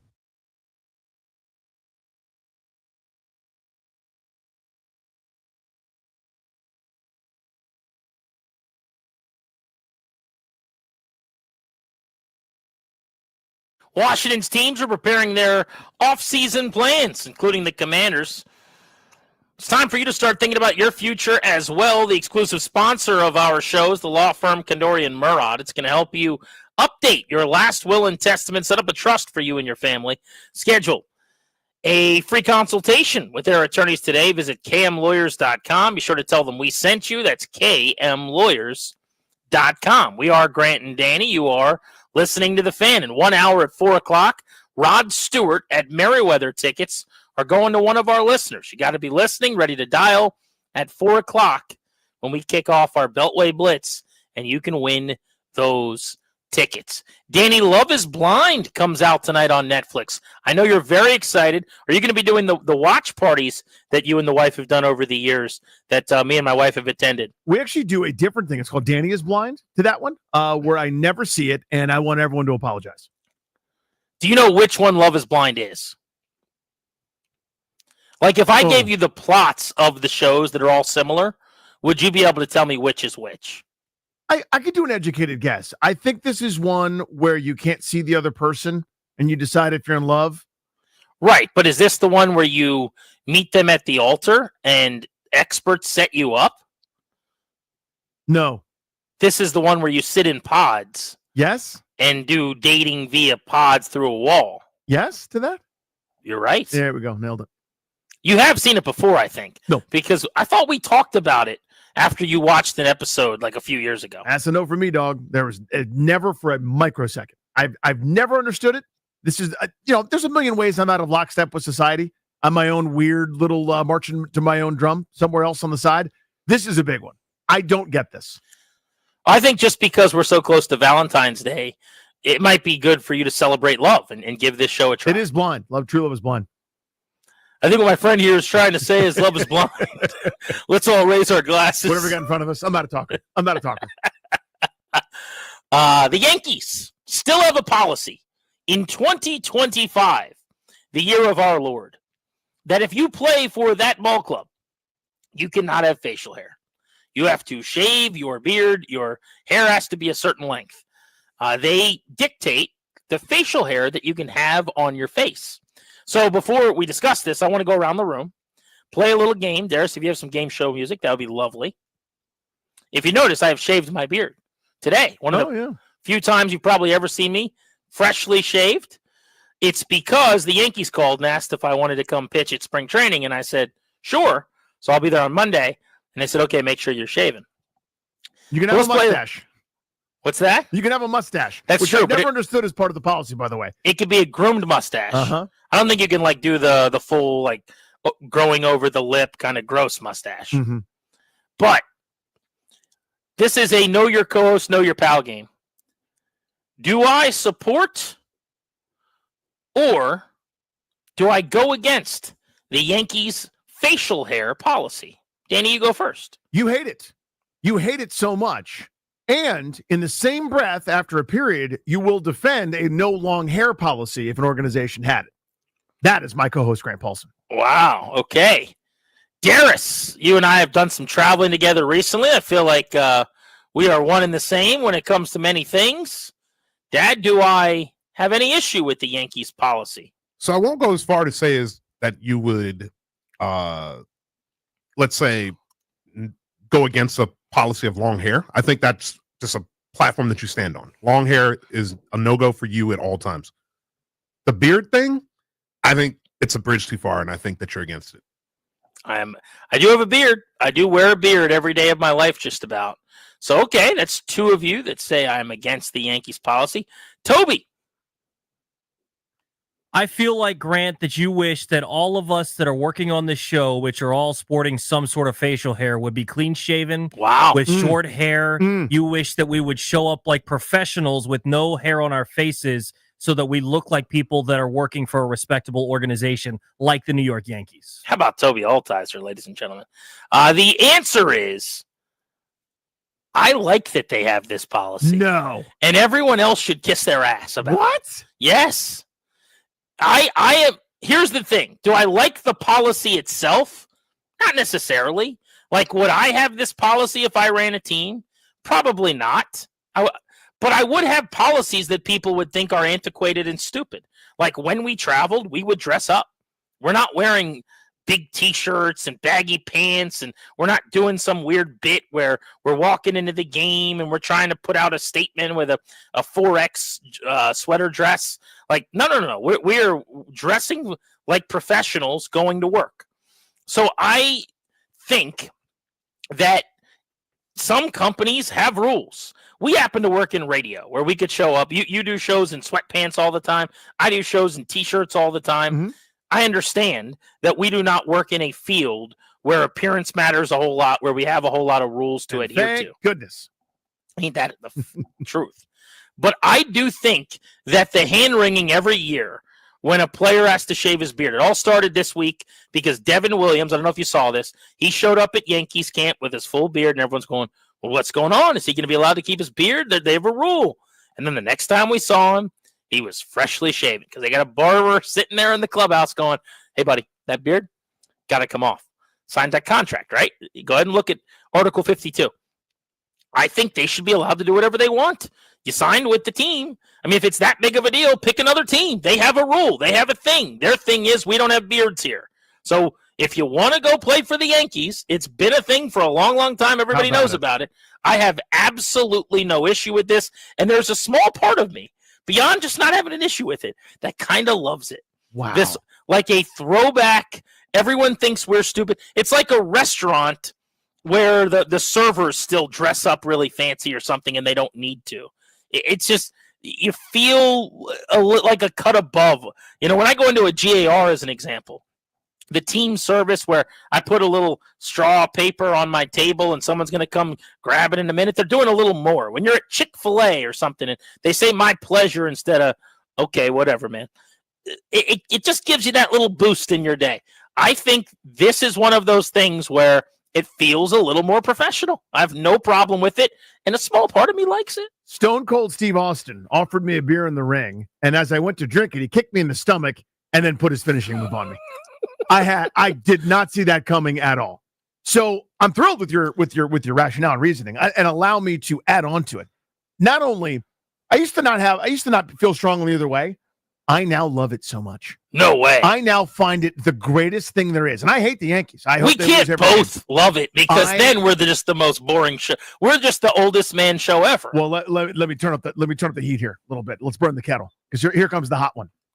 So in this seat, right, you and I get to do this. And I've had real jobs before where there have been rules. Like you have to wear a shirt and tie to work at my government contracting job. I had to wear a shirt and tie when I was working in alumni and development. I wasn't allowed to have a beard at those times. I could do something else, and you follow the rules or you don't. You find some other place to work. So what happens a lot is narratives and the people who get upset at stuff wash across us all the time, like waves on a shore. Okay, you follow me?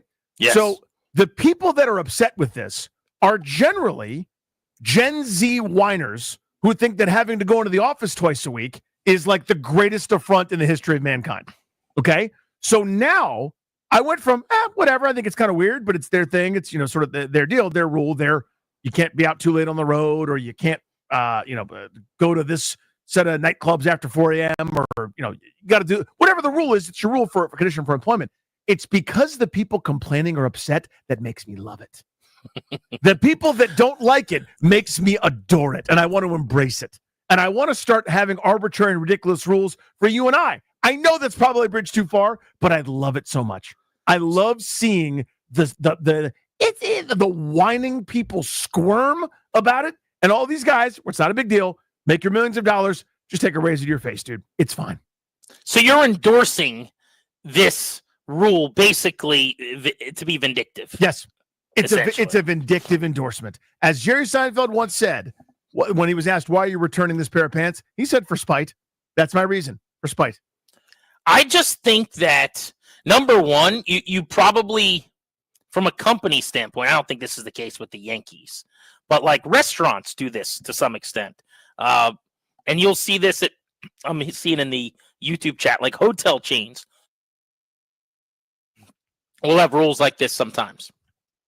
I think if someone is willing to comply with a appearance rule, you're weeding out a lot of the people that are going to complain about a lot of things, don't you think?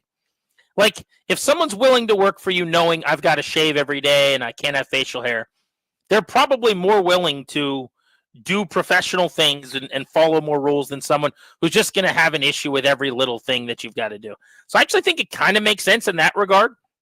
And I do think there is a professionalism to the look. I won't say where, but I go to a place occasionally to enjoy some food and beverage. Oh, okay. And the people that serve me, there's clearly no dress code, okay?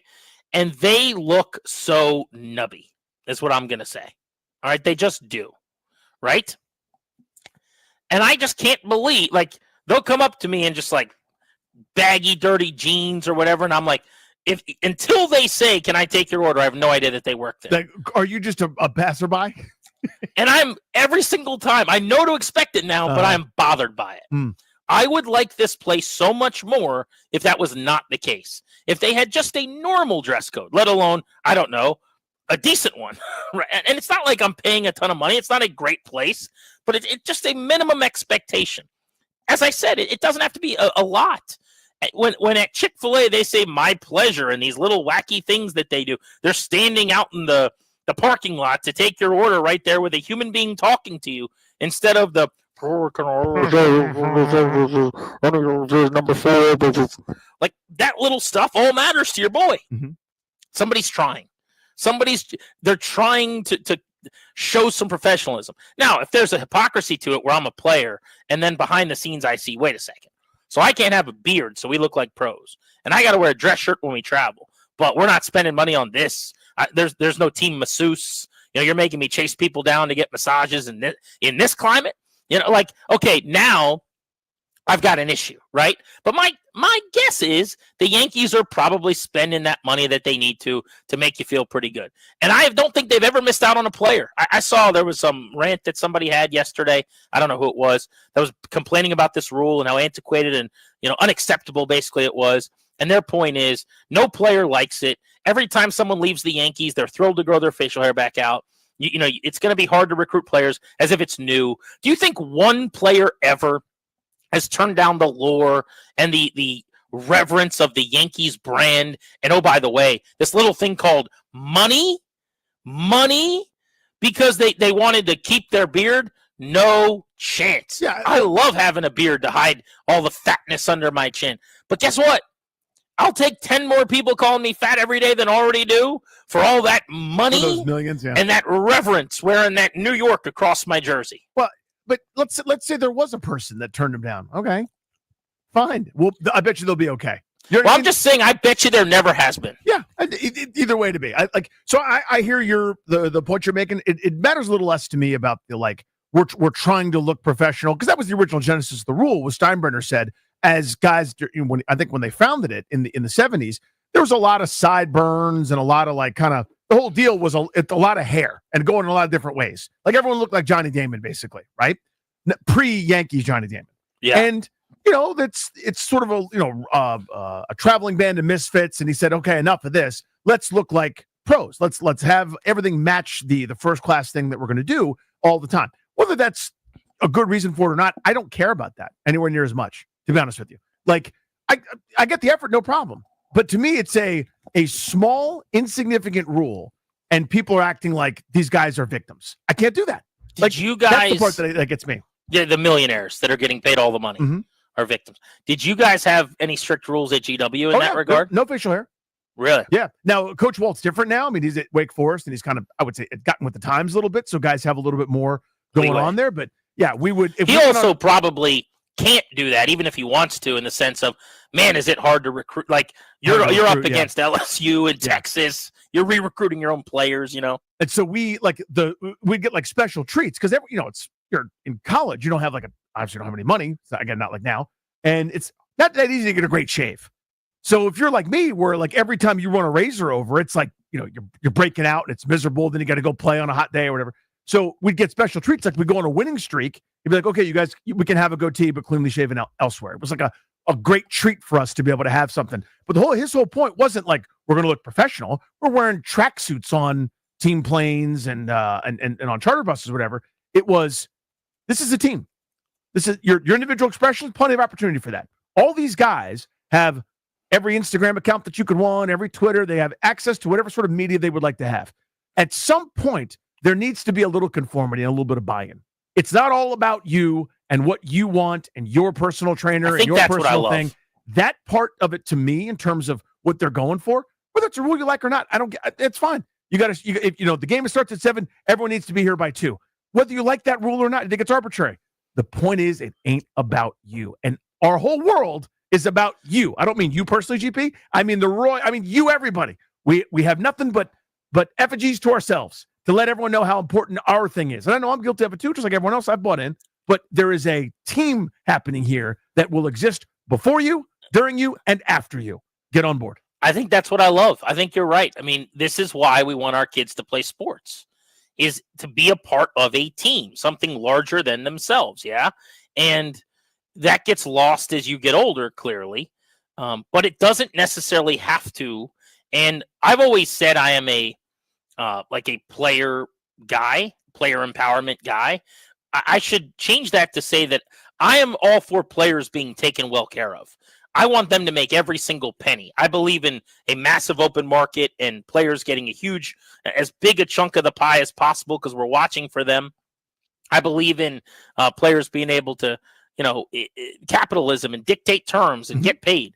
I don't like the player empowerment that's coming more and more of like hopping team to team and demanding trades, and any jersey that's ever bought is a bad purchase because that guy's going to be gone in 3 seconds. And, just the individualism of sports in so many ways. But I think you're right. There is an element to me of, hey, this is a symbolism that you're opting into our thing. And as one, we are going to do this collectively. By the way, people sleep on the fact that Wake Forest is like the best team in America the last couple of years, to the point where now I'm talking about their players and interviewing their coaches on my minors and majors show all the time. And their coach, Tom Walter, is the guy that Danny played for like 25 years ago. We were part of his first recruiting class, man, to turn the program around. At GW. He was pretty good. I would say, Grant, and this isn't just me being humble. I'm just sort of sharing this with you. I think this is true.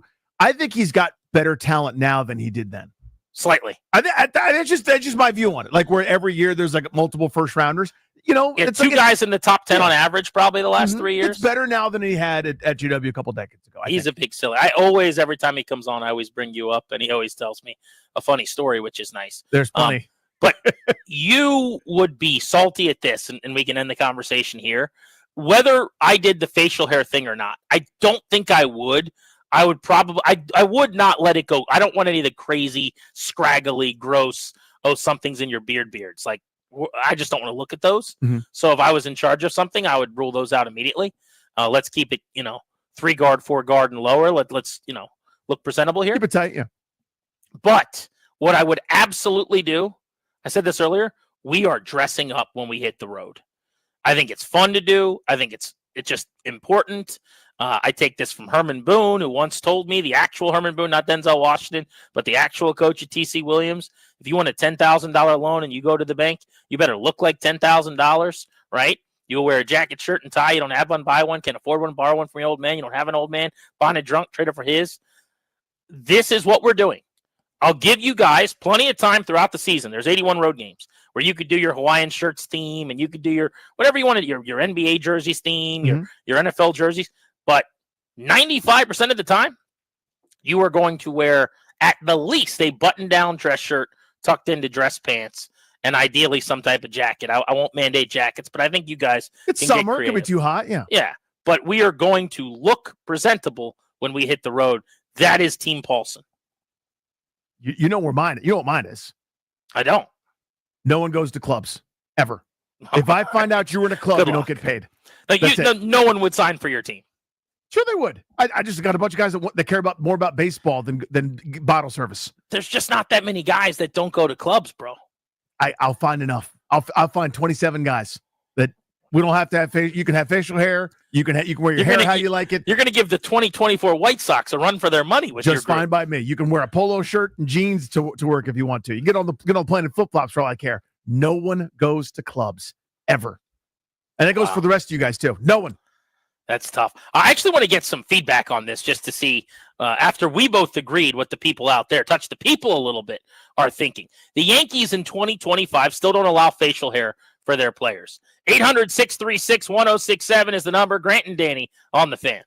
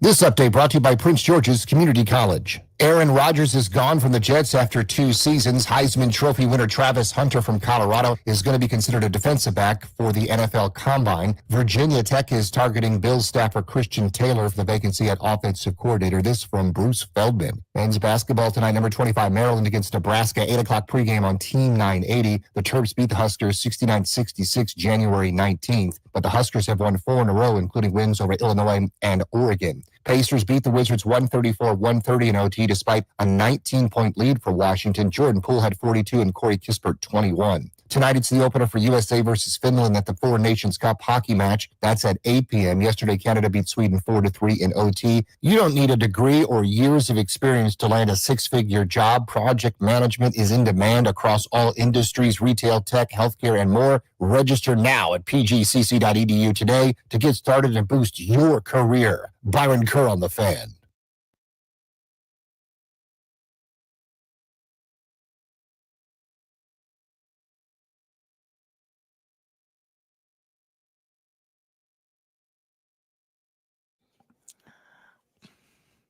Devin Williams showed up at Yankees camp with a full beard. Yankees players can't have beards. He immediately had that beard shaven the next time we saw him when he was out at practice. It's just not what they allow. The Yankees have a very strict policy on facial hair. It's gotten back into the news. Pretty much every year at this time, one of their players is a bearded fella from a previous team. And then we go, wow, he looks funny without his beard. And then everyone talks about the fact that the Yankees don't allow beards and how it's 2025, and that seems kind of crazy. And we're discussing it on Grant and Danny today. I actually have no problem with the policy. A small part of me even likes it. I don't think I would do it, but I certainly would have fairly strict rules if I was running a team on, apparel and what we're wearing to road games and stuff like that. Kick it kind of old school. But the shaving thing is so old school, Danny. Mm-hmm. I think about grandpas and just our dads or whoever's getting older into that age bracket now where shaved every day with a can of mace. You know what I mean? Exactly. Yeah. Or did you remember the movie Gran Torino? Yes. With Clint Eastwood. Clint Eastwood, of course. Clint Eastwood, before he went and executed his plan at the end of the movie, pardon the pun, he shaves his face and he knows it's his final day and this is what he wants to look like. Like that old man, there's just something about shaving your face that's all right, now I'm at my best. You know what I'm saying? Yeah, of course, yeah. And that's such a Yankees bit. So we'll get to the calls in a second on this. 800-636-1067. Last question before we do. Mm-hmm. And I think this is actually something that could be fun on the phones as well. Has anyone ever worked anywhere where they had a really strange rule or something that bothered you like this? Did you ever, I know you had a bunch of jobs before you got into radio. Did you ever have a work anywhere where there was a rule that just absolutely made you mad? Yeah. Okay. So my DOD government contracting job, right? I've sat in several desks over the years. One was at I don't know how to say this the right way, not a secure location. I don't mean to inflate it, but a semi-secure thing where you needed a badge and a pass to get through. So someone would ring a doorbell before Ring doorbells were in place. They would show me their badge. They'd come to the front desk, sign in where I was, and then, I'd move them to wherever meeting or place they're supposed to go, right? So the thing was, that desk that I sat on needed coverage. You couldn't not be there unless you had a good reason. There were all sorts of good reasons. If I had a meeting, if I had to do something, whatever. That included going to the bathroom. I had to tell multiple coworkers, several of them female, I'm running to the restroom. And then the subsequent questions were very reasonable questions. By rule? Yeah. In other words, you needed coverage. Someone had to be there in charge of that spot. So would they say, how long are you going to be gone? That's the question. And once a day, it was longer than I wanted to say. And it's what else are you going to do? Yep, I might be a minute. I have a printed out, Tuesday morning quarterback article that I'm going to, just so uncomfortable. And I had because of the rule, because this is this is a spot and you can't not have it manned. So I might be gone for 10, 12, 15 minutes. Every day I had to do that. And man, it was humiliating and awful every time. That was a rule that sucked. That's brutal. Yeah. One place that I worked at one point in time made us park at the very, very back of the area of the parking premises because they wanted to keep the spots up close, essentially, for like non-employees or something, but they were never marked. And it just always bothered me so much. So like if I got there and there are only a few spots right up front, they're open. I work here. I'm going to go park in them. No, we're saving those. Well, they're not reserved. They don't say anything. And by the way, the spots for me aren't available right now. So what do you want me to do? I know that someone might come who doesn't work here, but I actually do work here. I do work here. Always annoyed me. Not really a rule, but one of those things where it was like kind of an unwritten rule of sorts. Let's go to Rob in Springfield on Grant and Danny. Rob, what do you make of the Yankees still not allowing their players to have facial hair? Hey, good afternoon, guys. Thanks for taking my call. Hey, bud. It's hilarious to me. I don't know, Danny, you might remember this if you're a Simpsons fan. The episode where classic. Shave those sideburns, man, it finally dawned on me that it makes sense now because I knew nothing about this rule for the Yankees. You know what I mean? So I was in the car dying. But anyway, like you guys were saying, man, if that's what it takes to be part of the team, and you know you want to play there, and that's on the contract, then what is it? 6 months out of the year you don't have facial hair. That's fine. Personally, like I wouldn't be upset about it, even though I hate my face naked. I need hair on my face, but Same. like if you're gonna fall in, just do the job and keep it pushing. It's not a big deal. It'll grow back. You know Luckily what I mean? for you, there's 29 other teams you could play for. That's right. I also think, and look, I know I'm not supposed to probably say this, but I will. A lot of people will agree with. Like, I think when you're at a place of where you're getting food, any kind of restaurant, bar, whatever, it's just more pleasant if someone looks kempt. You know what I mean? Like when you come out to the table and you've recently had a haircut and you don't look all like you just rolled out of bed and your facial hair looks either non-existent or cleanly, it looks better. I feel better about it than like when the chef walks out from the back and you see who just cooked your food and you're like, oh my God. All right. Well, okay, here we go. Like, sorry. I don't mind rules in that moment. Stubb is in Richmond. What's up, Stubb? How are you? Hey, guys. How are we doing? Good, buddy. I want to preface first that I am a 24-year-old, clean-shaven, and with long hair. Wow. Okay. So 24, I think he got some shrapnel from you because he's Gen Z, Danny. And how Yeah, long I is know. the hair, Stubb? I don't know. At shoulder length. That's too Little long for Sunshine my Ronnie team. Bass style? Yeah. Is that where I'm trying to get a Yeah. visual. I usually do ponytail, but like right to the shoulder. Okay. I genuinely, in my entire life, could never imagine caring about what an employee is wearing or looks like. It feels to me like angry old people that have back pain and are mad. Yes. That's the only take I get. Yes. By the way, let me ask you a question. I have You- back pain and I'm mad. So our guy Stubb, that's very true. Our guy Stubb currently works in radio. Yeah. That's true. Where radio is not one of these places. I mean, have you worked? I don't want to use the term real job here because we'll what we use do it. is We all know what we mean. real work. Yeah. But have you worked in like real offices where appearance may matter more, like where you're serving people or where you're handling food or whatever? No, I've done summer camp and I've done theater jobs.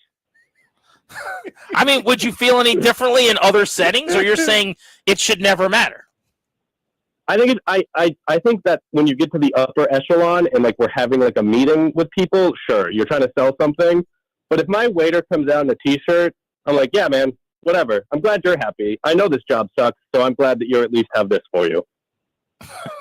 That's fine. I mean, you're a good man. Appreciate the call. That by the way, is the quintessential young person's attitude. He is towards a it. young guy, Right, where it's, and again, I'm not ripping it. It's like dressing down is cooler. Does that make sense?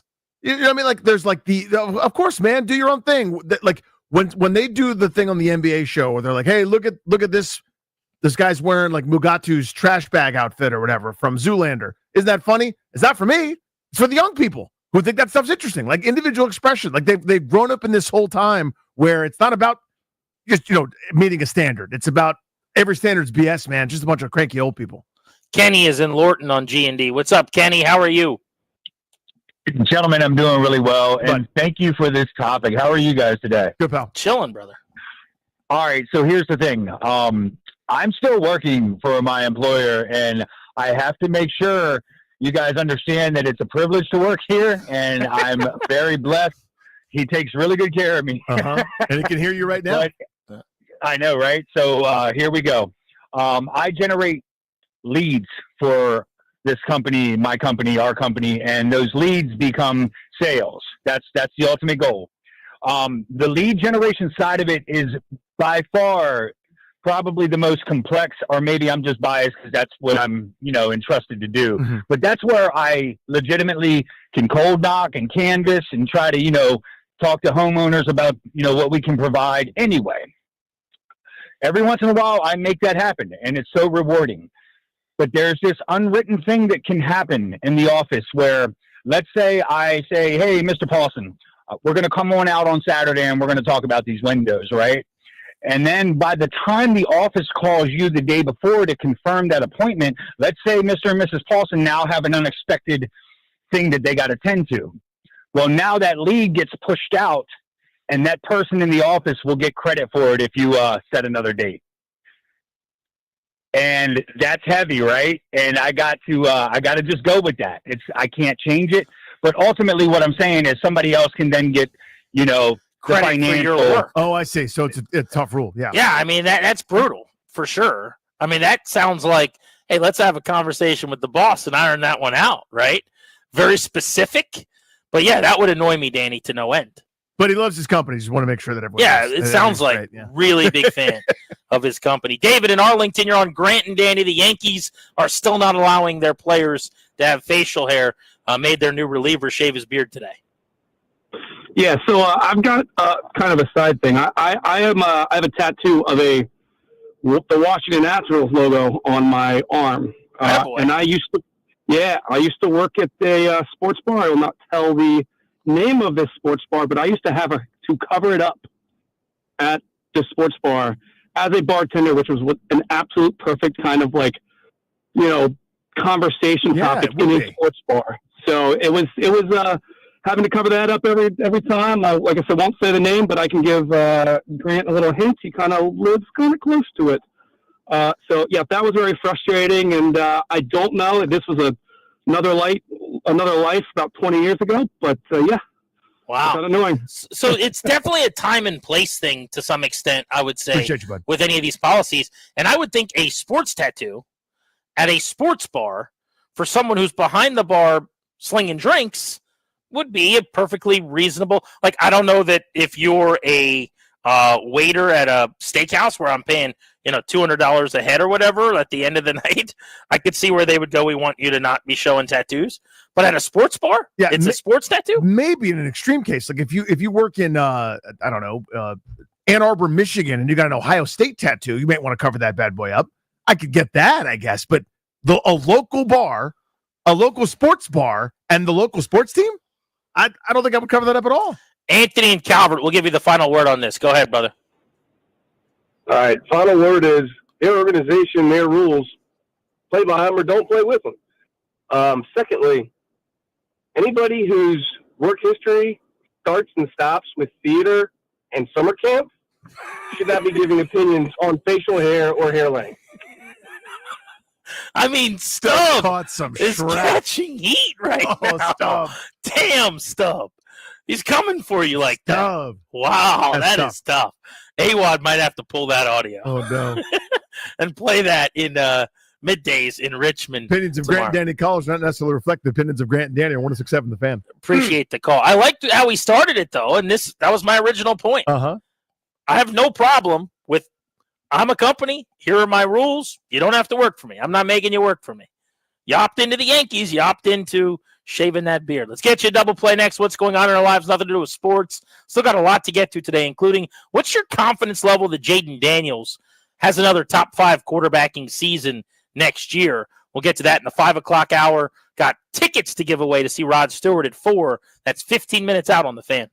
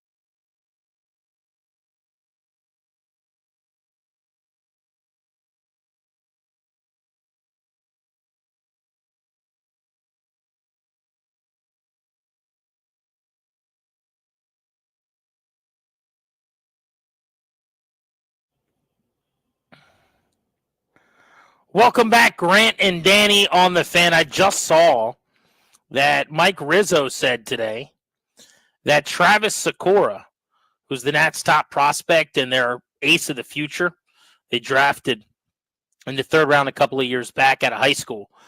He will not pitch in games until May. He's dealing with a hip issue that nobody had known about previously. That is an absolute bummer. Now, he's only 20, and he's still was going to be probably an A+, maybe AA ball. By the end of the year, would have been high minors, maybe would have gotten a start, a cameo in the big leagues, but even that is a little bullish.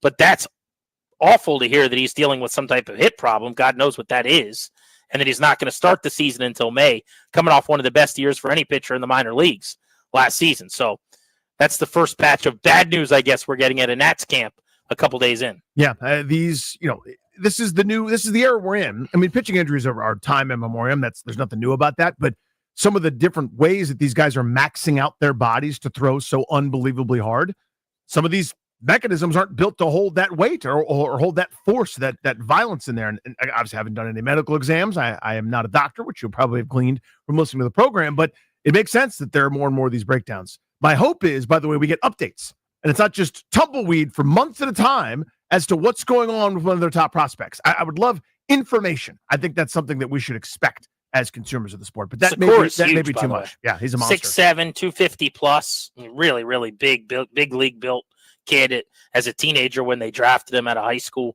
Throws 100 miles an hour, to your point. So I'll have to be trying to get more information on that. But man, that is tough to hear. Bummer. That their top prospect, top arm in the minors, not going to pitch in games until May, and then probably will have to start some type of rehab sometime, a little bit before that.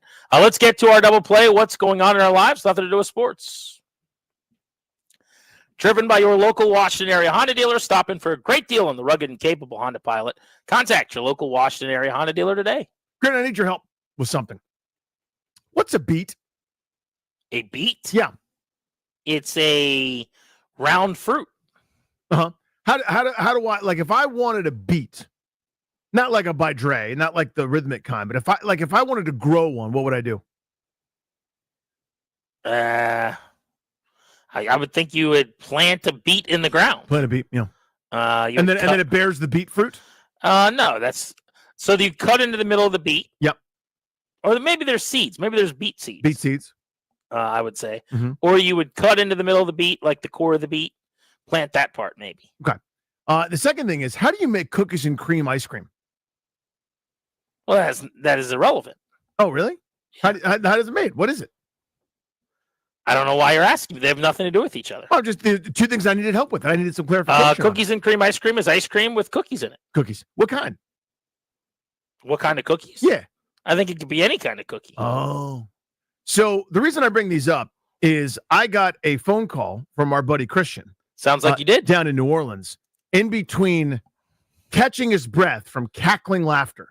Yeah. Grant had two record-scratching stop moments at dinner at Brennan's where he, didn't understand what a beet was, and I don't know that he still does, quite frankly. Just know that they're not good. They infect the salad. Well, I ate a beet. Yeah. It was not as bad as I would have thought. It's a potato-like fruit, I would say. It's a root vegetable, but you're fine. Color. You're fine.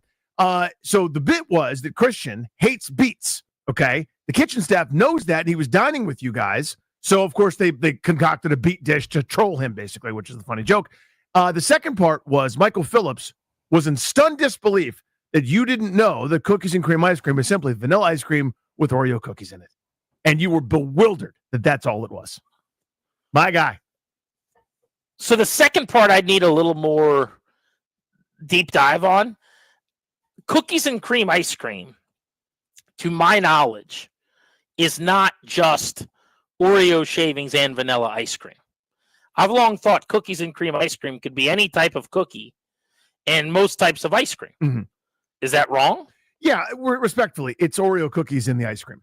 And that's pretty much what it is. Now, it's not to say that no one's ever put a different kind of cookie in there. There's cookie dough and everything. Every cookies and cream ice cream at a grocery store or in a big tub that you could get a scoop out of at an ice cream place is just vanilla ice cream with Oreos. That is correct. Now, it may not be an Oreo specifically. It could be Hydrox, could be some sort of I don't know, the JV version or like a local version. Maybe they made it themselves in house. I don't know. But cookies and cream ice cream is simply vanilla ice cream with Oreo cookies in it. I mean, I would disagree with that. I think that cookies is a term that encapsulates hundreds of types. There are lots of cookies. And cream is just referencing ice cream. Mm-hmm. And there are of ice cream, I don't know. Hypothetical. Hundreds of types. I've got strawberry ice cream and sugar cookies. I put them together. Is that cookies and cream ice cream? Exactly right. Yeah. Mm. That's kind of my thought. Yeah. Does it matter what it actually is, or do you want to go on that way? If cookies and cream was 100% of the time always Oreos and vanilla ice cream, I'd probably eat cookies and cream ice cream. Probably give it a go. Now it won't like you because I have been doing that at Nats Park. Mm-hmm. I have the vanilla ice cream that I get out of the machine. Yep. And then they have these like crunched up Oreo. Oh yeah. Like non-cream, but just the Oreo exteriors. That's right. And so I've taken that and put it in the ice cream. Everyone thinks it's amazing, so they're all doing it now too. Yeah. Why don't you just type in Google cookies and cream and see what pictures come up? Cookies and cream ice cream? Just type in cookies and cream. That's all you need. You don't even need to say ice cream. I literally typed in cookies and cream and watch what comes up. Yeah. So I'm getting lots of photos. Yeah. Of what are varying in color. Some look white like vanilla with Oreos for sure. Some look more like chocolatey or maybe even darker. What happens is when you blend it, sometimes the cookie gets so fine that it changes the color and texture. So you'll see it of varying kinds. Like if you go to a nice, real, awesome gourmet ice cream place, then the cookie isn't just like 7 little, like with my hand. I'm not like crumbling up an Oreo. It's like in a blender and it's mixed in. So but I don't want the ice cream to look yellow or orange. Like some of these colors are completely different. So how could I possibly, like this right here would never, you're not seeing it, so it doesn't help anyone. But like this is almost like a brown ice cream. Yeah. Not chocolate. So it was vanilla and it's just now mixed with all the cookies, but it's very fine. It's like a dust. It's completely different color. Right. And I'm just supposed to accept that that's vanilla ice cream. I don't work that way. Yes. Now, many of these photos is vanilla ice cream, clearly, with Oreo chunks just dropped right in. Right. I will pummel that any day of the week. But you wouldn't do the cookies mixed in with the ice cream. I would if it's the correct color. What's your color line where you're like, I'm not going past that? Does it look like vanilla? But what about that it is vanilla at all times? Not that does that. Well, I'm not taking your word for it, respectfully. I see. Like the idea that you're just promising me it's vanilla is not good enough. Mm-hmm. I would need to confirm that somehow. All right. Without eating it. Okay. Because I do chocolate only with freezer burn. But if it I will never order vanilla ice cream anywhere. But if I'm in a place where they're giving me vanilla, say Nats Park press box, I will accept that. But I've got to add something chocolatey to the mix. If so facto, crunched up Oreos. The best. It's kind of one of my best combinations. Sounds like you're familiar with it as well. Yeah, good old cookies and cream. Grant and Danny on the Fan. We'll give away tickets, Danny, at the top of the hour to Rod Stewart right here on Grant and Danny.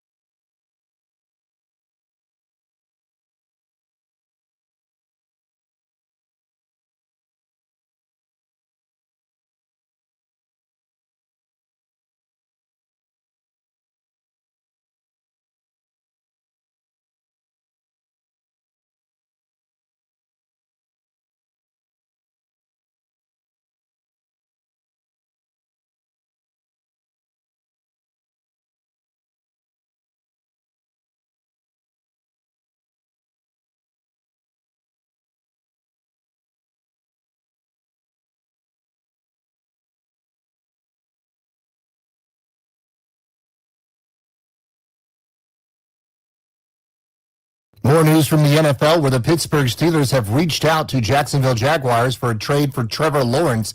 This is according to Ryan Burr. The New York Jets have informed Aaron Rodgers that the team will be moving on in a different direction at quarterback after just 2 seasons. Travis Hunter, the two-way player for the Colorado Buffaloes and the Heisman Trophy winner, will be considered a defensive back at the NFL Combine. Virginia Tech is targeting Bills staffer Christian Taylor for the vacancy at the offensive coordinator spot.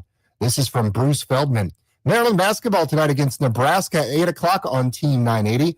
They beat Nebraska 69-66 January 19th, but the Huskers have won 4 in a row, including wins over Illinois and Oregon. Head coach Kevin Willard, Derek Queen, another double-double against Rutgers with 29 and 15. I've seen that all year. So, I mean, I don't think that's the first time this first game he played in college, I think he had 22 and 20. I don't think it matters who's playing or who's watching. He's just that good of a player. Pacers beat the Wizards 134-130 in OT, and it was Corey Kispert with 21 and Jordan Poole 42, despite a 19-point lead, unable to hold on. 4 Nations Cup hockey tonight. It's USA against Finland at 8 p.m. Yesterday, Canada beat Sweden 4-3 in overtime. Jordan Poole, we played well until the end. National spring training with pitchers and catchers reporting. The bullpens today include Mackenzie Gore and Cade Cavalli.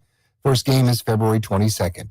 Alex Bregman, a 3-year deal, $120 million with the Boston Red Sox. I'm Byron Kerr on The Fan.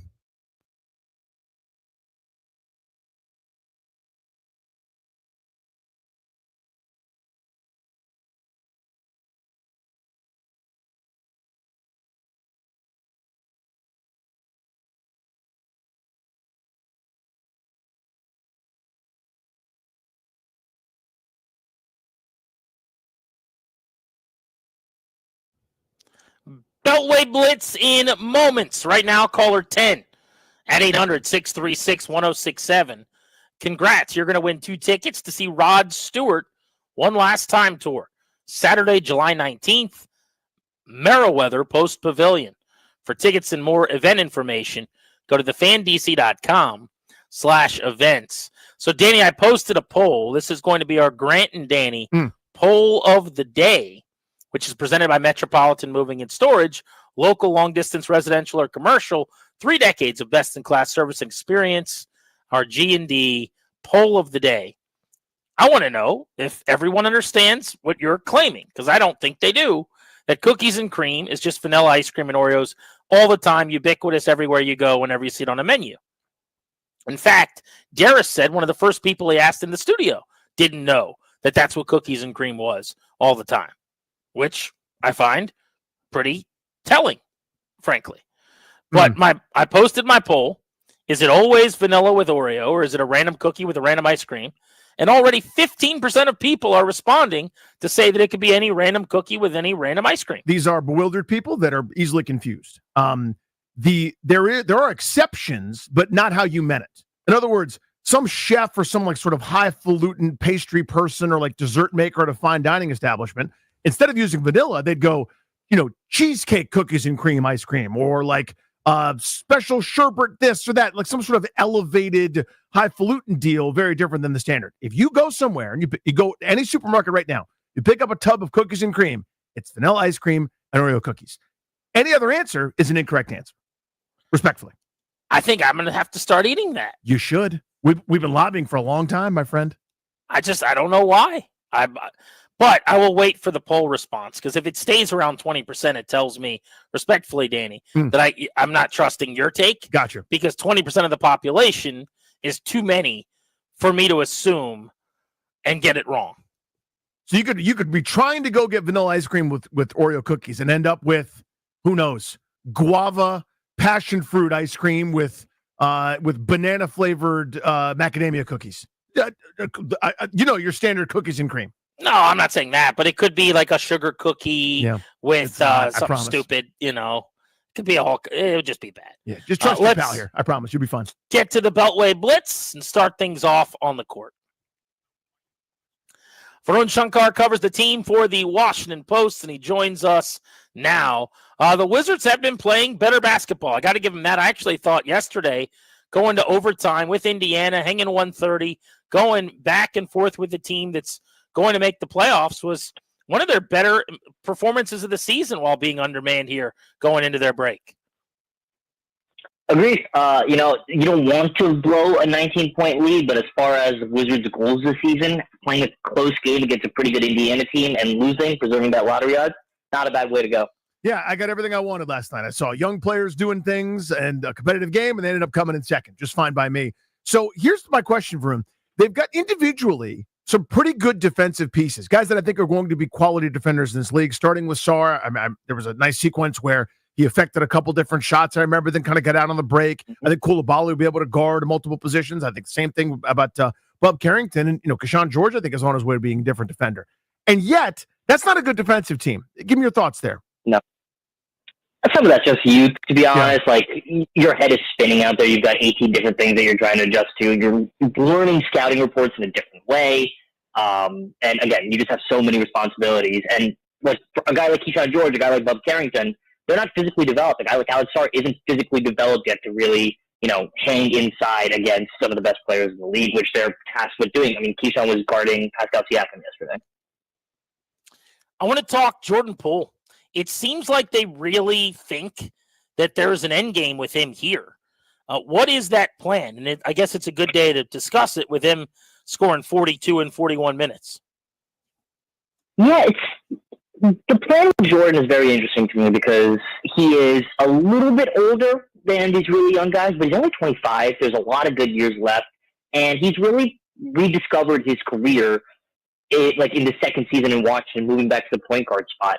I think that for right now, he keeps the scoreboard moving for the Wizards. He doesn't allow, he provides scoring, which is a tough thing for young players to do.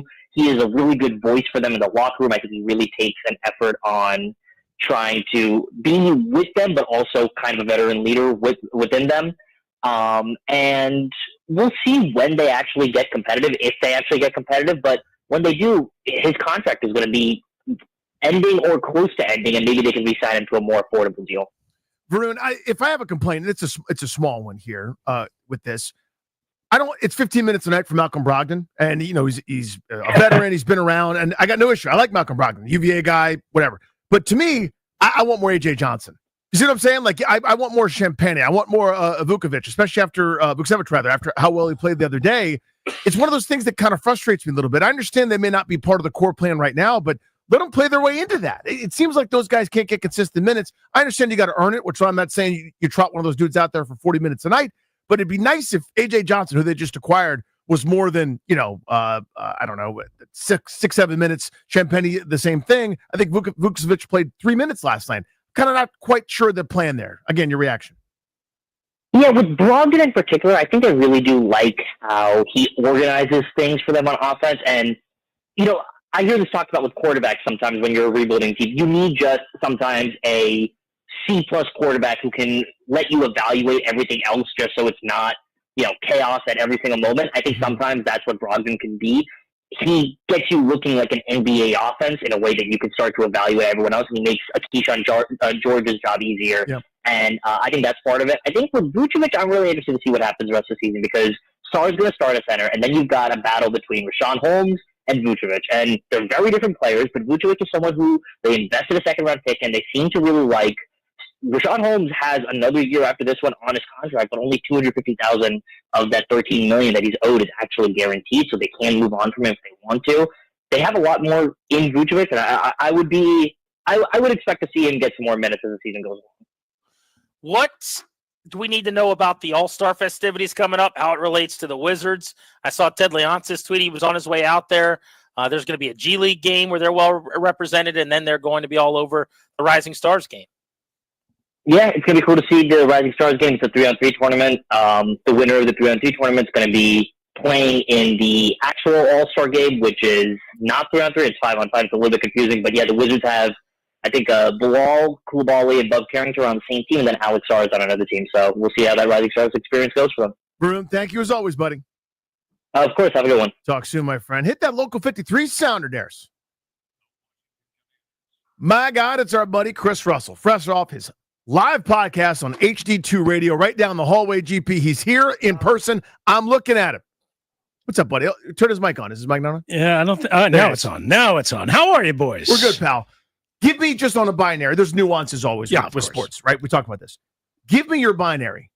very passive this offseason for Washington, meaning stay the course, you draft, you find some more around the edge signings like the Cleveland Farrells of the world, or get big, go aggressive because your opportunities now. I think I'm going to go somewhere in the middle of that. Moderately aggressive is how I'll call it. I don't think they'll be reckless. I think they'll be moderately aggressive, and that's probably going to piss off a lot of people because they look and they have the $80 million worth of cap space, which we don't even know if that's an accurate number. It's already gone from $100 million down to less than $80 million in the last couple of weeks on overthecap.com. But I think they will spend money. I do not think they will be reckless. I do not think they will just be bringing in big names like a Ronnie Stanley. I would be surprised about that. Just, let's spend $24 million on a 31-year-old tackle. You are a conservative guy when it comes to making splash moves generally. Yes. Would you give up 2 first-round picks and more and then pay Myles Garrett? I would for Myles Garrett. The problem, boy, Reedy. I've been out, in front of this. I know you guys have too. But here's the problem that I discovered.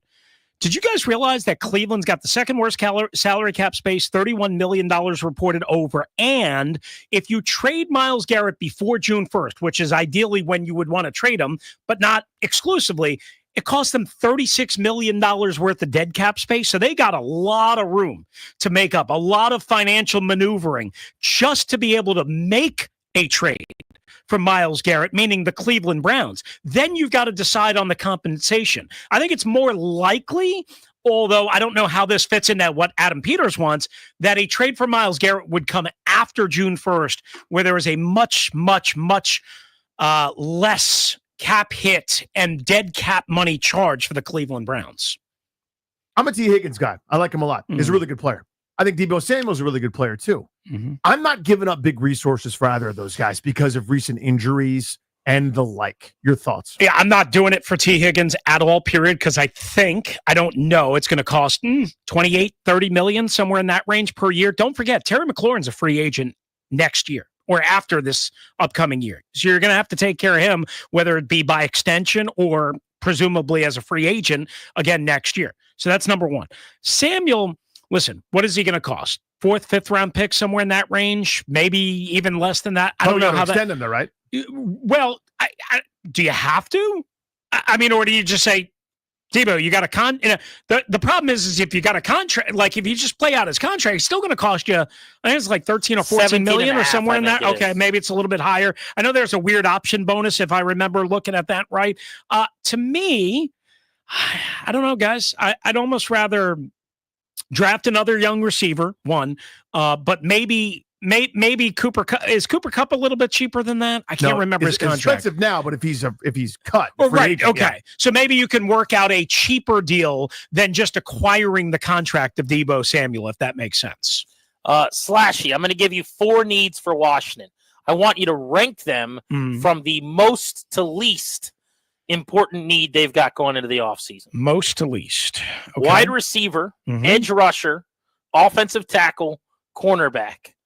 I'm going to say edge rusher, one that can set the run or the edge, literally like Khalil Mack. 2, I'll say offensive lineman. I won't necessarily say offensive tackle, but I understand where the premise is going there. Before you go on, explain that. Well, because I think they could use an upgrade at guard, at specifically left guard, and you might even need a better plan at right guard because we don't know if Sam Cosmi is going to be ready for week 1. But you would say that is a bigger need than tackle?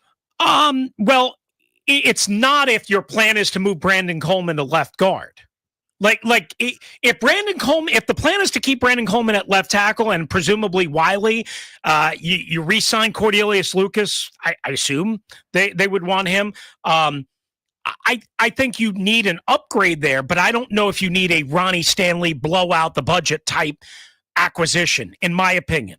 And if I remember correctly, the free agent market for veteran tackles is not great. It was paper thin last year. Yeah, it's not great. I'd have to double check it, but it's not great outside of Randy Stanley. I know that. I know he's ringing in my head.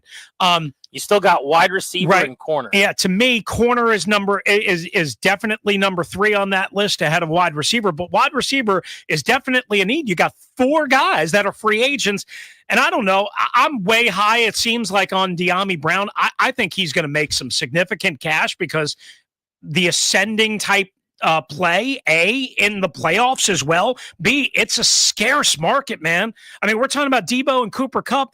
And maybe DK Metcalf. There are not a lot of good guys. I mean, Keenan Allen might be the best receiver. Stephon Diggs coming off of a major blown out ACL and a complete pain in the ass. I'm not going with any of those guys. Yeah, it's a lot of guys that were really good. Diggs, Higgins, Allen, Cooper, Chris Godwin, Brandon Cooks, Deontay Johnson, DeAndre Hopkins. It's not a great time. So, Godwin would interest me. I don't know about you guys, but he's coming off a major injury. Yeah, and he's like that slot plus role now, right? Yeah. And I love the player, but just like, can I win the bidding war there? So here's where I'm going with my question, kind of as a follow-up to that. I think the league is telling us what their premium positions are. Mm-hmm. You look at the corner market, there are guys that were starters that are probably upgrades here that you can go get via free agency. You may be able to do the same via defensive end, although not to the degree of a Garrett or Khalil Mack or someone like that. The places where you can't find guys are tackle and wideout. Yeah. That's my 1 and 2 round picks for me. Shuffle up and deal however you want. Those are the premium positions that you can't fill via free agency. I mean, obviously, we have to see, what happens, of course, in free agency. Sure. But, yeah, I don't disagree with that. And the only thing that I would say is this is a deep draft for edge pass rushers. So if you, again, don't get a Khalil Mack, if you decide you're just not in the Myles Garrett business for whatever reason, if you don't go out and get Sweat, who, a lot of people are concerned about some injury history, some inconsistency issues, all that stuff. If you don't get one of those guys, I think it's most likely right now, the way I see it, that you're going to, say with that 29 overall pick, get a defensive end pass rusher type at the bottom part of the first round, or maybe even dump back into the second round, early in the second round and acquire a little more to make up for the Lattimore deal. Rainey, what is cookies and cream ice cream? I knew this was coming, and I wish I had a better answer. It's vanilla ice cream with cookies broken up into it, right? Like Oreo cookies. That's Is it always vanilla ice cream with Oreos? Yeah, that's what I would. Cookies and cream. Yeah. Yes. So there are of course there are variations, right? But you have to have a modifier in front of it. It's like salted caramel cookies and cream ice cream. Right. But the general like straight up cookies and cream ice cream is vanilla ice cream and Oreos, right? That makes sense to me. My sweet friend Grant Harrison Paulson believed it was any ice cream with any cookie. And honestly, that's just cookies and cream. I now think cookies and cream ice cream is one of the best things. I think Grant would have key lime flavored ice cream with an oatmeal raisin cookie in it. Well, I wouldn't have it. I'll tell you that. But I mean, that could be cookies and cream. It's just because you have a cookie and you have ice cream. That's it. GP, if you have more key lime ice cream with oatmeal raisin cookies, you'll feel better, man. I know you've been under the weather, brother. You'll feel better. Yeah. It is an automatic elixir. My guy. Thank you, buddy. Thank you, guys. Bill Barnwell of ESPN wrote today that the Commanders are the team that make the most sense for Myles Garrett. We told you we would tell you what he wrote. We'll get to that next on G&D.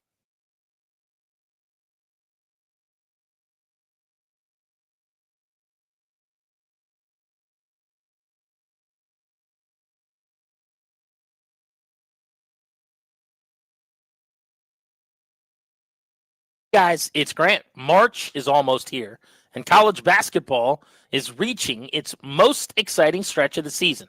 We're getting to that time, man. Conference tournaments, NCAA tournament, it's the best. Right now, new customers on FanDuel get $150 in bonus bets when your first $5 bet wins. That's 150 extra bucks to bet on everything from conference clashes to tournament upsets and even who's going to cut down the nets. If you've been waiting to join FanDuel, there's no better time. The app is easy to use, and when you win, you're going to get paid instantly. So go to FanDuel.com/GP with my promo code GP. FanDuel.com/GP. Get in on the college hoops action before March takes over. FanDuel.com /GP. Got to be 21 present in Virginia. First online real money wager only. $5 first deposit required.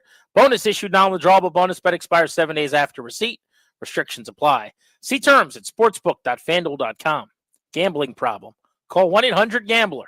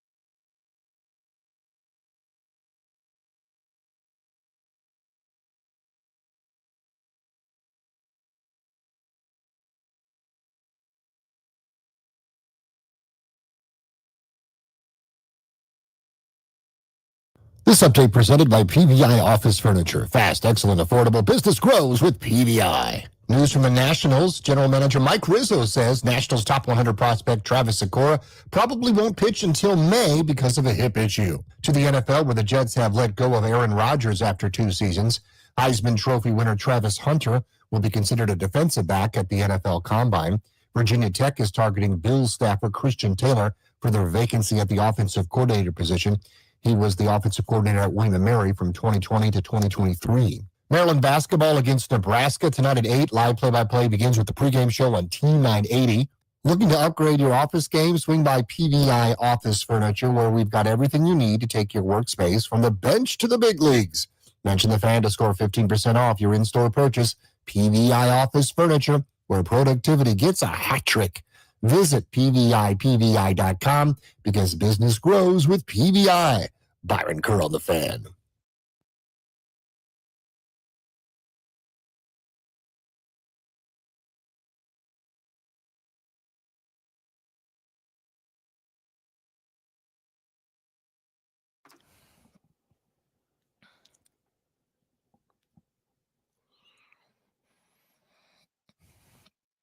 With Danny, I'm Grant. This is The Fan. Welcome back, and thanks much for making the show part of your day. You can hit us up on social media if you'd like. We're available on Twitter at Grant H. Paulson, at Funny Danny, and then on Instagram at Grant H. Paulson and at Humorous Danny over on IG. Those are the spots right there. So yeah, you know what? I can't say anything. I posted something on Instagram today. If you're curious, I can't say what it is. I saw it in the wild, and if you're offended by bad language, don't click on it. But if you want to, at Humorous Danny on Instagram. I could not believe this was on a car, is what I will say. Okay. I'll take a peek at that. Yeah, at your leisure. My last IG post was a medley of all of our guests, or many of our guests anyway, from Radio Row coming through, set to one of those sad Green Day songs that everyone plays at their, high school graduation. I hope you had the time of your life. That one. That's the one. That's the one. Good riddance. Just because I was in my fields, me and Darius were hitting the road. We're like, had a great week on Radio Row, and I said, let's make this sad and somber. So we did it that way. We kicked it a little Green Day for you. ESPN.com's Bill Barnwell wrote about Myles Garrett today. Here's what he had to say. He goes through all the teams one by one. He's weeding them out why they don't make sense. He lands on a category that he calls the sweet spot. These are the 3 teams that make the most sense. And then he gets to the Commanders, 3rd of the 3 in the sweet spot. And he says, I saved the best candidate for last. The Commanders are the most obvious and consequential landing spot for Myles Garrett. They have the championship potential, financial flexibility, and clear and obvious need for pass rushing help. Disagree with one thing there. You can't. They have championship potential, even though it seems a little bit lofty to say that. They just played in the NFC title game. Yes, they did. Financial flexibility goes without saying. They have the 3rd most cap space. Clear and obvious needed pass rusher? Check. He goes on to say all of this starts with Jaden Daniels. The rookie sensation is still on a bargain deal for 3 more years before the Commanders would even have to consider a 5th-year option. They will likely give Daniels a new deal in 2027 if he continues along this path. But that would still give them a huge runway where his cash and cap hits are team-friendly figures. They have $80 million in cap space in 2025, so while they'll look to add help at receiver and potentially on the left side of the offensive line, General Manager Adam Peters and company will have plenty of resources to devote to the defense. That's the thing too, Danny. Mm-hmm. As many needs as they have, and I think they're going to have plenty of them because a lot of these guys on the one-year deals are going to walk, and they've got to rebuild this thing a little bit, so to speak. As far as major splash areas, tackle, corner, wideout, edge. You know what I mean?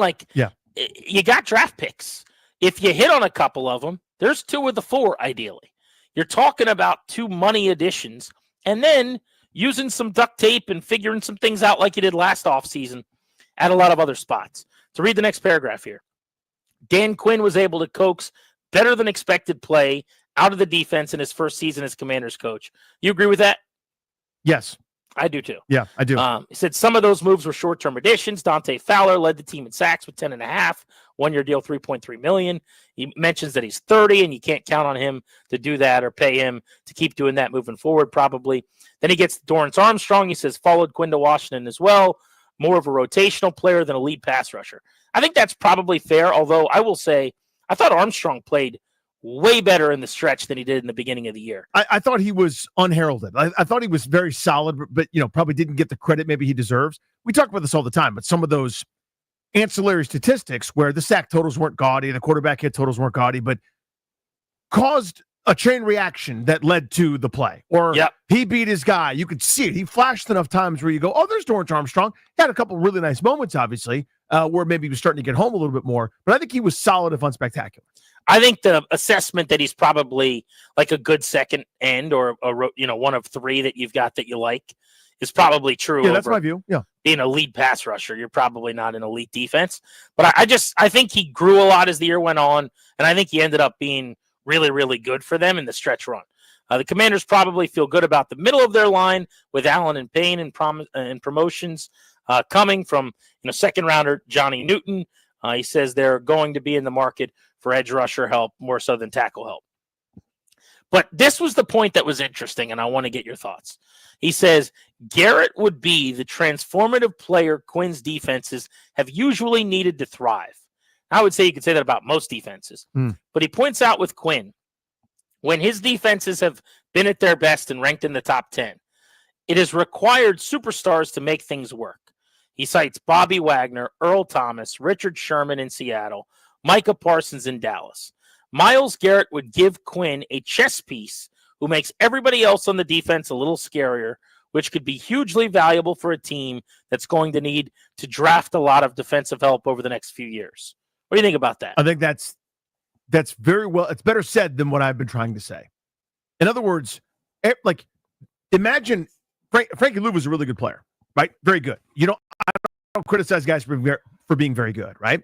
But imagine Frankie Louvu was turned up to 11 in a superstar version where every play he lines up somewhere different. That would be Micah Parsons, right? And you could see what that looks like when the rest of the defense that may or may not be that good, all of a sudden you got a guy leading the league in picks because Micah Parsons is wreaking havoc because he lines up over the tackle one play, off the edge the next play, looks like he's dropping into coverage the play after that, but he ends up blitzing, so he's singled up on a running back and knocks him into next week before hitting the quarterback. Like that level of stardom where at a minimum, the offense must say, we can't do certain things because that guy's there, right? We have to check to something else. You are limiting what they can do.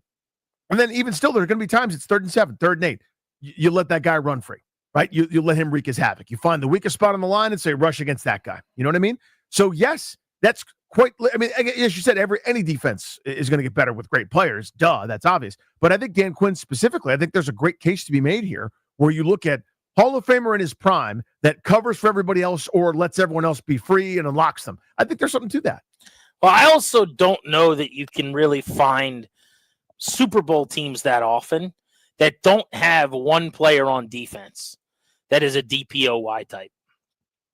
Like they exist for sure, but it's every several years. Like I don't know that the Bucs, the year that they won it with their great offense, had one guy on that defense. They had good players. Vita Vea's awesome up front.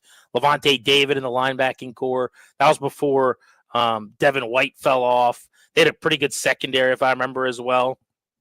But Chris Jones is a mainstay with the Chiefs, who's a defensive player of the year candidate year in and year out. Aaron Donald with the Rams going back a few years ago. Philadelphia with Jalen Carter and the way Zach Bond played this year at linebacker. Like he played at a Bobby Wagner level. You know, that was a superstar season. I think more often than not, you go all the way back to Super Bowl 53 in New England. You know, you can find on these teams, there's always that one guy that you have to account for, that you have to game plan for, you have to coordinate against. And Washington has not had one in so long that it would just be such a breath of fresh air. I wouldn't even know what to do with myself if we're watching a defensive wrecking force that every single drive, if the opponent doesn't make sure that they don't beat them, is going to end that drive. That's what Myles Garrett is. I always go back to the videos where teams have gotten delay of games because he keeps switching sides of the field like a receiver in motion. Mm-hmm. and the two tight ends have to motion to be in front of him because that's who's helping block him. You've seen those, right? Yes, so good. And he'll just go to one side, go to the other side, go to one side, and they're following him. And then there's 3 seconds on the clock, and all of a sudden they have to burn a timeout or take a delay of game. Final paragraph here in the write-up on why the Commanders are the best fit for Garrett. Barnwell says, Washington is the 29th pick in April. That would likely be in play as part of a Garrett deal. Would they be willing to throw Allen into the mix? The 30-year-old defensive tackle is in the final year of his deal. Newton seems ready to move into a starting role next to Payne. The Browns have Dalvin Tomlinson on the interior, but Allen would give them a second impact tackle, soften the blow of losing Garrett. Washington could also get a third team involved as a potential landing spot for Allen. Either way, if the Browns are actually willing to deal Myles Garrett, the Commanders should be the first team they call. Here's the thing is I would love if you could package one of your D tackles, and it would probably be Allen because there's only 1 year left on his deal, and cushion some of the blow of the picks. If it's 2 1s in John Allen instead of another draft pick or something, or a 1, a 2 in John Allen or something. Now, do I think that's realistic? Probably not. But he cites it here. And respectfully to Allen, who I've liked for a long, long time, yeah. I mean, there's right. I think they're ready to move on from one of those two guys anyway. Paying both of them for what they've gotten the last couple of years doesn't make sense to me at this point. Borderline unsustainable. I think Newton could give you comparable production. Allen's better than Payne at this juncture, but Payne makes enough money that I think it's hard to move. Yeah, a little bit more prohibitive there. Toby and I talked about this while you were out, Chiefs. You're getting close to $50 million in salary cap now between those two guys this next season. And if you were getting the production that got those guys signed, a.k.a. Deron Payne's breakout year, and I thought that was the start of something. I was wrong.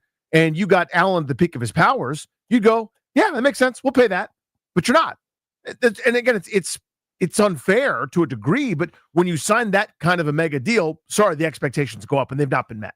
So there's no way around that. And to me, if you could move on from one and keep the other, if money was equal, and hear me out, I would move Payne and keep Allen just because I think the cultural impact and how much of a leader he is. When it's like Saturday night before the game, he's one of the guys giving the speech. He's one of the leaders. What he did to come back from injury, I thought was pretty heroic. I'm a fan of his, and he's a bit more productive in the moment. But I understand you got to give up something that you like to get something great, right? You've got to pay a tax here if you'd like Myles Garrett to come to town.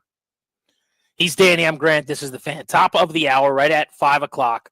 We are going to take a dive into Jaden Daniels' sophomore season and our confidence that he can play at a top 5 level again. Is that replicable?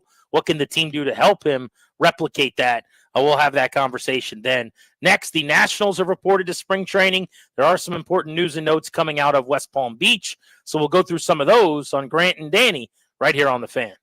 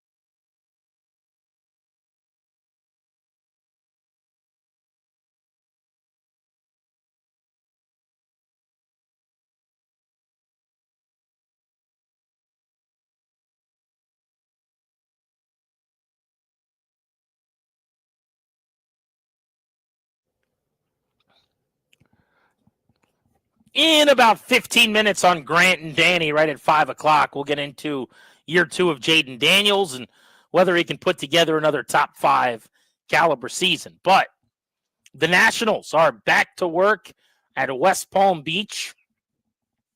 Pitchers, catchers, dates change for every team all over the country this week. But players get in early in a lot of these cases. And today, there was plenty of news out of Nats camp as spring training is getting underway. Among the items, we talked earlier about the team's top pitching prospect, Travis Sikora, who was unbelievable in the minors this past season, one of the best arms in all of minor league baseball. Not going to pitch in games, according to Mike Rizzo, until May because of a hip injury. He throws 100 miles an hour. That'll be a tough setback for them because they were hoping he could start moving pretty quickly after he spent the entire year at the low A level last year. But speaking of their farmhands that throw 100, Danny, Arlene Susana in big league camp for the first time threw off of a mound today and touched 100. He was the only of 14 guys throwing the baseball for the Nats today at camp that touched 100 miles an hour. Effortless gas. I mean, it looks like he's just, hey, you want this ball? Let me just toss it to you. Like the way like you would play catch with a kid is how he looks like he's throwing. He came over in the Soto deal for people that forget from the Padres when he was 18. And that was obviously 2+ years ago now. But he pitched at Nats Park in that prospect showcase they had last year. That's right. He came in the 9th inning of that game and just blew Ched. I mean, he threw a couple of pitches at 102 miles an hour. I'm not saying this is the hardest thing in the world to do, but he made Joey Gallo look completely foolish, struck him out.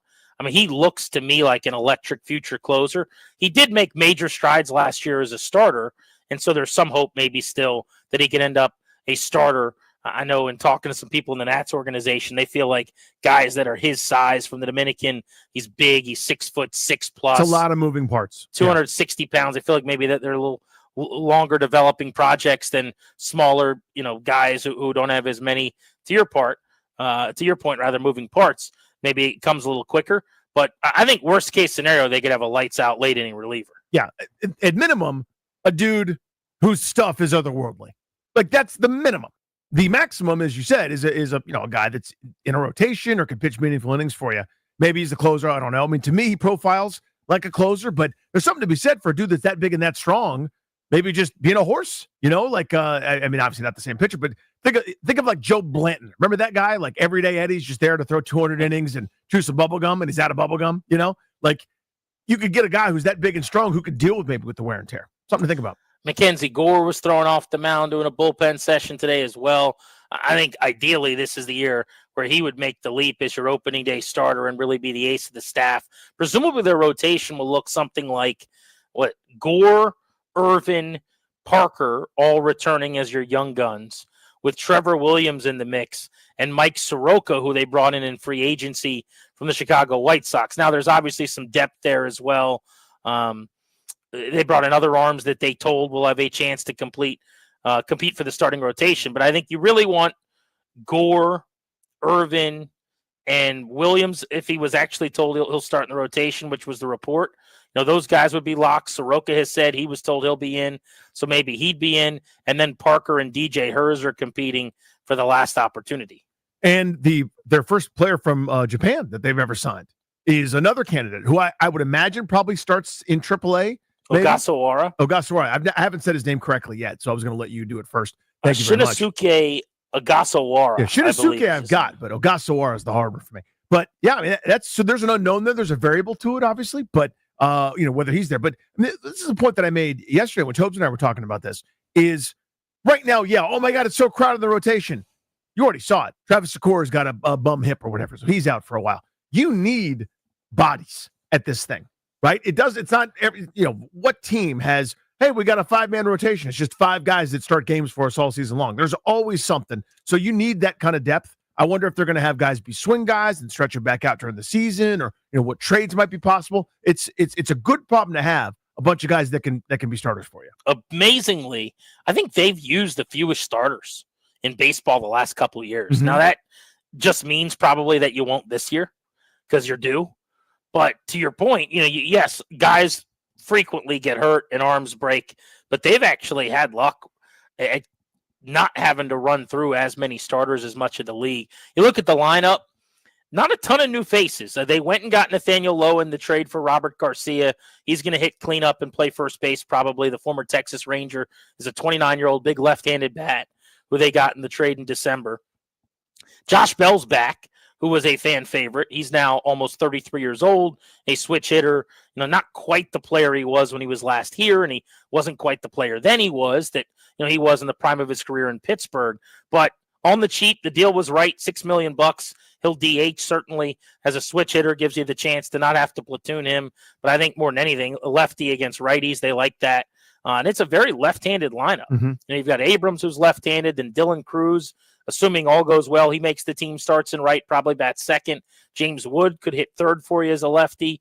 Lowe, then the lefty, could hit fourth. Josh Bell, who's a switch hitter against a righty, you could go left with Luis Garcia behind him. Keibert Ruiz is a switch hitter. Their third baseman, who's penciled in to start the most games at the position right now, is probably a left-handed hitting Jose Tena.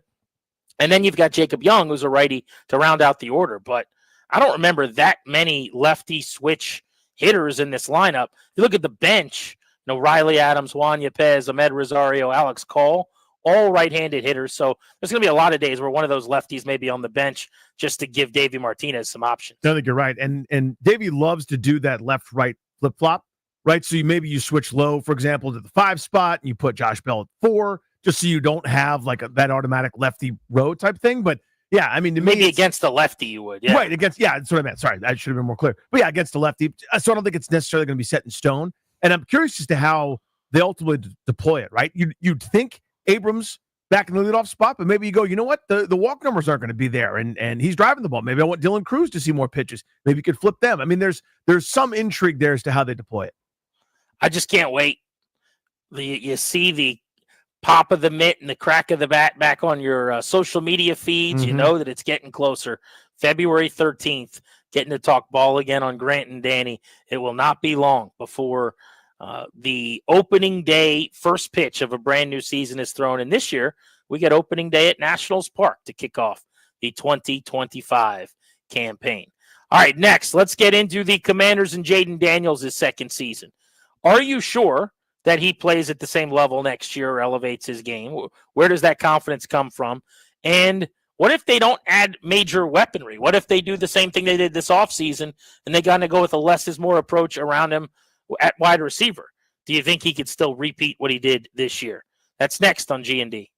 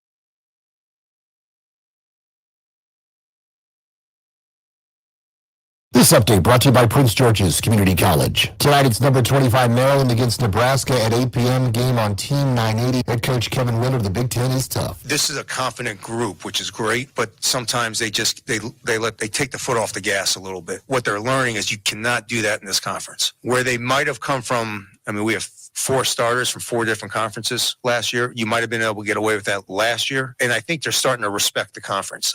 They're learning and they're understanding. Pacers beat the Wizards 134-130 in OT last night. Corey Kispert says Malcolm Brogdon, a quality leader. Malcolm went out, kind of lost our composure.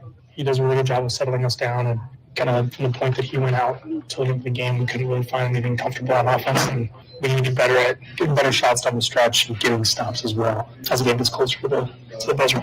General Manager Mike Rizzo says the Nationals' top 100 prospect Travis Sikora probably won't pitch in games until May because of a hip issue. To the NFL, where the Jets have informed Aaron Rodgers they will be releasing him after 2 seasons. Heisman Trophy winner Travis Hunter will be considered a defensive back at the NFL Combine. Virginia Tech is targeting Bills staffer Christian Taylor for the Hokies offensive coordinator vacancy. Four Nations Cup hockey continues tonight with USA against Finland at 8. Last night, Canada beat Sweden 4-3 in overtime. Power up your future. Enroll in tuition-free in the Sustainable Energy Program at PGCC. Start your career in renewable energy today. Visit www.pgcc.edu to get started. Byron Kerr on the Fan.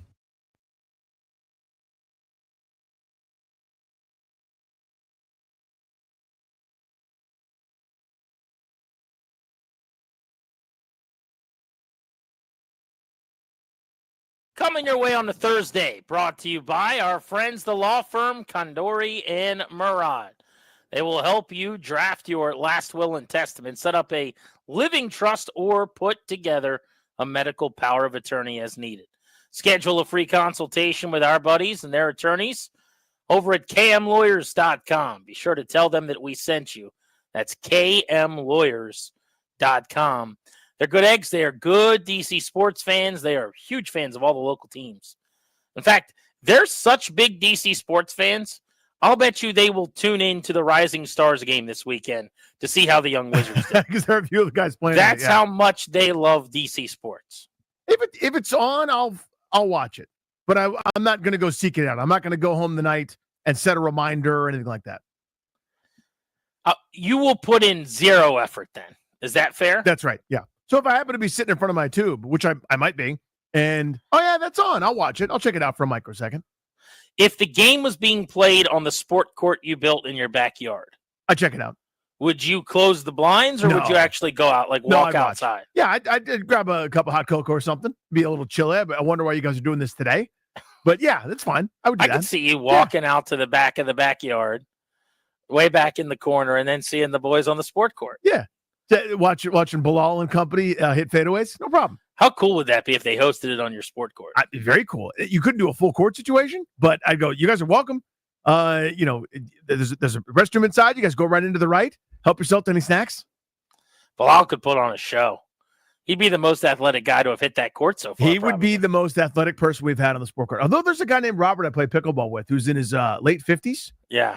I'm telling you, he can move around a little bit. He's up there? He's spry. Yeah. On 1 hour at 6 o'clock, Troy Jones is a former Maryland quarterback. We will not really be talking to him about that element of his career. He and Andrew Hawkins, the former wideout, do you remember him with the Browns? Of course, yeah. Was with the Bengals too, I think, right? Yeah, he was. Yeah. So undersized guy, about 5'7" or so. He was awesome in the slot. I loved him. Good analyst since then on TV as well. But those two guys combined to come up with technology that's led to what you see on ESPN, Dan Orlovsky using when he puts on like the RV goggles and he's able to watch tape and show you what the quarterback saw. And it's feeding out of the same trough of what Jaden Daniels uses in town here to prepare himself for games that we've talked so much about. And we caught up with Troy Jones. He was making the rounds at Radio Row at the Super Bowl, and it was just a really awesome conversation. It was one of those where it wasn't timely, so we kind of stashed it and said, let's come back to it mid-next week. But I want to play it for people today and have a discussion afterwards with you about where we're headed with this technology and why more quarterbacks especially, but players specifically, aren't using it. So we'll get into that coming up at 6 o'clock. I think that'll be a good combo. But speaking of Daniels, how confident should we be that he can repeat the year he just had.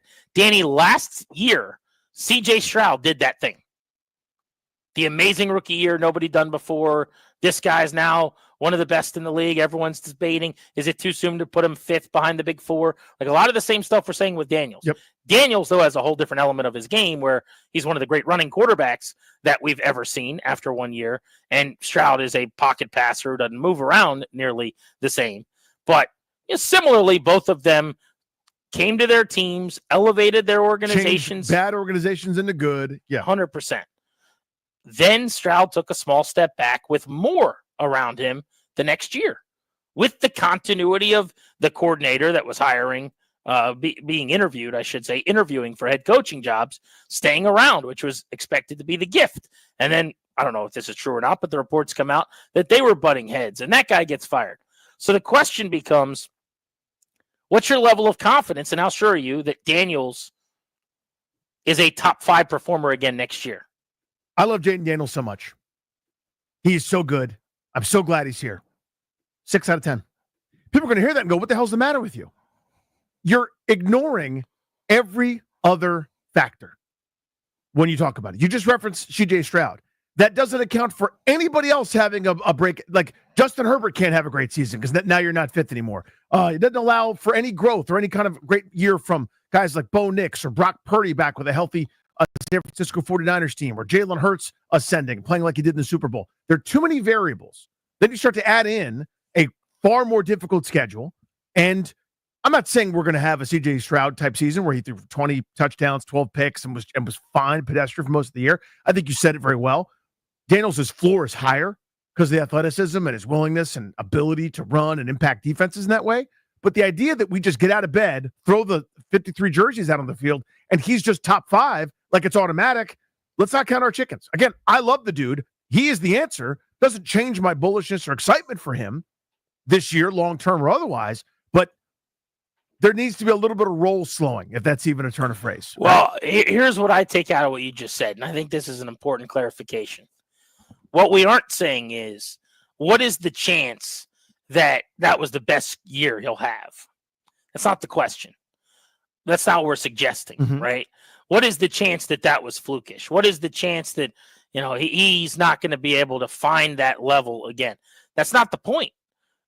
What we're asking is just this coming season, with everybody now giving you their best shot, having the tape to study, being able to play your strengths with their strengths, how sure are we that he can run this year back and be at that top 5 or 7, whatever you want to say, level again? And we chose top 5 because he was graded a top 5 quarterback by PFF at the end of the year. That's where they put him, yeah. That doesn't mean, by the way, that the top 4 were the actual best 4. Mahomes, Burrow, Allen, Lamar. But the idea is he was elite. He was in the top tier of quarterback play this season. He played at an MVP level for almost the entire part of the season where he was not overcoming his rib issue, right?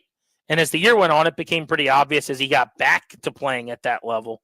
Well, there was just something in those several weeks that didn't allow him to do that. I am confident that he will always be able to be a playmaker with his feet. Like, I don't think that goes away. I don't think that gets taken away. I think he will only be more successful in that area in terms of yards per attempt. He didn't really rip off a ridiculous run this year. There's no Griffin against Minnesota, right? Nah, didn't have it. Didn't have the 70-plus yarder. And that's coming in his career. I mean, he could score on an 85-yard touchdown on a 1st and 10 from the 15 or something. I don't think anyone would be shocked. He's going to have 125, 130-yard games that he didn't really have but once or twice this year. I think the Falcons game with overtime, with all those runs, 16 attempts. He's going to run 20 times at some point, maybe next year. Who knows? But my confidence is about where yours is. I would say middling, that he can repeat. And it has nothing to do with him. It's just hard to do. Whether it's Robert Griffin or it's trying to think of the other really special quarterback seasons, Dak in a run first offense. But You know what happens? Baker Mayfield set the touchdown record in Cleveland his first year, and then was a guy that bounced around to 7 different teams or whatever before finally reclaiming his career in Tampa. Yeah, I mean, he certainly threw a lot of touchdowns. I'm trying to think of like the guys after their rookie years where we said, oh my God, this dude is special. I don't know how many people were saying that about Baker after he threw the 14, 15 picks as a rookie in 13 games, but I get your point. He threw 27 touchdowns. Nobody had ever done that before. But I'm thinking best rookie seasons ever, and it's like him, Stroud, Dak, Herbert maybe. Herbert's the only guy here of the last several years that probably was better the following season, right? I mean, in terms of like, do you go up on the staircase or down? Because his yards per attempt were probably the same, but more touchdowns, a ton more yards. I think he played in a couple more games. Like his sophomore year, he threw for 5,000. Yeah, $5,000 and 38 tutties. Yeah, I'll take that. Where do I sign up for that? No, let me sign it. Yeah, you said 6 out of 10. I don't want to use the same number. I guess I'd go 5 out of 10 that he plays at that level. But I do think there's a path to making that like an 8 out of 10 for me, which is to say, if you were to line the season back up and you were to ask him behind a pedestrian line and with the receiver room that they had or the caliber of it next year, maybe it's a 5.5 or so. You go out and you fortify your O-line with a new starting tackle and a new starting guard. You add a number 2 wide receiver. You give me a little playmaking ability at tight end, whether that's Ertz coming back or not. And then you go get a home run hitter at running back. You're now better in every area around him. You've upgraded at RB, solidified your line, your tight ends, your wide receivers. Danny, I'm an 8.5, because even if he doesn't play at the exact same level, you would think that the continuity and the weaponry is going to help him. And you could point to C.J. Stroud and say, well, what happened? I think they made – I don't have a good answer for that. I honestly, I don't want to even speculate because I don't know diagnose it. I cannot figure out what it was, because everything that I would want to have done was done. I think we had somebody, maybe it was Mike Jones, again, one of the days you were out, sort of asked him about that sort of generally. And I think maybe it was an offensive line question where maybe they didn't invest enough there and that group may have struggled. Maybe there's some injury. Again, I can't break down who their right guard is or how he played, but I think that's probably a huge part of it, maybe a lesson learned there. But again, people aren't going to hear the gushing love and praise that I've got for Jaden Daniels. They'll just hear the second part. And your point, I think, is very good about how hard it is. B, I think we're underestimating potential schedule and the challenges and how good some of these defenses are. And I mean, are you telling me again for the second half of the season they can't run the ball at all, except for him? Is that sustainable? Now, again, he's excellent. He'll get some rushing yards, but at what cost, right? I mean, there's just so much in the way with how hard this is that it basically tells me just guaranteeing it is folly. Again, I'd still bet on the guy, and I probably will. If there's a book, somebody makes me a book that says, will Jaden Daniels have as good a season this year as he did year number 1? I'm in favor of it. I think it's more likely to happen than not, because I think he's that special. But the challenges in the way don't get easier, right? Even with more weapons, see Houston. Yeah, I'm looking at their schedule next year. We don't know when they play teams, but we know who the opponents are. You got, Brian Flores in the Vikings defense. Obviously, the Rams defense and McVay, the way they played. How about the Packers defense second half of the season? What was a tough customer? The Chiefs and Spags. I mean, there's going to be some coordinators that want to play some chess with him, no doubt about it. But we'd open up the phones on this at 800-636-1067. 800-636-1067. The question being, level of confidence for you that Daniels can do what he did this season in year 2. And then also, what can they do to help you feel more confident about that? And that one's easier to me. That's just about beefing up around him. I really think, though, if they either get weapons or they add to the line, I think you'll disagree with me here.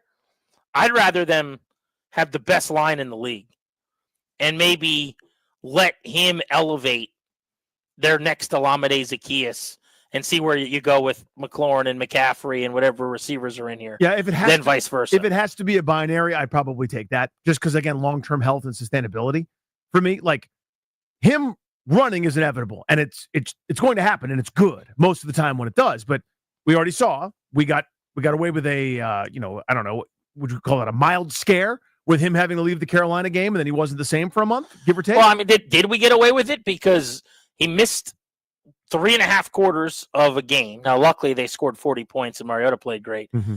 And then he was a shell of himself for 3 weeks. He played nothing like Jaden Daniels. He might as well have been playing a backup quarterback. I say we got away with it because they won 12 games, won the NFC title game, and his career wasn't altered. But yeah, it depends your definition of therein.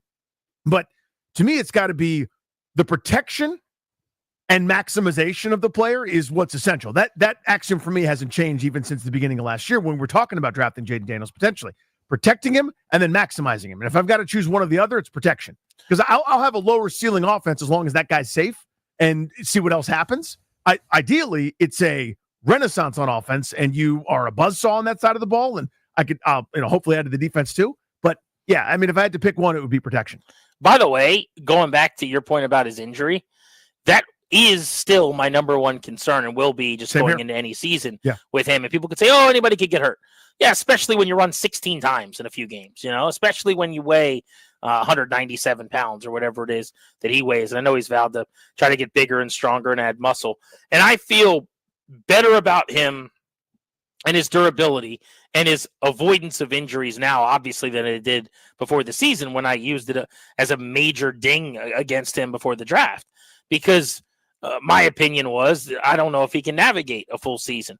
And he mostly did. Now, I'm not going to go hard with that because he did have a broken rib, it seems like, and missed, again, a game and then, a month where he wasn't right and he was compromised.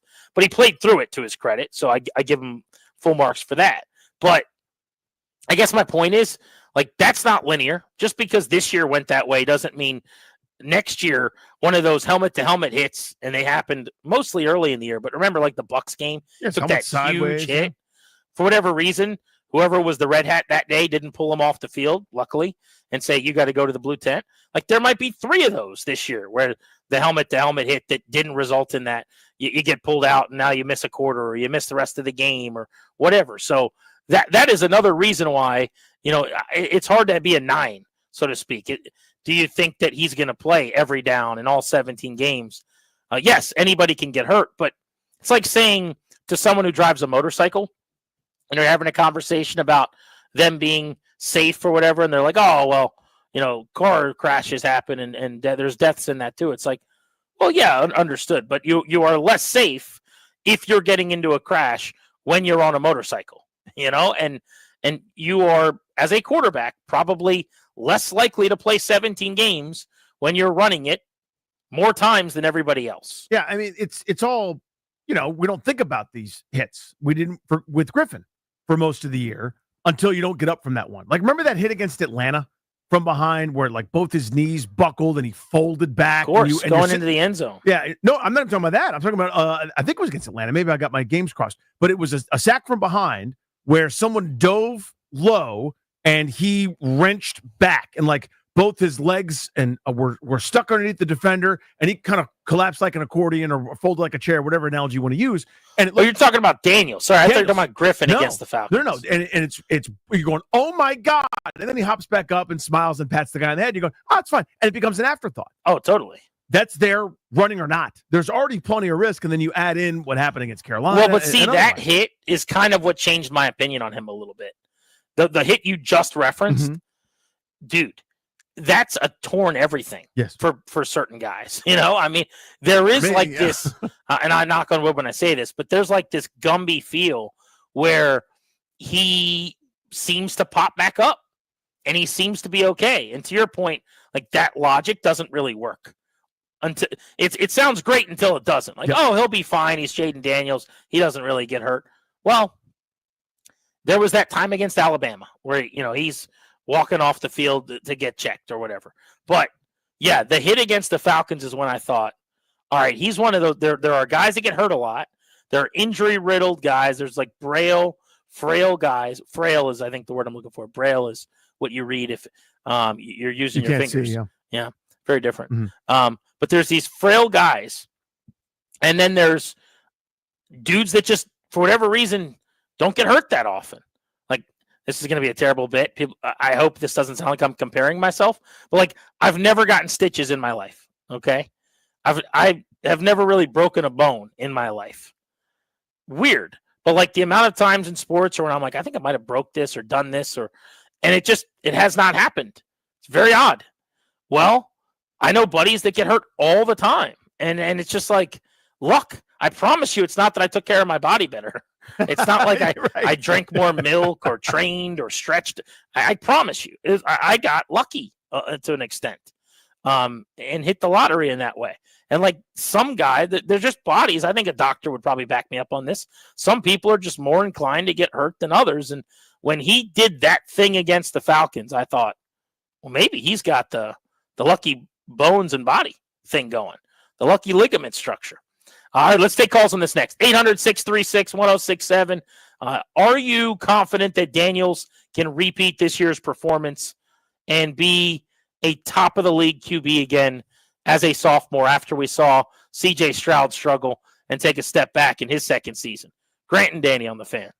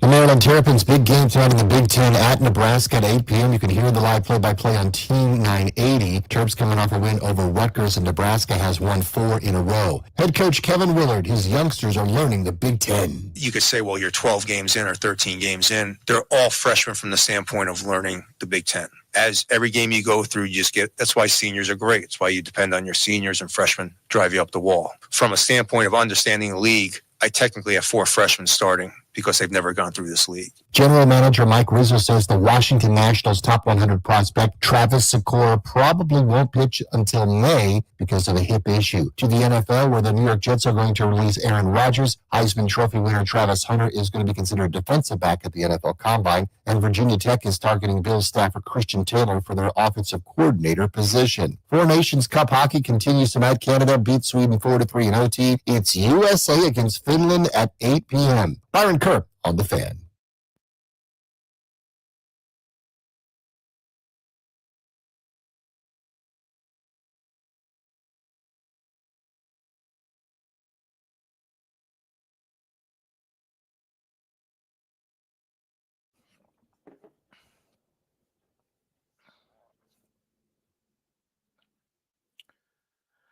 PFF rated Jaden Daniels their 5th best quarterback in the 2024 season.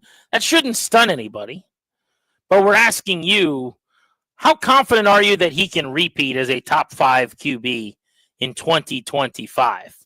Phones are open at 800-636-1067. We just went through some of the complications and some of the things out of his control that make it really, really difficult to go back-to-back with tremendous years at quarterback generally, but on top of that, as a young guy into your sophomore season, see some of the pitfalls of C.J. Stroud and some of the other recent amazing rookies. But let's see what people think. We'll start with Elijah in the district on Grant and Danny. How are you? Excellent, fellas. I'm super confident because he's been on this for a very long time. You can tell that he didn't just develop his routine of how he prepares and how he handles everything. He's been on that for a while.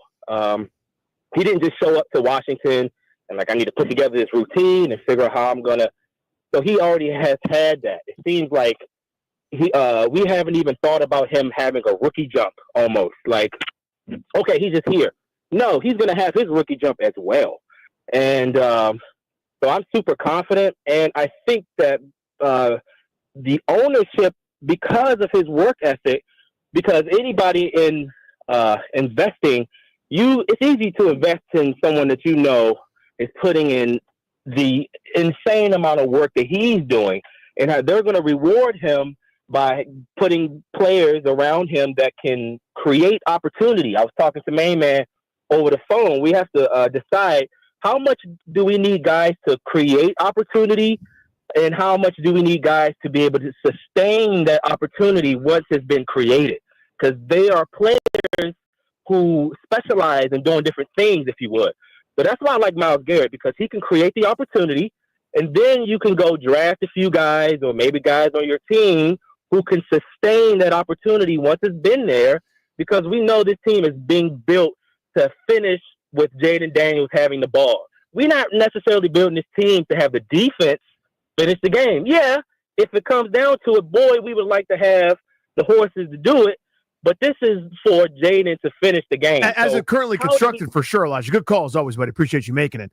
I think you'd like to have the option. In other words, they won all these games down the stretch, Chiefs, by manipulating tempo, game clock, score, down, distance. Oh, by the way, without a running game. You know what I mean? Like, they're doing this tightrope walk that's almost impossible. And if, we remember all these games fondly, and rightfully so, because the run was amazing, but the Atlanta Falcons have a kicker that makes whatever it was, a 50-yarder, you lose. You don't have the streak, or the doink goes the other way. But we've rehashed that a million times. I don't think it's necessarily we have a good quarterback, so we can't upgrade the defense. So I understand your point that that's not how they're built, but that's not how they're built right now. Each year there's a new identity. I mean, look at 3 years ago Chiefs versus this past year's Chiefs. Totally different teams, minus Mahomes and Reed. Well, and the Chiefs are an example of they have a great quarterback, so they focus on their defense, and they go, he'll make everyone on the offense better.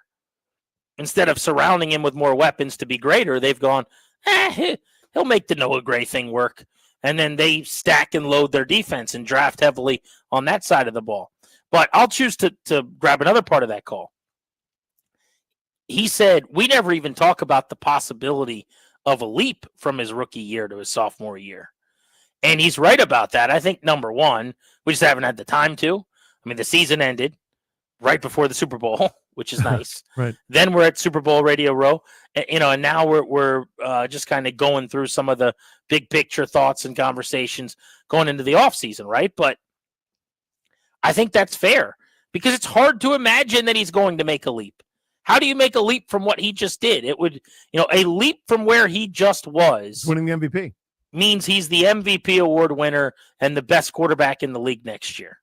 Now, is that possible? Yeah, we just saw something that was incredible. His last 2 years, he's had a year that's never happened before in the SEC and won the Heisman, and a year that's never happened before in the NFL, won the Rookie of the Year, and probably should have gotten more consideration for the MVP award. So another leap for another season gets you to being the best in the National Football League in that moment, right? It could happen, but I'm not going to spend a lot of time talking about it because the chances are either not great or it's not worth the conversation, I don't think, in the same way because it's unrealistic. But, man, maybe it isn't. Maybe he is that guy. Maybe this is someone who's so special. I mean, I'll tell you this, coming back from New Orleans and all of the people I talked to, and I'm talking former players, former coaches, current players, current coaches, media people, public relations members of different staffs all over the league. Like, the conversations were the same. It was like, oh, my God, that kid's the best. Everything I've heard about him is amazing. I mean, but when the front office and the coach people are telling me, as soon as he was the pick at number 2, we knew you guys were set. Our meeting with him blew me away. I had someone tell me, I think I tweeted this out, that this was a coach in the NFL that said, I would, if I could start a team with any player in the entire league, it would be Jaden Daniels. Like when you're hearing that kind of stuff, I mean, shoot, man, why not? Sure. Why not start thinking about the moon and saying, yeah, he could make another leap and be the best player in the league next year? Yeah, I mean, they just went to the NFC title game. You know what I mean? Like each sentence. Nothing's crazy anymore. Yeah, there's let's talk plainly. Nothing is off the table anymore with the ceiling or I mean, what he did, and again, I almost called him CJ Abrams. CJ Stroud just did something very similar in Houston, where the expectation on the floor, people are disappointed. People like me, goons like me, are going, they were 10-7 and they won a playoff game, but so what? That group didn't win 10 games over the previous 3 years combined before he showed up, and now they're so elevated. Remember a year ago, maybe a little more than that, but it's like, we're not that far from 2-2-22 and 7,000 investigations and Ron showing the make-believe paper of analytics about Carson Wentz. You know what I mean? Like, there is now nothing that's irresponsible to dream on when it comes to how special he is. Greg, Damascus, you're on Grant and Danny. Thanks for the call. Yeah, can you hear me? Yes, sir. I wanted to say that this region has like a psychosis for not having a quarterback. And also that when they get a quarterback like Daniels, that they don't think they're going to be able to keep him. They're still in that psychosis. So I think he'll be fine. The league has changed with the rules of hitting the quarterback. Roger Staubach, Fran Tarkenton, Randall Cunningham, they all scrambled. They all ran the ball. They didn't get hurt. Robert Griffin III, when he came into the league, he already had 2 surgeries, guys. So, that was pretty much the end of his career when he got the first one in the NFL. So that's just my thoughts. Thanks. Thank you. Yeah, I mean, I don't know. There's certainly true. Like a guy that throws 100 miles an hour didn't need arm surgery. So you go, see? Well, then there's 77 other guys that did. I can't rattle off every quarterback that moved around whose career arc was damaged because of all the hits they took and changed. But there's plenty, from Cam Newton to Dante Culpepper to kind of anybody in between. But that's not to say that I don't love Jaden Daniels and his playing style. And you reference Robert Griffin, as we have, because there's an inevitable comparison between number 12 overall pick, Heisman Trophy winner, super athletic quarterback that's, lit the town on fire. And there are things that Daniels does a lot better, and we don't have to go into those. But yeah, I mean, that same feeling of excitement to have it all ripped away. Yeah, you're right. Maybe we are scarred because of that. But it's also, there's enough data points where you look around the league at someone who I love, for example, Lamar Jackson, has missed a ton of time over the years as a quarterback that takes more hits than the average bear simply because he's got the football in his hands more. It's not just handing it off. It's also carrying it 200 times in a season. Yeah, I would just say to the call, Roger Staubach's career high was 55 rushes in a season. Jaden Daniels just ran the ball 180 times. Randall Cunningham twice over 90 carries in a season. Again, Jaden Daniels just ran the ball 100 and what did I say, 80 times? 150 times this past year. And there was a game that he basically missed because he got hurt on the first drive against Carolina. And then there were multiple games where he didn't run because he stayed in the pocket because he was nursing a broken rib. So that number is going to be up next year. That's in the 160s, 170s probably next season. You're not going to find that very often in history. Guys that have had that type of a rushing total. Lamar Jackson is very, very rare. Mike Vick maybe. Cam Newton, I doubt ever ran the ball that much. I'd have to look it up. But so comparing him to scrambling quarterbacks of the yesteryear, no, this guy's running a lot more. He's going to take more hits. And by the way, they're bigger and faster as they're chasing you. Defenders are stronger and bigger and faster now than they were in that era. Now, they used to get away with a lot more violence, and I certainly would tip my cap to those quarterbacks in that regard. They were able to hit you a lot worse, scary, mean ways. But I would just tell you that a running quarterback in this era is still going to have to survive several blows that are bang, bang that could end your season. And this year, they went his way, luckily. You just don't know in the future. So is that the word he used, I guess, was psychosis? I mean, maybe. I covered Robert Griffin every single day, was there for 2012, 2013. Yeah, that's going to shape me in some capacity. I understand how, past information works.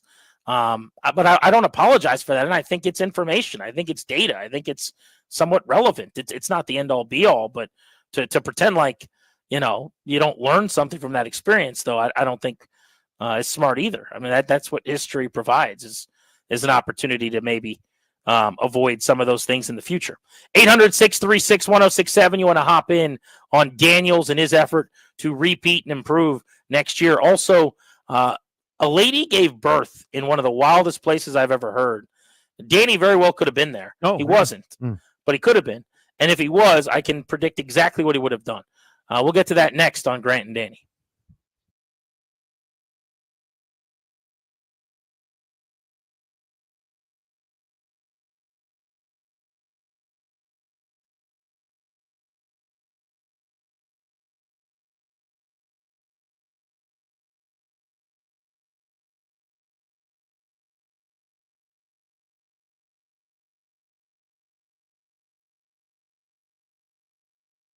When the game tips off, the NBA action is beginning on FanDuel, America's #1 sports book, for good reason. When you win, you get those payouts instantly.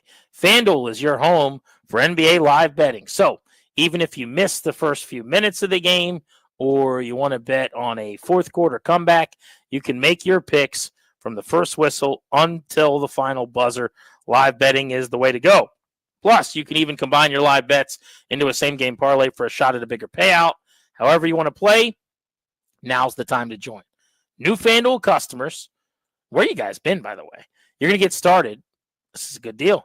$150 in bonus bets if your first $5 bet wins. Go to FanDuel.com/GP to sign up today. FanDuel.com/GP for your shot at $150 in bonus bets. Got to be 21, present in Virginia, first online real money wager only. $5 first deposit required. Bonus issued, non-withdrawable bonus bet expires 7 days after receipt. Restrictions apply. Terms at sportsbook.fanduel.com. Gambling problem, 1-800-GAMBLER.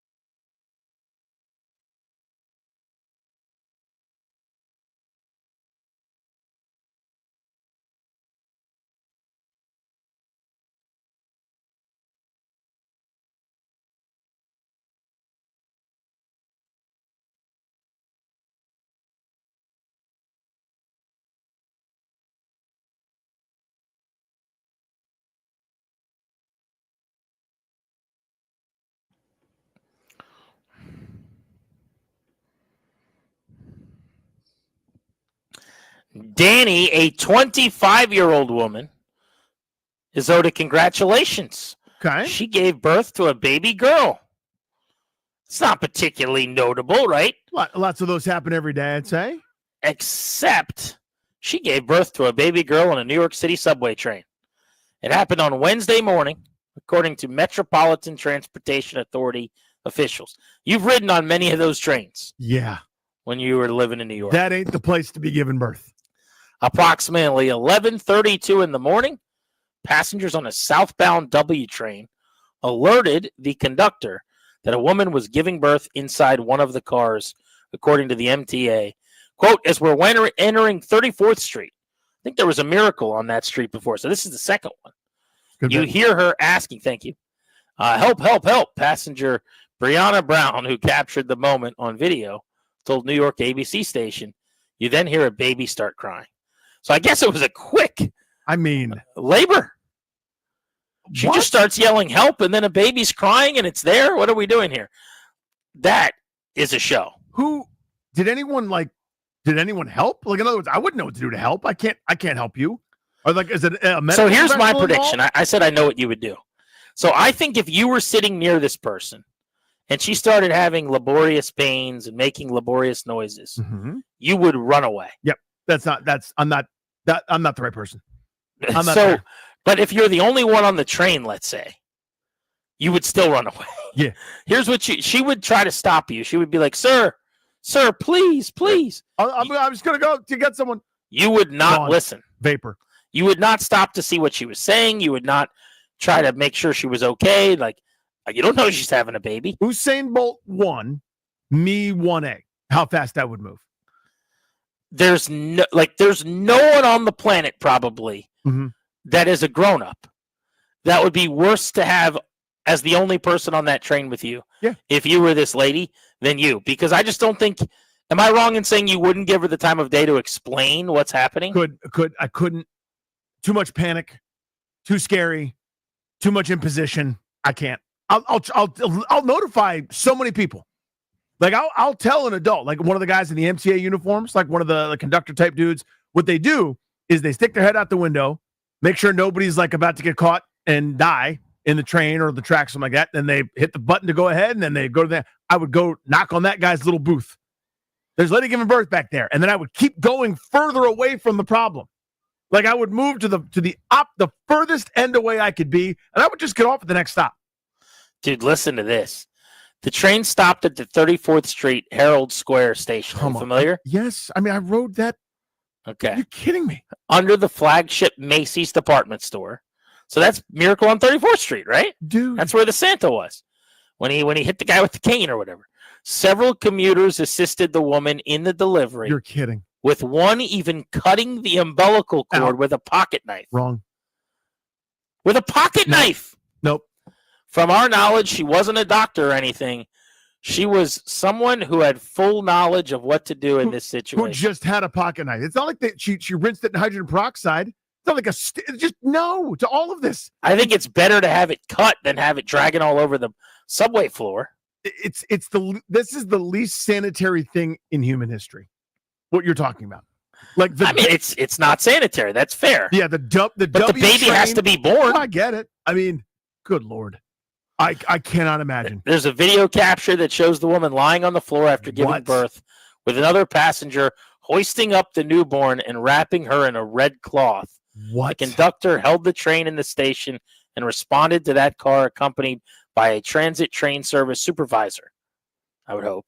Emergency medical services were quickly on the scene and transported the mother and baby to Bellevue Hospital, where the two are both in good condition, according to officials. That is the most unbelievable thing ever. I mean, you live there for a short amount of time. You visit for a long weekend. You'll see some stuff on the train. You'll see some things. I never saw that. That's unbelievable. So my questions in these situations are always like, were you 9 months pregnant? Did you know you were pregnant? Were you expecting a baby? Were you on the precipice of giving birth? Like, I don't know how New York works. I know a lot of people don't have cars. Is it possible she was on her way to the hospital? Right. She's on her way to Bellevue as it is. Now, you wouldn't take the W, but that's not important. Like, would you? Well, that is quite literally very important. That's what I'm wondering. Yeah, was so she wasn't on her way to the hospital. Okay. You wouldn't think. But that is insane to me. But I mean, the amount of help you wouldn't provide is staggering. I mean, I'm serious. I don't know that there's a worse person in that situation to possibly have to help her out. If she's writhing in pain and screams, "Sir, sir," I mean, you would make eye contact with her and you would haul ass in the other direction. I would mutter something that didn't make any sense to her at the time, and just sort of wave my like hand. like gotta go, or over there. Like not even real words. Just a panic of avoid this situation at all costs. But Danny, it's obvious that she needs help. That's right. She's screaming and in pain. The key here that I need everyone to understand, because people are going to say that you're a terrible person, whatever, and that's fine. Say what you want. I'm not capable of providing assistance. I'm not in that situation. I can't help.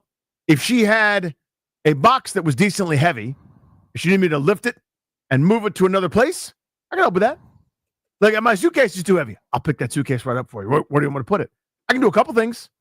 That, helping to birth a child. Number one, I don't have an unsanitary pocket knife just in my coat pocket. You could gnaw it. Nope, I couldn't do that. I cannot help you birth your child. Out of my skill set. I don't have that ability. I will find someone who can help you. It's going to be too late by the time you guys get back. Then it's too late. I mean, think about it, though. Either you help her or nobody does. Then nobody does. No, but that's worse. You not knowing what you're doing is better than nobody. Worse. I make it worse. I would not do the right thing. No, I need to be out of there. Well, congratulations to her. And I can't imagine. And the baby. What do you name the baby? Something starts with W. It's got to be, right? I mean, you have to now. Warren, Wesley, Will. I don't care what the name was when you got on that train. It's now. I don't think you can name a baby. Is it Subway? Probably doesn't go very well. But you got to do something themed to the train or maybe you name it after the lady that cut the umbilical cord. Yeah, or whoever hooked you. Warren Red Cloth Smith, whatever her last name is. You know, like what? Just amazing, man.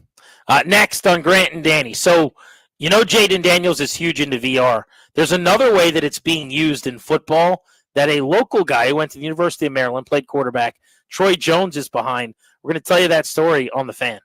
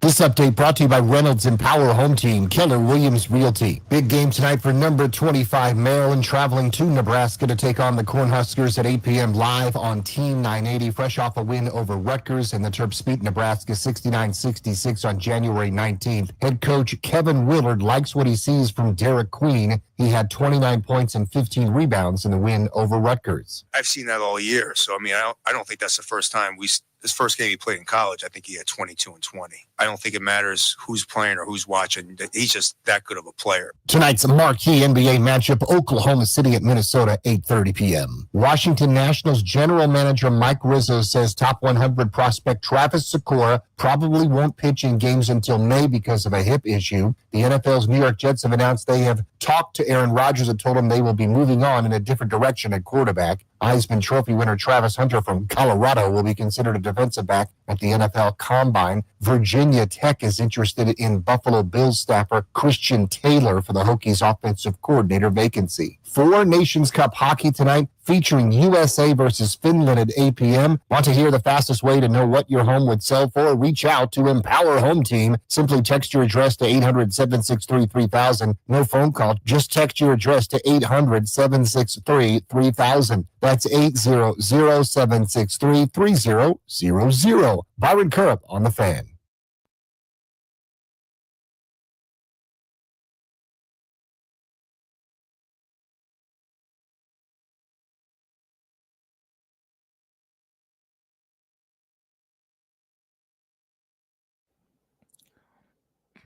As the Commanders prepare this offseason to protect Jaden Daniels, what are you doing to protect your family's assets?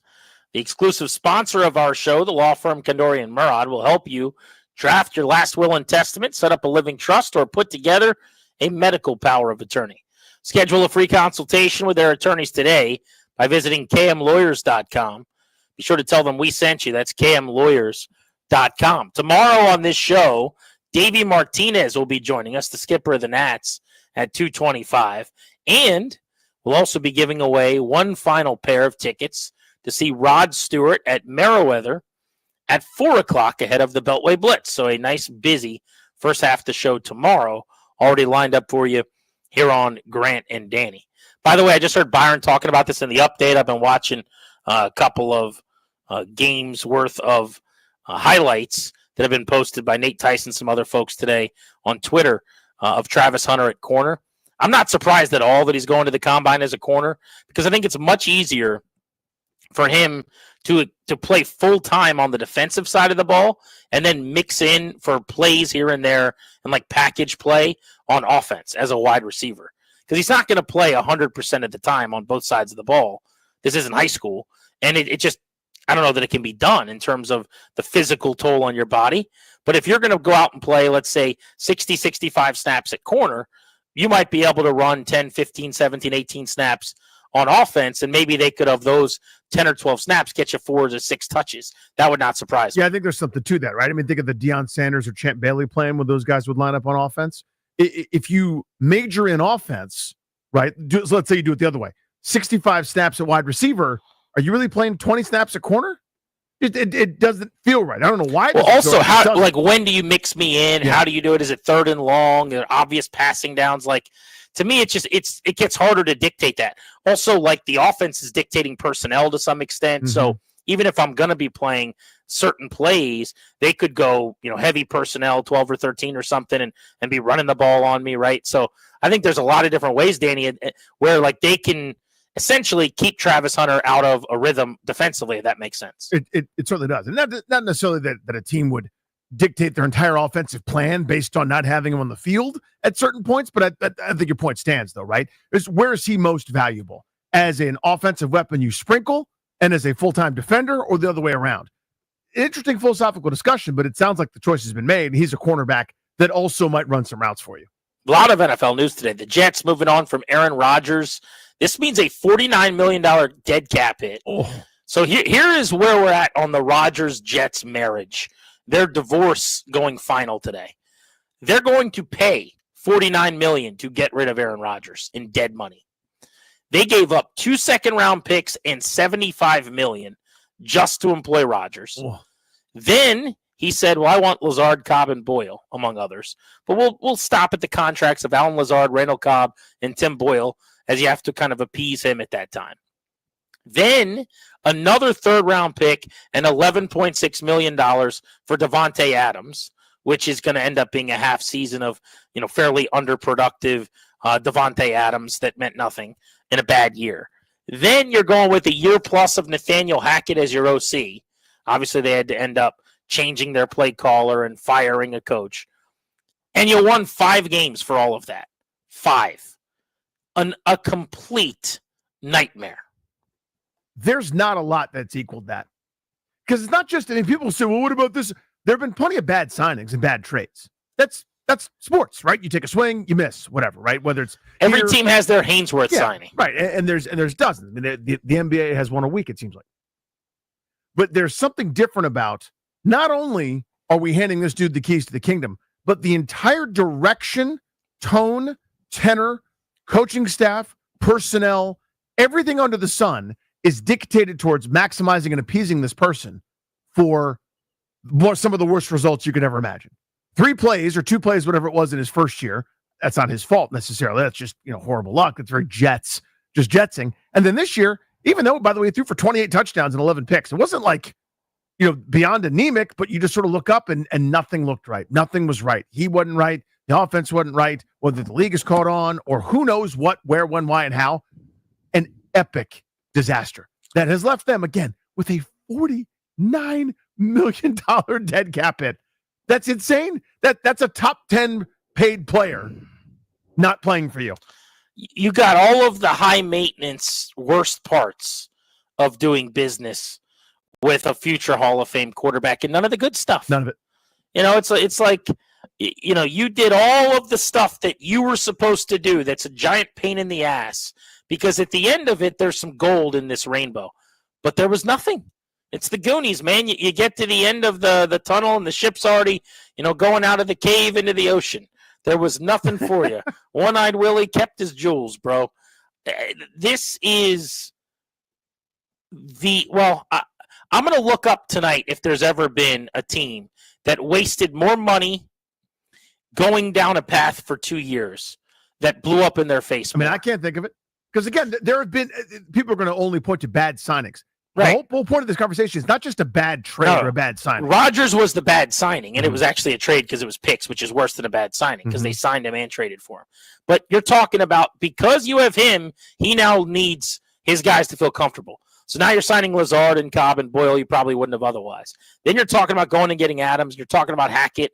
Like there was a whole operation that he ran. Aaron Rodgers solar system that you had to employ. Unbelievable. And that's fine. And there's also stuff behind the scenes too, I'm sure, where like this trainer or this guy to do the nutrition and this massage guy, this, room cleansing Zen person with the right incense. I'm sure you had to do a bunch of stuff behind the scenes that we won't find out about for a while. Crazy. Have you seen Dan Orlovsky put on the Oculus goggles or whatever they are? Yes. It's goofy to look at, but then when you see the visuals of what he's saying, it's cool. Well, seeing him wearing the goggles is hysterical. Yeah. Looks very nerdy and what's happening here?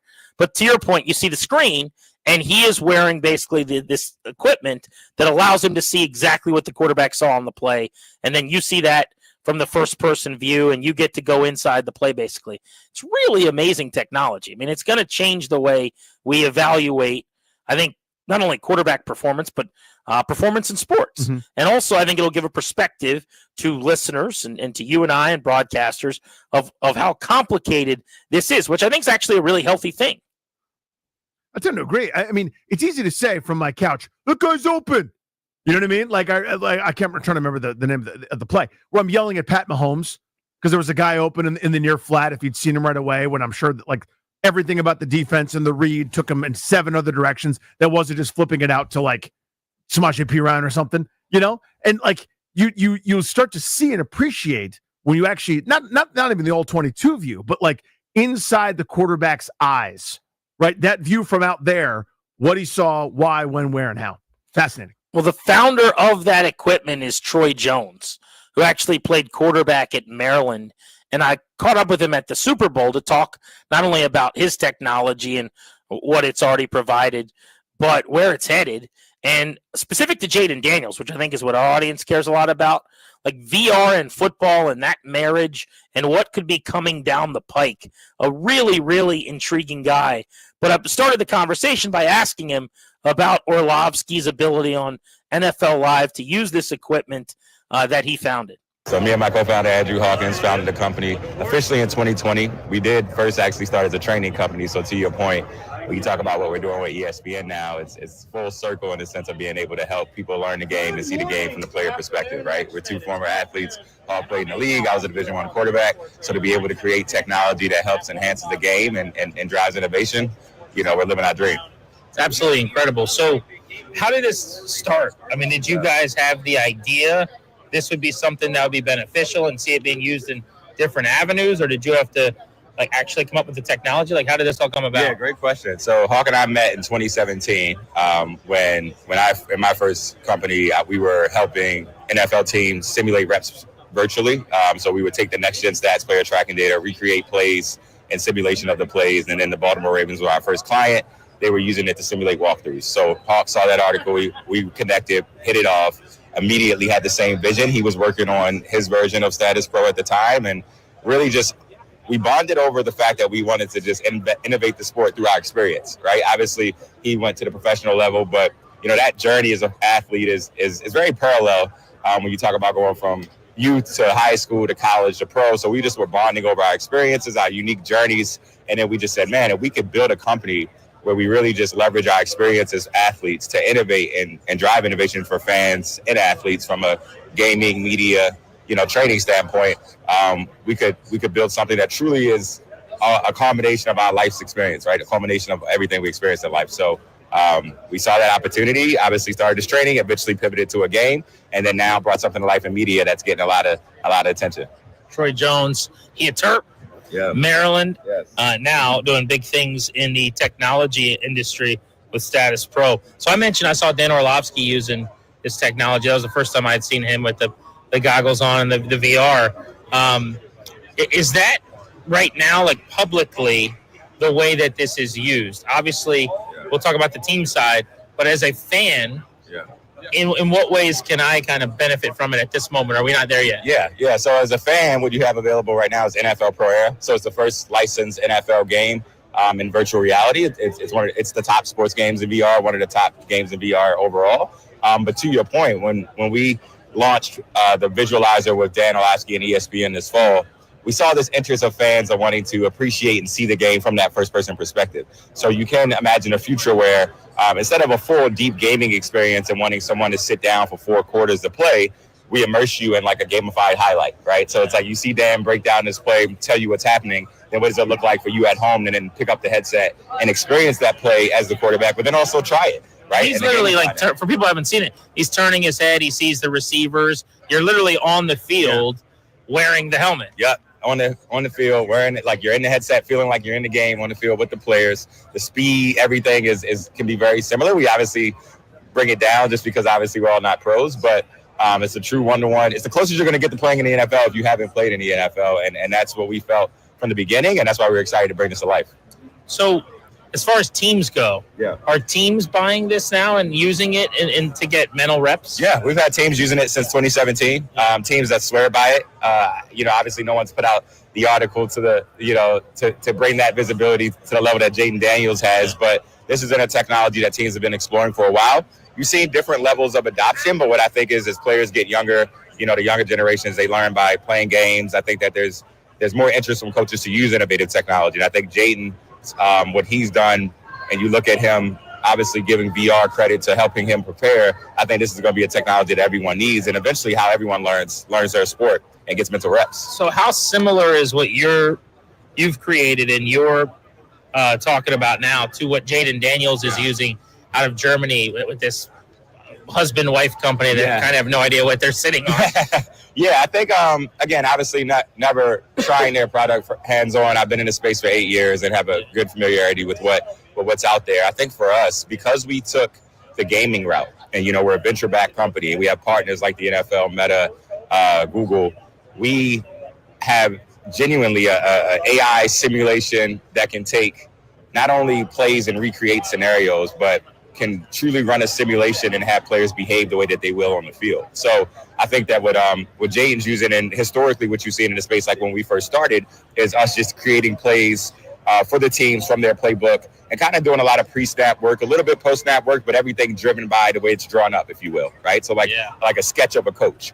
But what we have at Status Pro, because we built a video game, is the AI simulation on top of that. So now you can run different scenarios and have players behave, disguise, and the system can learn in a way that is unique to us, I think, just because of what we built and launched as a commercial standpoint. So for us, we're really excited to double down in that area and really expand. For us, all ships rise with the tide. So we respect what the company based in Germany has done. Cognized, I believe, is their name. Again, we just want everyone to believe and see the value in VR.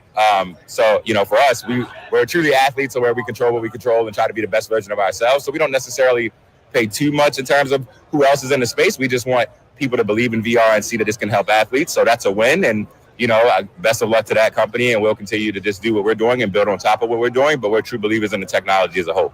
Troy Jones. So one more on this, just curious. So in terms of, Jaden's usage here in DC, obviously it's been an obsession of ours because he swears by this. Yeah. And he really says part of why he became the quarterback prospect he did at the year that he did is he does this daily for hours. Yeah. You're a good person to ask. Like, what is he actually doing? Yeah. I mean, I haven't really had that explained to me in terms of the prep. Supposedly Cliff Kingsbury loads something on there for him in terms of game plan and defensive coverages. Yeah. Like, can you kind of give me an idea of what he's doing? Yeah, I can give you an idea of what we did back in 2017. Essentially, what you're having is a team being able to take their playbooks, right? So say if you have a smash concept, which is a universal football concept, passing concept that teams run, and you want to see that concept against a cover 2, a cover 3, cover 4, and man. And essentially what you're going to do is, okay, if I have the smash concept against a cover 4, where should I go with the ball, right? And you're going to get reps of seeing all the different versions of cover 4 you might see, so you go through your progression. But then you're going to switch it and say, okay, what about cover 2? And then you want to show the different versions of cover 2. Do you know in advance what coverage you're going to get? I think that varies on the technology. I think for us, again, when I say we have the simulation, that's what I'm alluding to. We have, our engine has the ability to essentially adapt to you the same way a real football team will, because it's AI powered, right? So it won't just let you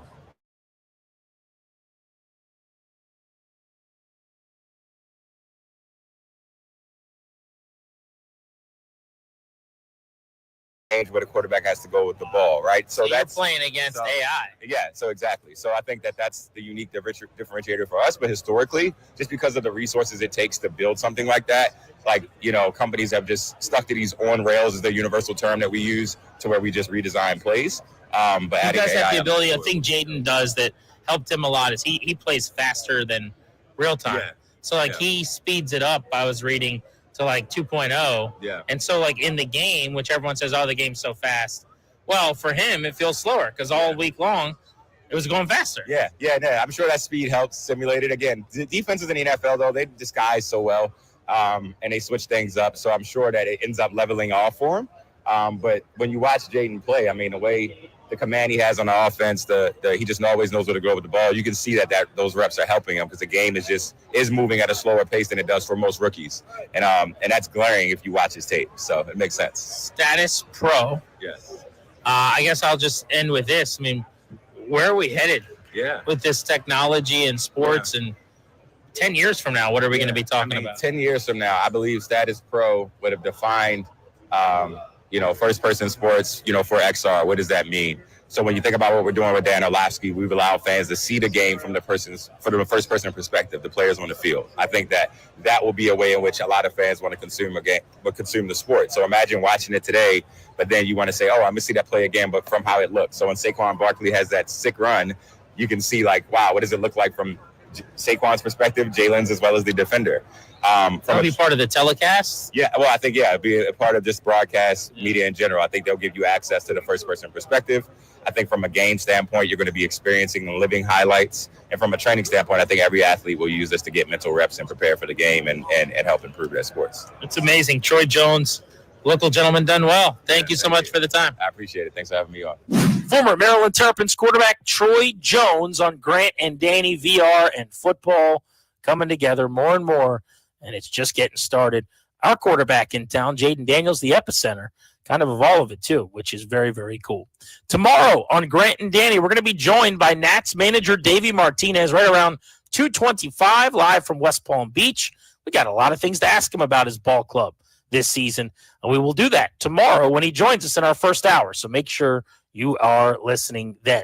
For our producers, Toby and Darius, and for Danny, I'm Grant, saying so long. Thanks so much for making the show part of your day.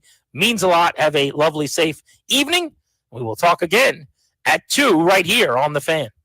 Thank you for coming.